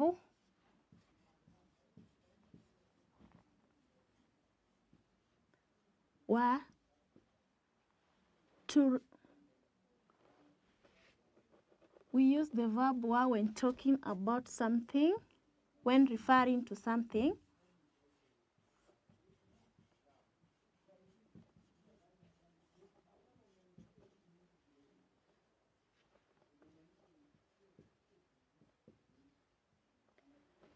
When referring to something done by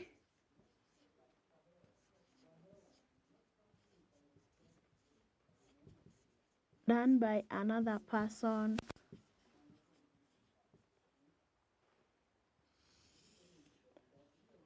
or other people.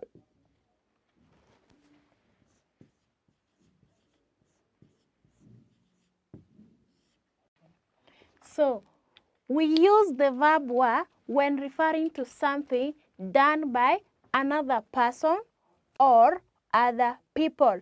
Now, let's understand what we are saying by talking about another person. When we are talking about another person, we use the pronoun you. You represents another person. You are not the one, but you are talking about something that another person has done. Then other people.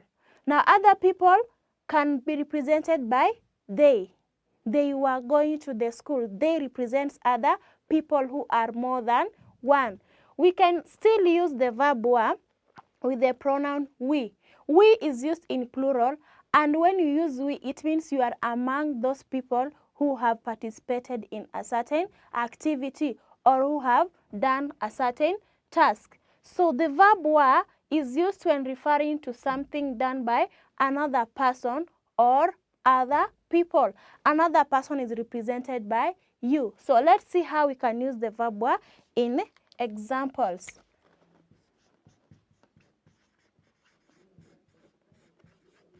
So examples can have the first one.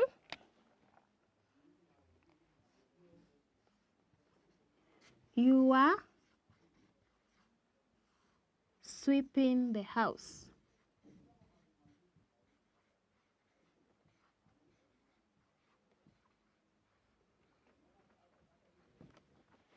Example 1, you are sweeping the house. Now you is representing another person. You are talking about another person who was sweeping the house. Another example can have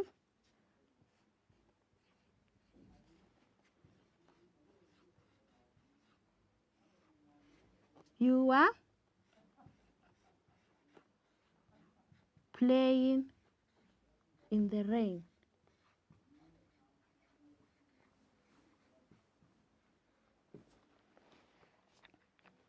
You are playing in the rain. So you are talking about another person who was playing in the rain, and it is something that already happened in the past. Now, we have said that the verb were is used when referring to something done by another person, which is represented by you or other people. Under other people, I've said you can use they or we. We is when you are among those people. Now, let's see how we can use the verb were with the pronoun we. So you can have an example. We were sitting under the shade.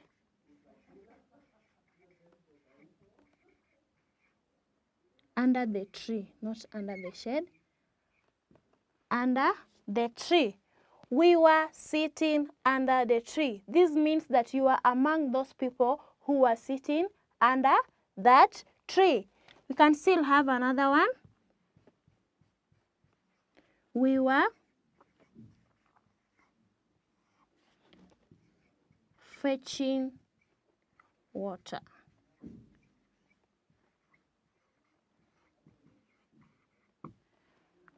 We were fetching water. You are among those people who went to the river to fetch water. And lastly, we have they. They now, you are talking about other people. You are not among those people. So you can have a sentence like, they were singing a song.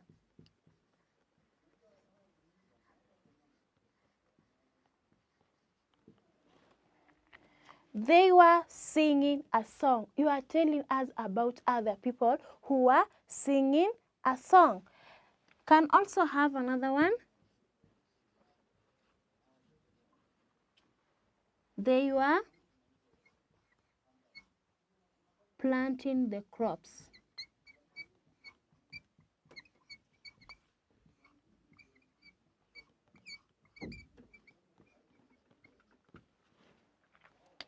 They were planting the crops. You are telling us about other people who are planting the crops. Now, this is what we learned during our previous lesson, the use of the verb were, where it is used when referring to something done by another person or other people.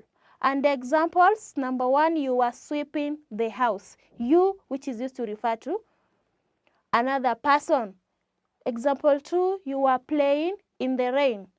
Example 3, we were sitting under the tree. Now, under we were sitting under the tree, you are talking about people and you are among those people doing the activity. Number 4, we were fetching water. You are among those people who went to fetch water. And number 5, they were singing a song. They were singing a song. They is used when talking about other people who have done something. So these particular people here were singing a song. You are telling us what they did in the past. And lastly, they were planting the crops. You are talking about people who are planting the crops. They already planted them. So you are now telling us what they did. So this is what we discussed during our previous lesson. And after the lesson, I gave you assignment. I want us to quickly go through the assignment. We shall go through the assignment on the board. So as we go through the assignment, check your answers with what you shall have on the blackboard. If you are having the wrong answer, please don't correct during the lesson. You shall do correction after the lesson. So let's go through the work.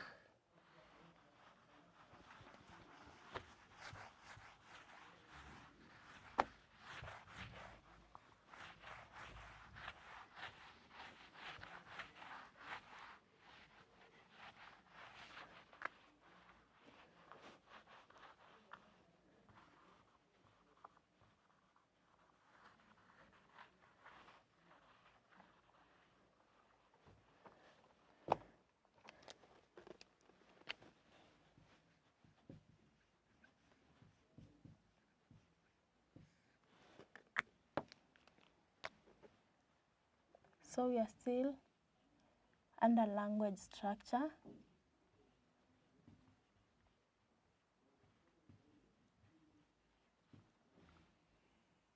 And talking about the use of the verb wa.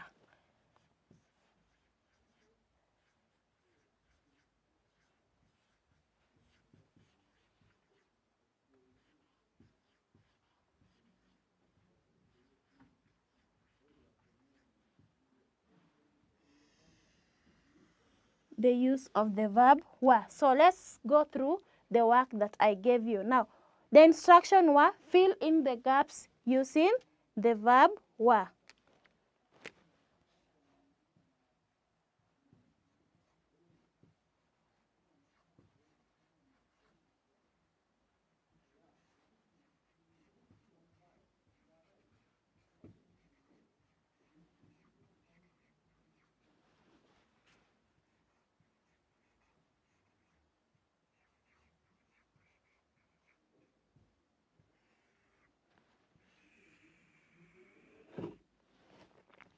Fill in the gaps using the verb wa. So the instructions are clearly telling us to use the verb wa to fill in the blank spaces, or rather the dashes. So number one was we dash playing outside. We dash playing outside.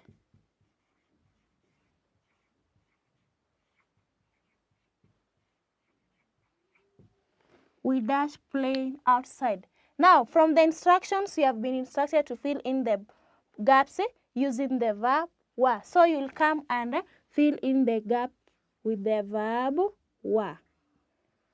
After filling in the answer, you read the whole sentence with the answer. So your sentence should read, we were playing outside. We were playing outside.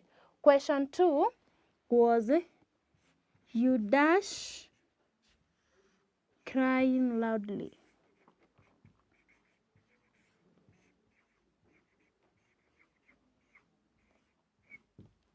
You dash crying loudly. So fill the gap with the verb wa.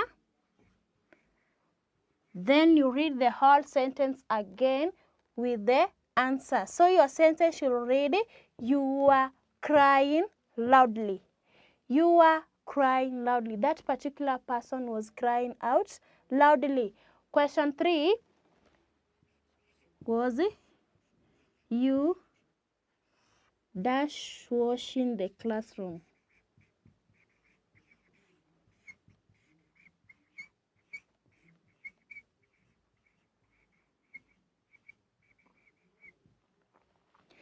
You dash washing the classroom. So fill the blank space with the verb wa and read the whole sentence. So you were washing the classroom.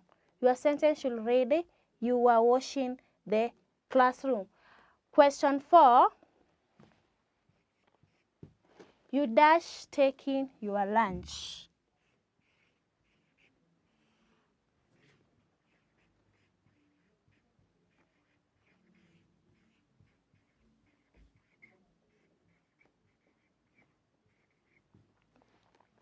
You dash taking your lunch. So you fill the blank space with the wa.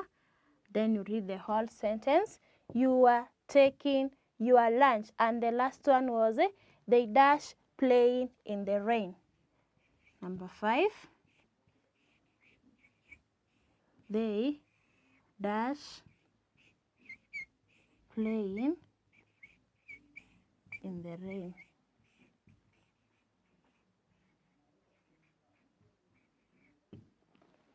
They dash playing in the rain. So fill the blank space again with the verb wa. After that, you read the whole sentence with the answer, so that your sentence should read, they were playing in the rain. They were playing in the rain. So this is how you are supposed to go through your assignment that I gave you during the previous lesson. Check your work. Confirm if your answers are the same as what I have on the board, And if you do not have the correct answers, please do corrections before you continue with the work that I will give. But if you have scored everything, just continue with what I will give. So for the ones that have corrections, please do corrections, and it shows that you have tried. It is not bad to wrong. It is very fine because you are learning. The ones who have scored everything, that is good work. So just finish the corrections if you have them and copy the questions. If you do not have the corrections, kindly copy the assignments that I am going to give.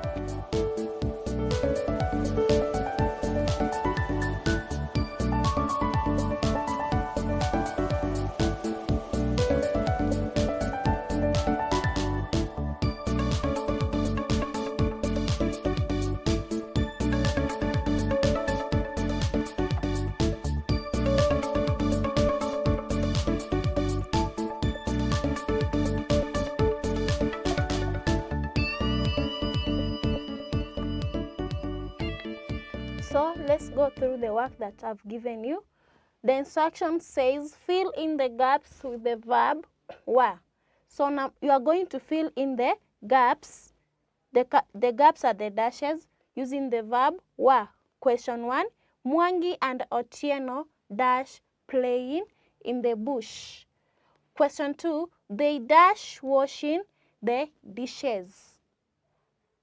Number 3, Mary and Nafula dash drawing. Mary and Nafula dash drawing. Question 4, you dash reading a storybook. And lastly, father and mother dash going to the market. So copy these questions and you do them. The ones who have corrections, make sure that you finish the corrections first before you do the work that is on the board. So finish your work, and after answering your work, make sure that you read through your work, you go through the questions. You can correct small mistakes that you might have committed.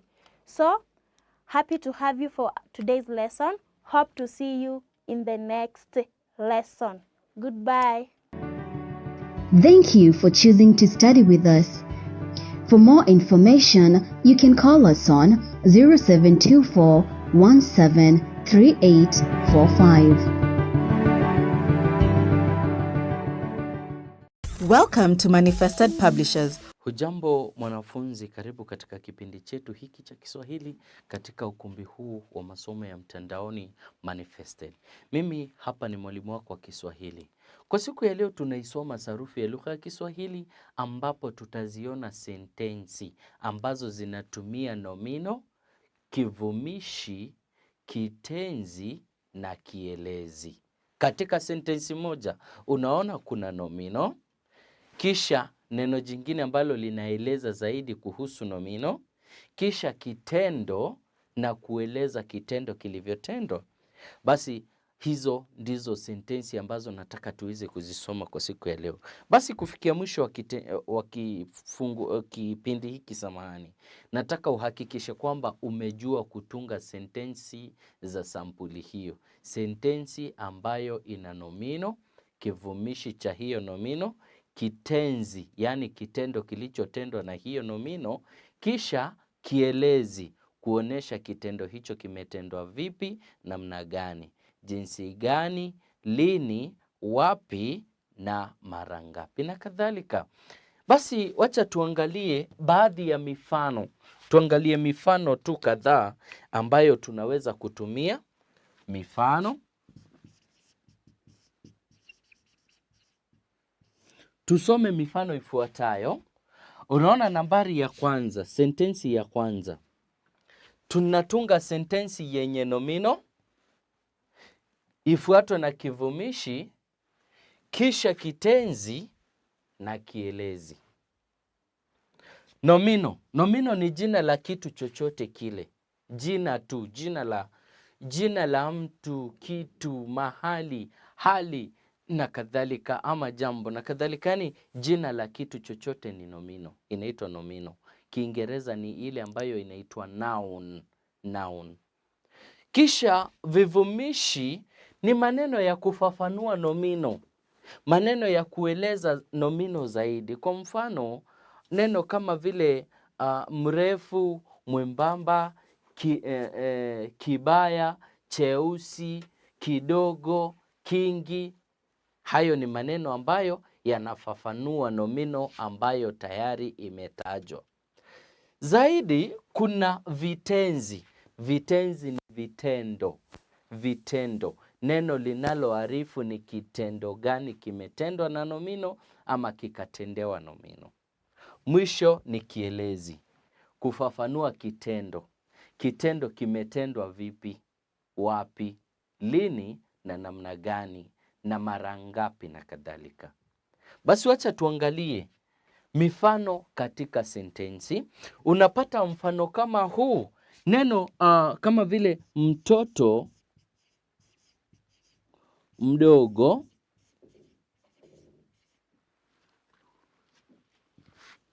analia sana. Hiyo ni sentensi yetu.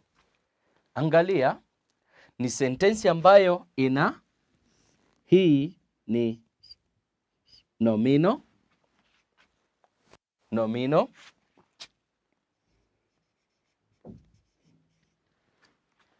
Neno mdogo, mtoto mdogo. Hili neno mdogo linafafanua nomino mtoto zaidi.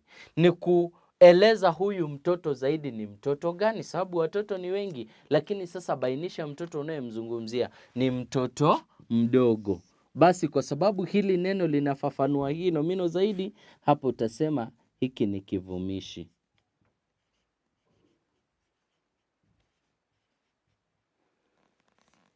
Analia.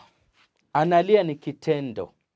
Basi neno linaloarifu kitendo katika sentensi ndilo ambalo linaitwa kitenzi. Basi hiki ni kitenzi. Kitenzi. Amelia vipi? Namna gani? Kufafanua kitenzi ama kitendo, unapata neno sana ambalo ni kielezi. Neno ambalo lina kielezi. Mtoto mdogo analia sana. Unaona? Aya, sentensi ya pili mfano mwingine. Sentensi ya pili mfano mwingine. Hapa tumekuwa na mtoto mdogo analia sana. Hivyo basi sema hivi. Gari dogo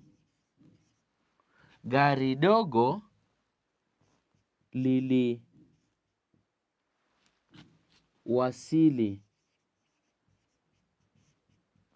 jana. Gari dogo liliwasili jana. Angalia, gari ni nomino, dogo ni kivumishi, liliwasili ni kitenzi, jana ni kielezi. Onesha hivyo. Gari dogo liliwasili jana. Mfano mwingine, nambari ya 3. Nambari ya 3. Hii nafikiri wacha nitumie hiyo ishara ya na kuonesha nomino. Nitumie ishara ya va kuonyesha kivumishi. Nitumie ishara ya ta kuonyesha kitenzi, na nitumie ishara ya kuonyesha kielezi. Kwa sababu yako wewe kuelewa, mwanafunzi. Aya, basi sentensi yetu nambari ya pili ilikuwa na nomino. Kivumishi cha hii nomino, liliwasili ni kitenzi na kielezi ni jana.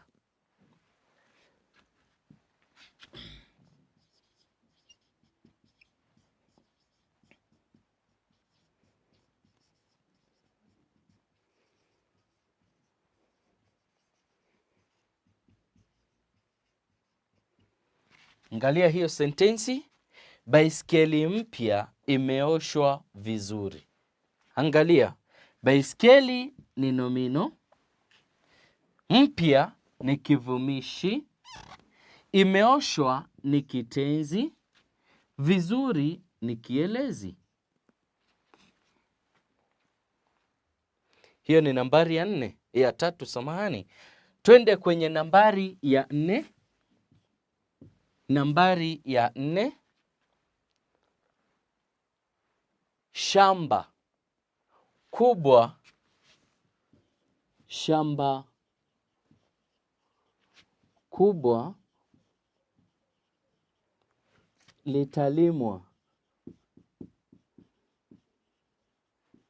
kesho. Shamba kubwa litalimwa kesho. Angalia hapa, shamba nomino, kubwa ni kivumishi, litalimwa kitenzi, kesho kielezi. Namna hiyo, shamba kubwa litalimwa kesho. Nambari ya 5, mfano mwingine. Mfano mwingine wa sentensi inayotumia nomino, kivumishi, kitenzi na kielezi. Sema mambo kama vile kiatu kidogo hushoneka vizuri. Kiatu kidogo, kiatu kidogo hushoneka vizuri. Kiatu kidogo hushoneka vizuri. Basi onesha nomino.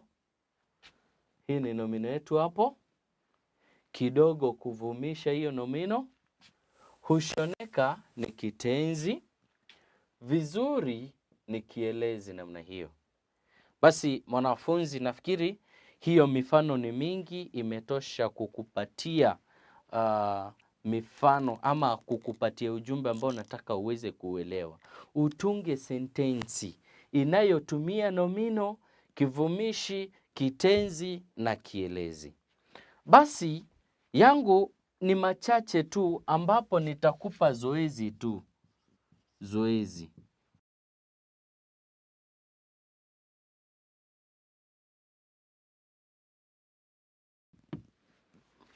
Kazi yako ni tunga sentensi 10 zenye muundo wa nomino, kivumishi, kitenzi na kielezi. Yaani kama nilivyofanya katika mifano hii 5 ambayo nimeweza kukutolea kwa siku ya leo. Labda nataka nimalizie hapo nikiamini kwamba umeweza kuelewa kile ambacho tumekuwa tukifanya kwa siku ya leo. Nashukuru sana, asante kwa kuwa nami.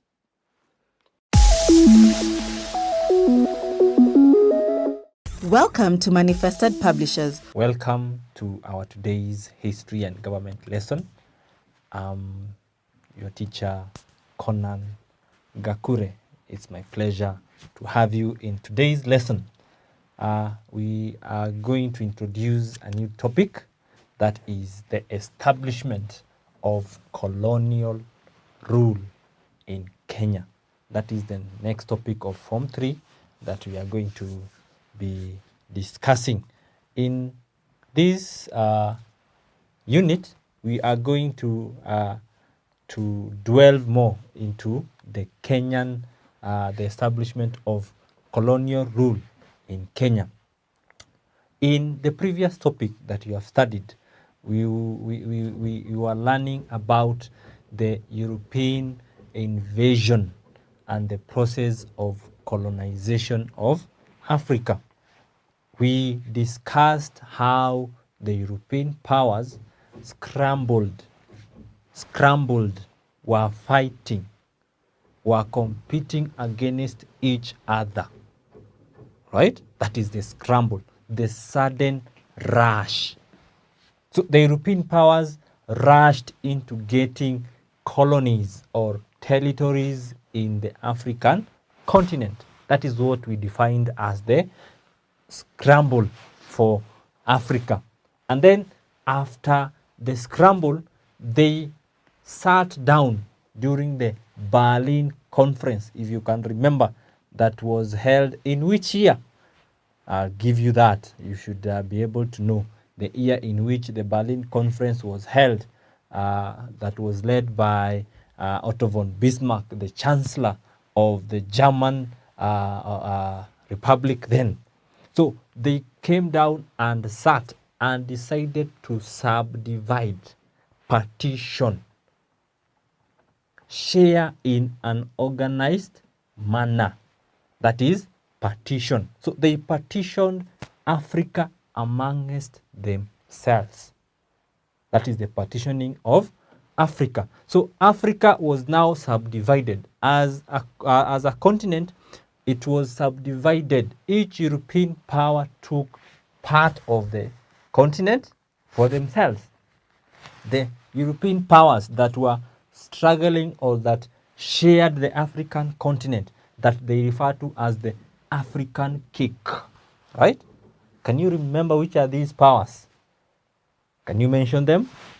The powers that subdivided or took territories in Africa, the European powers. Which are they? British, very good. We have the French, very good. We have which other? We have the Italians, we have the Germans, we have the Belgians, right? These are some of the powers. We had Portugal, some of the European powers that came to get colonies. Are you able to remember the reasons that we gave? Why were they so much interested in getting these colonies and getting each and every person getting a portion of the African continent? There were so many reasons that we gave. We divided them into social, into economic, political, human, and then the strategic reasons for them scrambling and partitioning Africa. And we are not going to dwell in that because we have already tackled that. So based on that, now we come down into and look at now how the Kenyan territory was colonized. And the first thing to mention, it was colonized by the British. The British took control of the Kenyan colony. But before that, I would want to give you a background of how they ended up coming to take position of Africa. So, of Kenya, sorry. Kenya is part of the East Africa. Kenya is part of East Africa. In East Africa, we have other nations. At that time, we have Tanzania, we have Uganda, we have Ethiopia, right? The eastern part of Africa. So there were different powers that were interested in getting the East African territory. Some of these countries are Germans. Germany was one of them. We had Britain. We had Italy. Right? We had Italy that were competing to get the East African territory. We also had the Portuguese, who had come earlier than these powers. Remember in your Form 1 work, the contacts between East Africa and the outside world. So East Africa had been exposed to the outside world through trade. That was the main thing that exposed the East African coast to this power. So by the trade, it attracted these powers to come and get colonies in East Africa. Because of the trade, people were able to know that East Africa is rich. And now these powers came and competed to get a portion of the East African part of the African continent. So these are the countries that were fighting. So they had, after the Berlin Conference, they had to divide the East African continent amongst themselves. They made a protectorate, and I'm sure you discussed that. You know what a protectorate is: a sphere of influence where a power has been put in place. So Britain took control of Kenya. which is the land where we are living in. The boundaries of Kenya, we were colonized by Britain. So you ask yourself, what are the factors or what are the reasons why the British were so much interested in taking Kenya as their colony in East Africa? Because remember, they were competing with all these other nations. So there must be a significant reason or reasons why these powers are fighting or struggling to get each other or struggling against each other to get part of the colony of Africa. So that is what we are going to be discussing. Let us start with that at that point so that we are able to go forward. So the factors, you can also refer to that as reasons for factors for colonization. Factors for colonization of colonization stroke occupation. Stroke occupation of Kenya. Remember, we are saying, and I've mentioned that it was occupied by Britain. So what are these factors that encouraged or made it necessary for the British to come and occupy Kenya? The first one was the source of the Nile. The source of the Nile. Remember, the Nile starts in Uganda, right?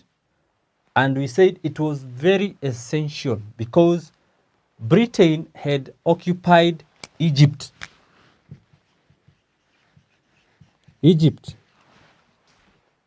So it was necessary for them to secure where the Nile starts because Egypt is a desert.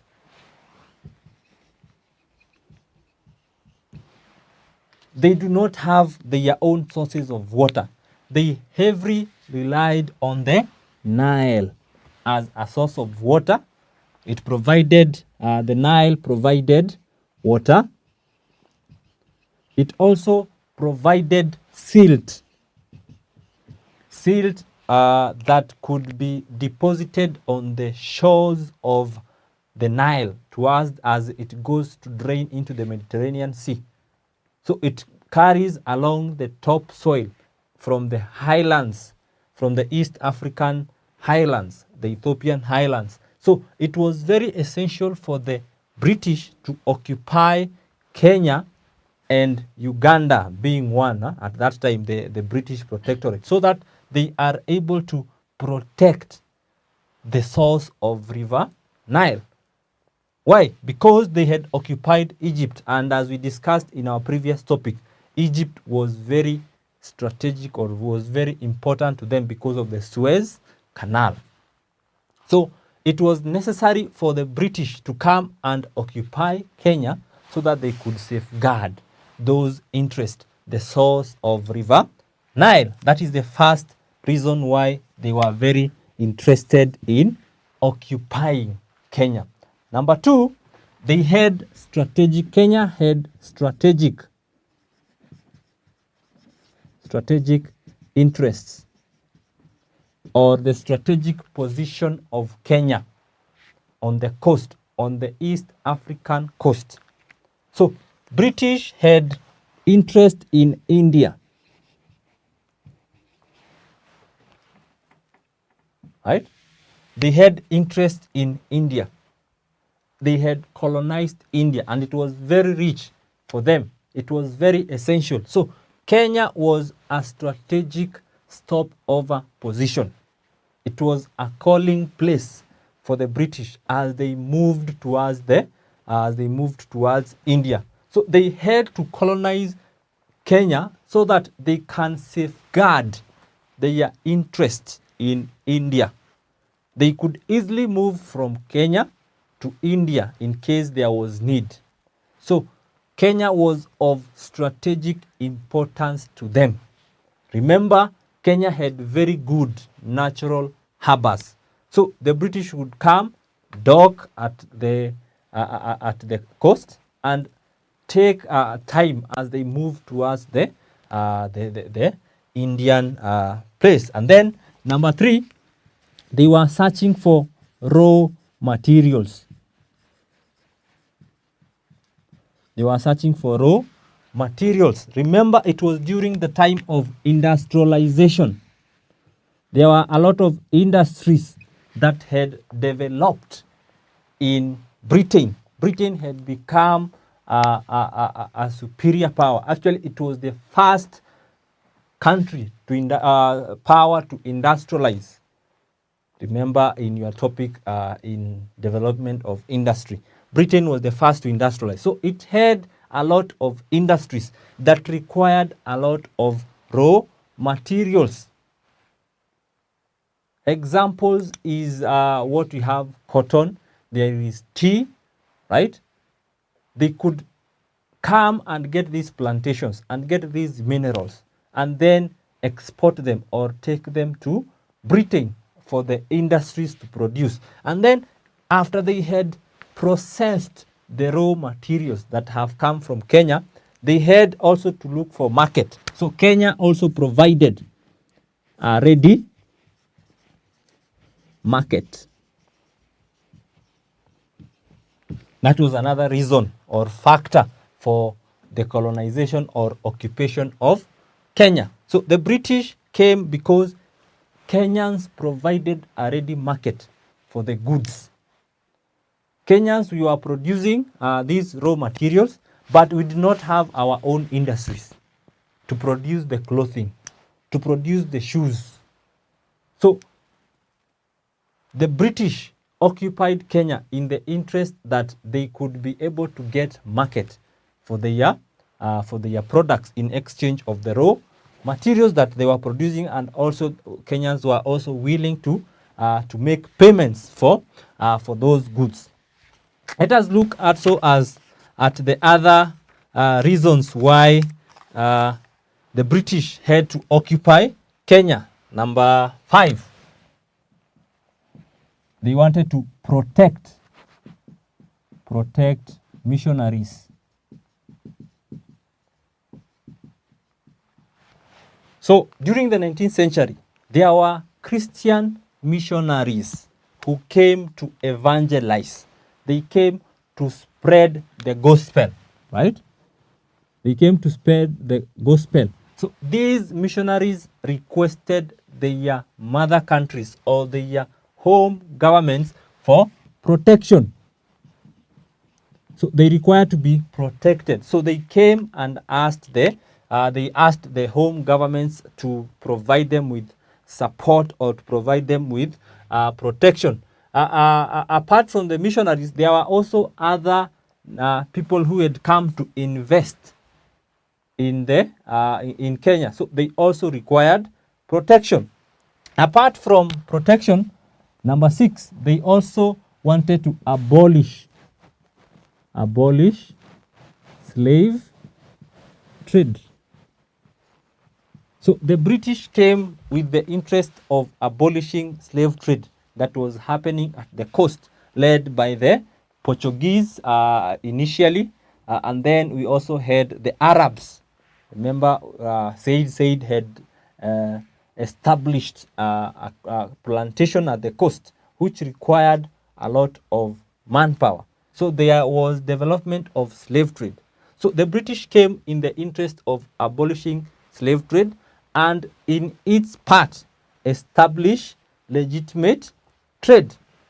So they wanted to promote legitimate trade. That is the market. They wanted to find a place where they could sell their own they could sell their own products. So apart from that, also number 7, they had another reason for coming to the east or to Kenya. They wanted to invest the surplus capital. So from the industries that they had developed in their homes, they had a lot of capital. they got a lot of profits from the industries. So these profits, they needed to invest it somewhere else, because now they have industries that are providing a lot of resources to them. So there existed a class of wealthy merchants, right? There are wealthy merchants or traders, wealthy merchants who wanted to advance or get or invest the monies they had gotten in new lands. So they had to come and occupy the Kenyan territory for them to continue enjoying the profits. And then apart from that, there was need, or there was prestige. It was prestigious for them to acquire the Kenyan colony. It added to the interest. It added to the self-esteem that they have a new colony. And then the second last reason why they came to the or occupy, or they wanted to colonize the African or the Kenyan territory, was to settle the surplus population. To settle the surplus population with production of more food from the industries. The population in Britain had increased, so they needed a place where they could settle the British community, and Kenya was a perfect place. We have a very good climate. That is the first thing, and we have very fertile land. So these Europeans had the opinion that they could come and settle in the Kenyan highlands. That is why they went to the highlands. The highlands at the coast. We had very nice beaches where they could relax themselves. They could swim. In Nairobi, we had very fresh water that they could be able to access every now and then. And then lastly, the independence.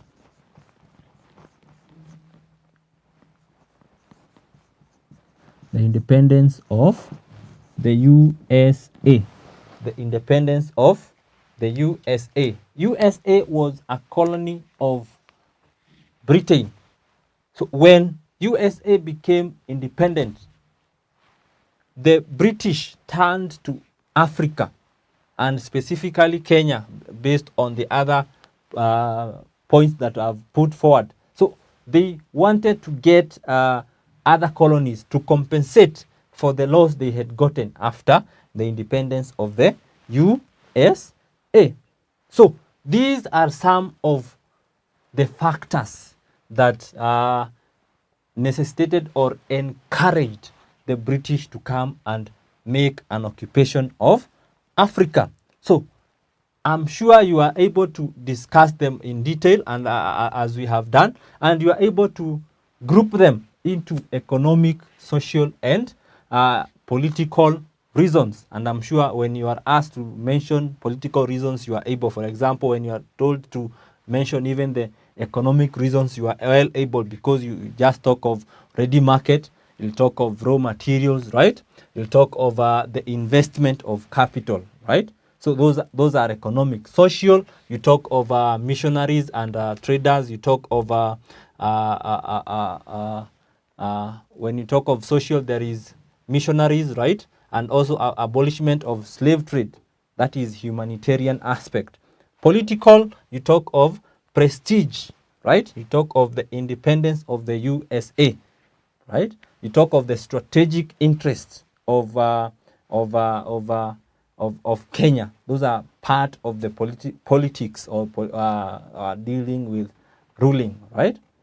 So those are the factors. So as we have introduced our lesson, our topic, so we shall in the coming lessons look at what or how did they occupy the Kenyan territory. How did the Kenyan people react towards the coming of the of the British, and then how did they rule the Kenyan territory. So those are the issues we are going to be discussing in our coming lessons. So allow me now to give you, as we end our first lesson, allow me to give you a revision question.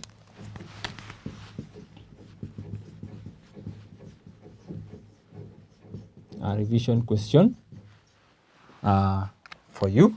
Actually, let me give you two questions, revision questions. Number one, identify the European powers competing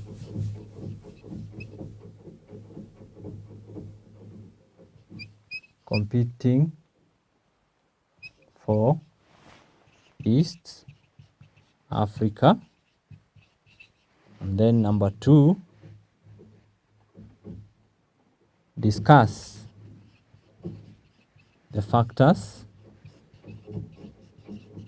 that encourage the British occupation of Kenya. Number one, identify the European powers that competed for East Africa. And then number two, discuss the factors that encourage the British occupation of Kenya. So those are the questions that I want you to attempt. And with that, we have come to the end of our history and government lesson for today. Thank you for your participation and for watching.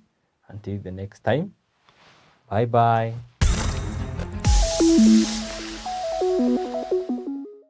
Welcome to Manifested Publishers. Hello, my dear learner. I am so excited to have you again on this platform. I am Teacher Purity and we are still running CRE activities.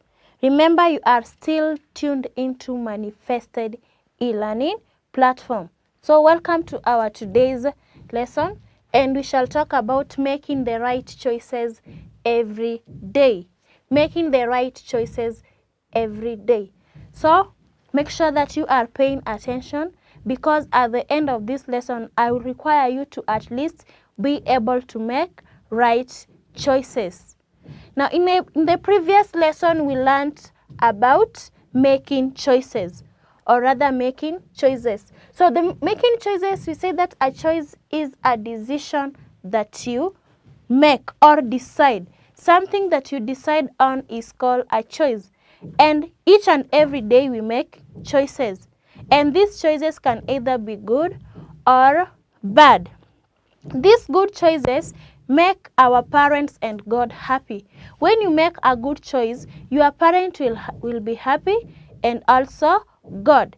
But when you make bad choices, it will make God and your parents unhappy, because bad choices will make us hurt the people who are around us. For example, if you decide to take something that does not belong to you, that person will be unhappy, he will feel sad, and therefore God will not be happy with us. So this tells us that we are supposed to make good choices every day. Before you decide on something, make sure that it is a good choices. So making the right choices every day. For this lesson, we want to see how can one be able to make a right choice, because it is not our will to make bad choices. Sometimes we just make choices without even thinking about how it will affect others. Before making a choice, make sure that you are thinking about the people around you, how the choice will affect those people around you. And that is what we are going to learn today, making the right choices every day. How we can make right choices every day. Remember, we said that choices can either be good or bad. The good choices are the ones that make us live in peace or happily with others, while the bad ones will make people around us feel sad or unhappy because they are affecting them in a wrong way, or rather in a negative way. So making the right choices every day. How can you be able to make a right choice? Now, before making a choice, the first thing you are supposed to do is think about whatever you want to do. First, you listen to yourself, then think about the choice that you want to make. So first thing is, the following are steps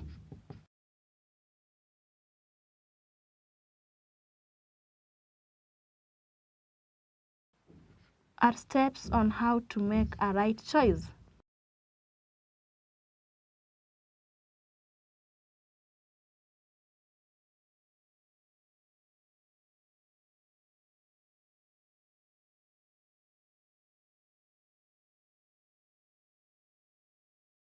So the first thing you're supposed to do is stop and think about the choice you want to make. So first is to stop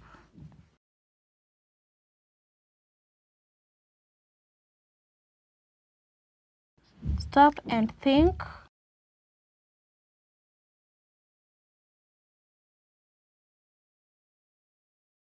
Stop and think about the choice you want to make.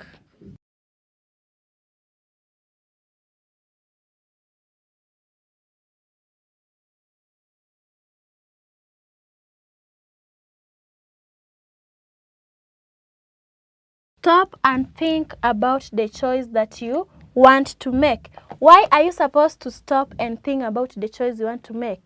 Now, when you stop and think about a choice you want to make, you'll be able to meditate if the choice is a right choice or a bad choice. So it is always good to think before you make a choice. When you have something and you want to share it with others, try to think, if I share this with them, will they be happy?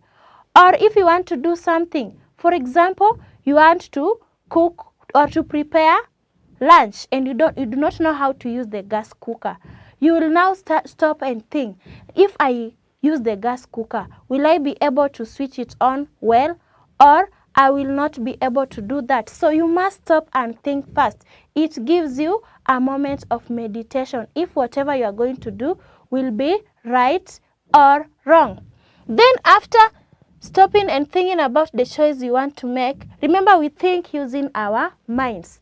So after stopping and thinking about the choice you want to make, you now ask yourself, how will your choice affect the people around you?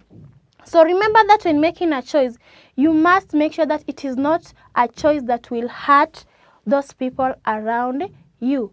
So the second thing you are supposed to put in mind is the people who are around you. So think of how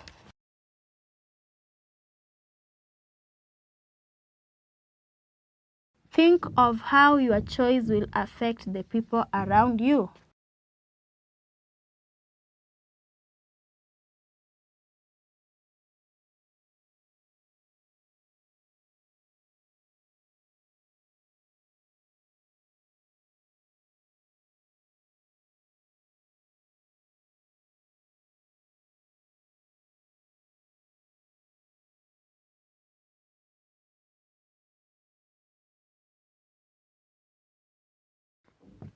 So think of how your choice will affect the people around you. Before making a choice, make sure that you are thinking about how the choice will affect the people who are around you.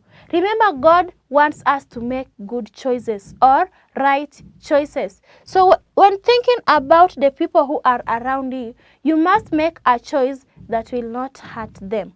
You must make a choice that will not hurt them or make them feel sad or unhappy. So think of how your choice will affect the people around you. So the next step after the step number 2, you now make a good choice which will not hurt others. So step number 3, make a good choice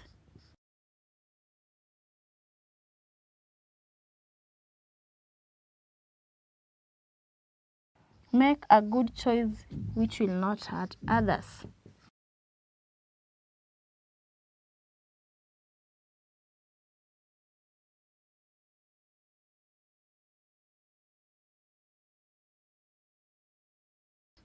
Make a good choice which will not hurt others. Now, step number 3 can be a bit challenging to most of us. You might not be sure of the choice that you want to make.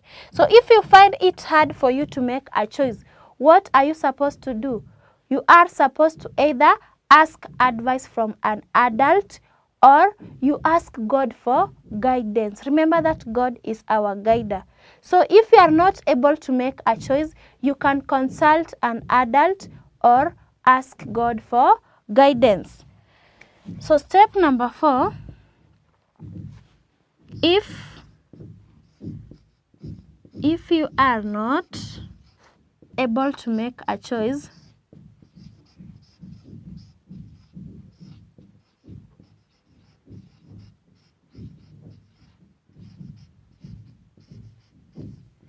if you are not able to make a choice, ask help from the adults that you trust. Ask help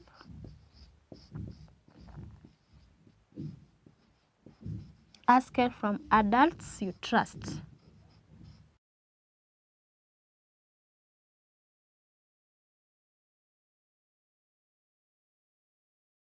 If you are not able to make a choice, ask help from adults that you trust. An adult is a person who is older than you. He or she is grown and older than you. So if you are not able to make a choice, you can consult the adults you trust. Some of us trust our parents, others trust their teachers at school, others trust their aunts or uncles. It depends with who you trust. Others even trust their Sunday school teachers or their pastors back in church. So before if you are not able to make a choice, you can ask help from adults that you trust. However, you can still ask God for guidance. Remember, God created us and He knows every part of us. That means that He can give us the right way. He can guide us on how to make a good choice or a right choice.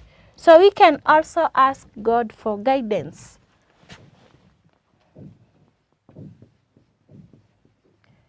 We can also ask God for guidance.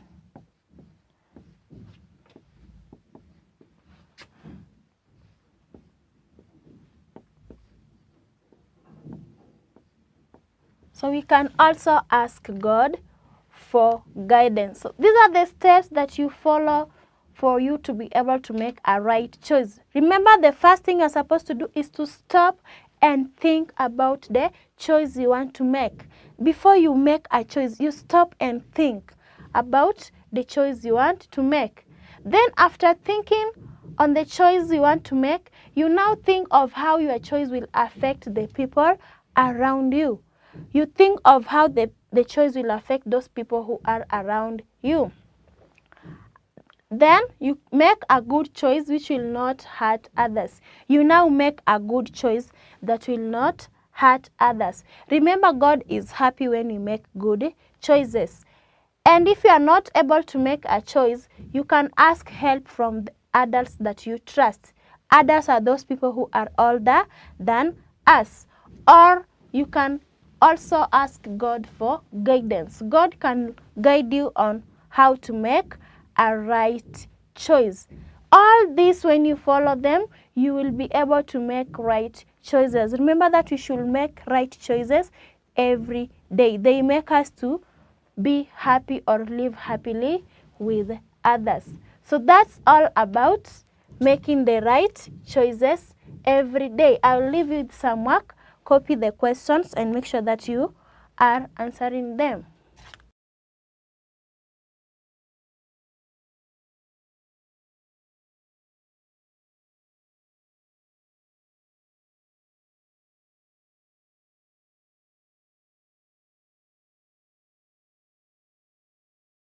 So the assignment, the question says, write down 3 choices you have made in the past week. Write down 3 choices that you have made in the past week. So write the choices you made in the past week in the blank spaces provided, A, B, and C. And let's meet again in the next lesson. Have a wonderful moment. Welcome to Manifested Publishers. Hello learners, my name is Stephen Kariungi.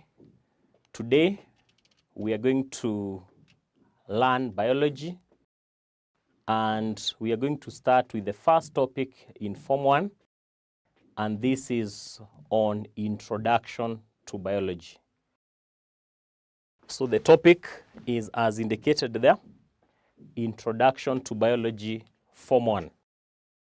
Now, we'll start on a very basic foundation in that Form 1s learnt a subject by the name science in primary school. But when you get to secondary school, that science is divided into a number of branches, and one of those branches is biology.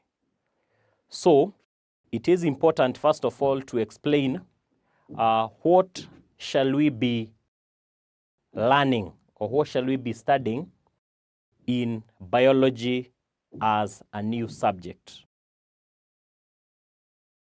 So the question I want us to ask ourselves is, what is biology? That's the question that I want each and every student to ask himself or herself.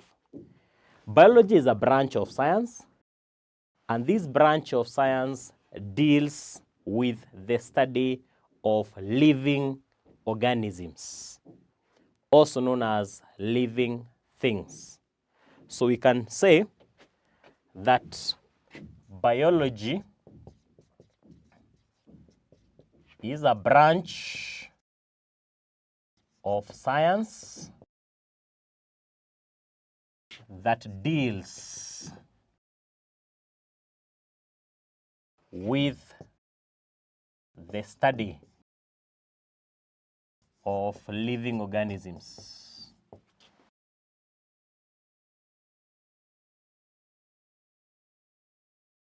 So in this topic, or in this subject, we shall be learning about plants, we shall be learning about animals, and we shall be learning about other living organisms that are in existence. For example, we have some organisms that we call microorganisms, and they are referred to as microorganisms because they are microscopic. They can only be seen by use of a microscope. Things like bacteria, things like fungi. So we'll be mentioning them here and there as we continue, and they are part of the living organisms that we shall be discussing.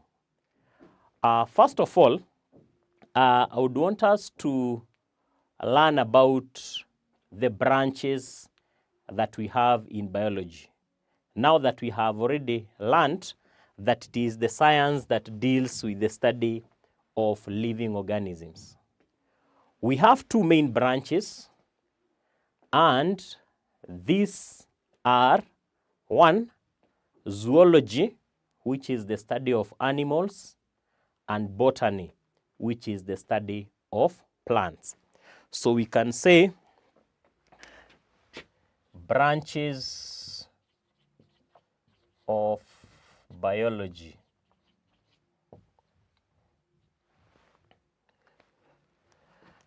And you can see that there are 2 main branches of biology, and these are One, we have botany, which is the study of plants. And we have zoology, which is the study of animals. Now, those are not the only branches that we have. We have other branches that are smaller, but we are saying that these are the main ones, whereby we study the plants in botany and we study animals in zoology. And plants and animals, they are part of the living organisms that we are discussing here. Now, it is also important to look at other branches of biology.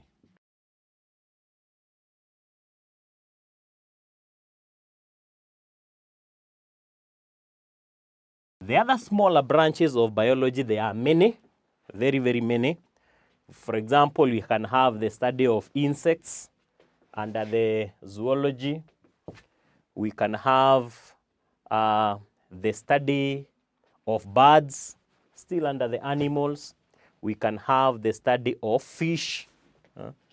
We can have the study of so many things, all of them that are covered by the main branch of science, which is biology. Now, we'll just mention a few. For example, we'll mention a branch of biology called microbiology. And this is the study of microorganisms. The study of microorganisms. Microorganisms are microscopic organisms, such as the bacteria. We can have a fungi, etc. These are small organisms that can only be seen by use of a microscope. Then we have a branch called genetics. It is the study of inheritance and variation. We may want to understand where we came from. We came from our parents. We inherited some characteristics from our parents. So, genetics deals with the study of inheritance, what we have inherited, what organisms have inherited from their parents. Also, we have a branch called ecology, and this is the study of living organisms and their interaction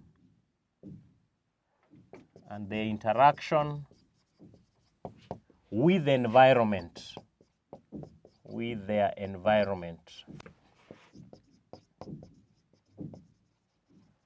For example, you may want to study the lions that are in the savannah or the gazelles that are in the savannah. Those are living organisms interacting with the environment that is now in the grassland. So that study is what we call ecology. We have the study of insects. We call it entomology.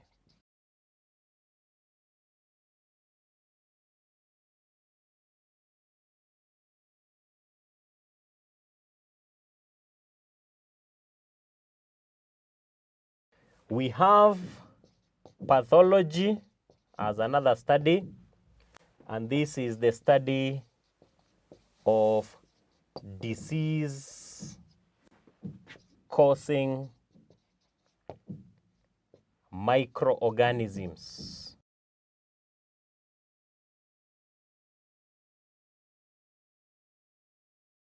We have the study of birds called ornithology.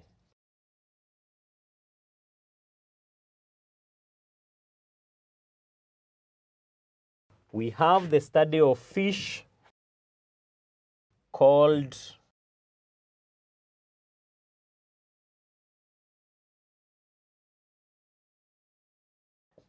ichthyology.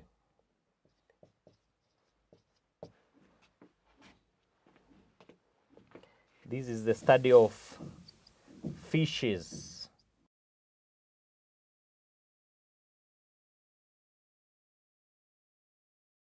The branches are very, very many. We have cytology,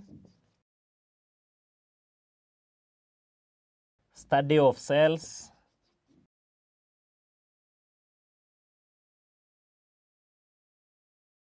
and we say that the cells are the smallest unit of life. The smallest unit of life is a cell. So when you study the cell, you are studying cytology.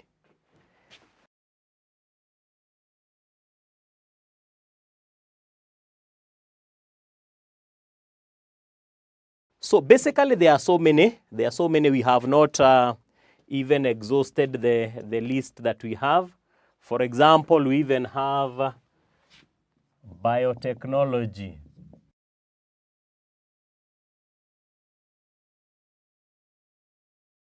The study of development of techniques that are applicable in various processes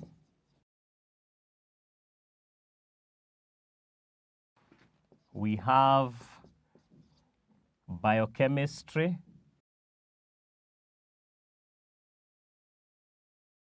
the study of compounds found in living organisms,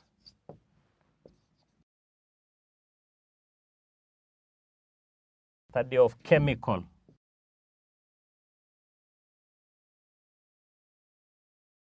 So the list is long, but we'll just end there. But there are so many branches that we shall encounter as we move on with learning biology. So basically what we have done today is to discuss that biology is a branch of science that deals with the study of living organisms. We have seen two main branches of biology, that is botany, the study of plants, and zoology, the study of animals.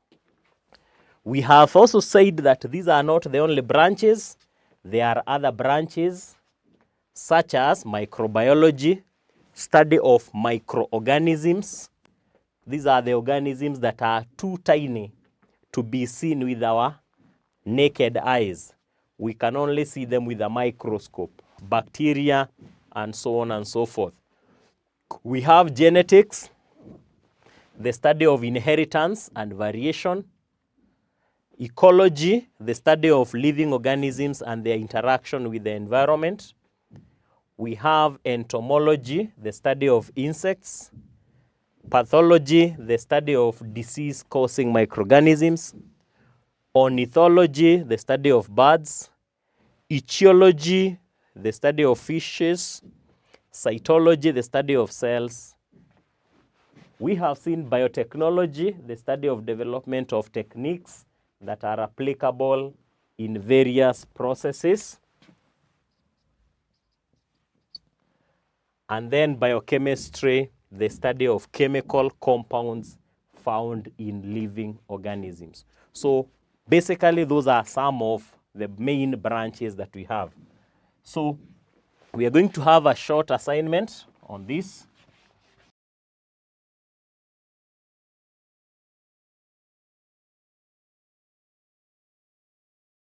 So The first question, what is biology? You'll get that from what we have covered today. Name the two main branches of biology, that is the main ones. What is genetics? B, biotechnology, and C, anatomy. So we are going to stop there for today. We'll continue from there next time. Welcome to Manifested Publishers. Hello, boys and girls. It is a pleasure to have you again on this platform.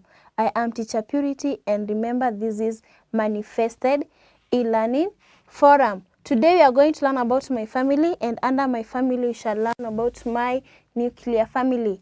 My nuclear family. So welcome to the lesson, and make sure that you are paying attention. At the end of this lesson, I will require you to name for me some members of a nuclear family.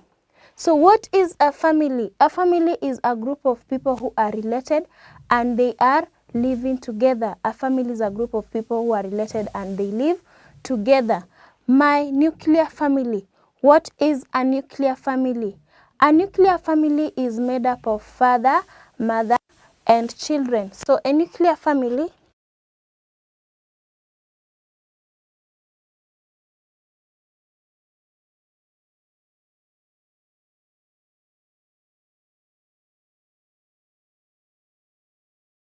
is made up of father.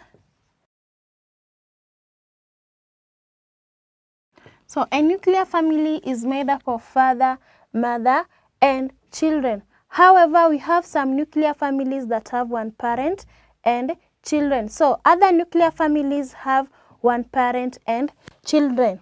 Some nuclear families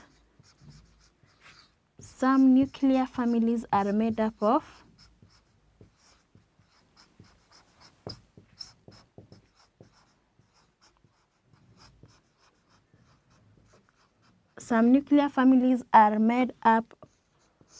of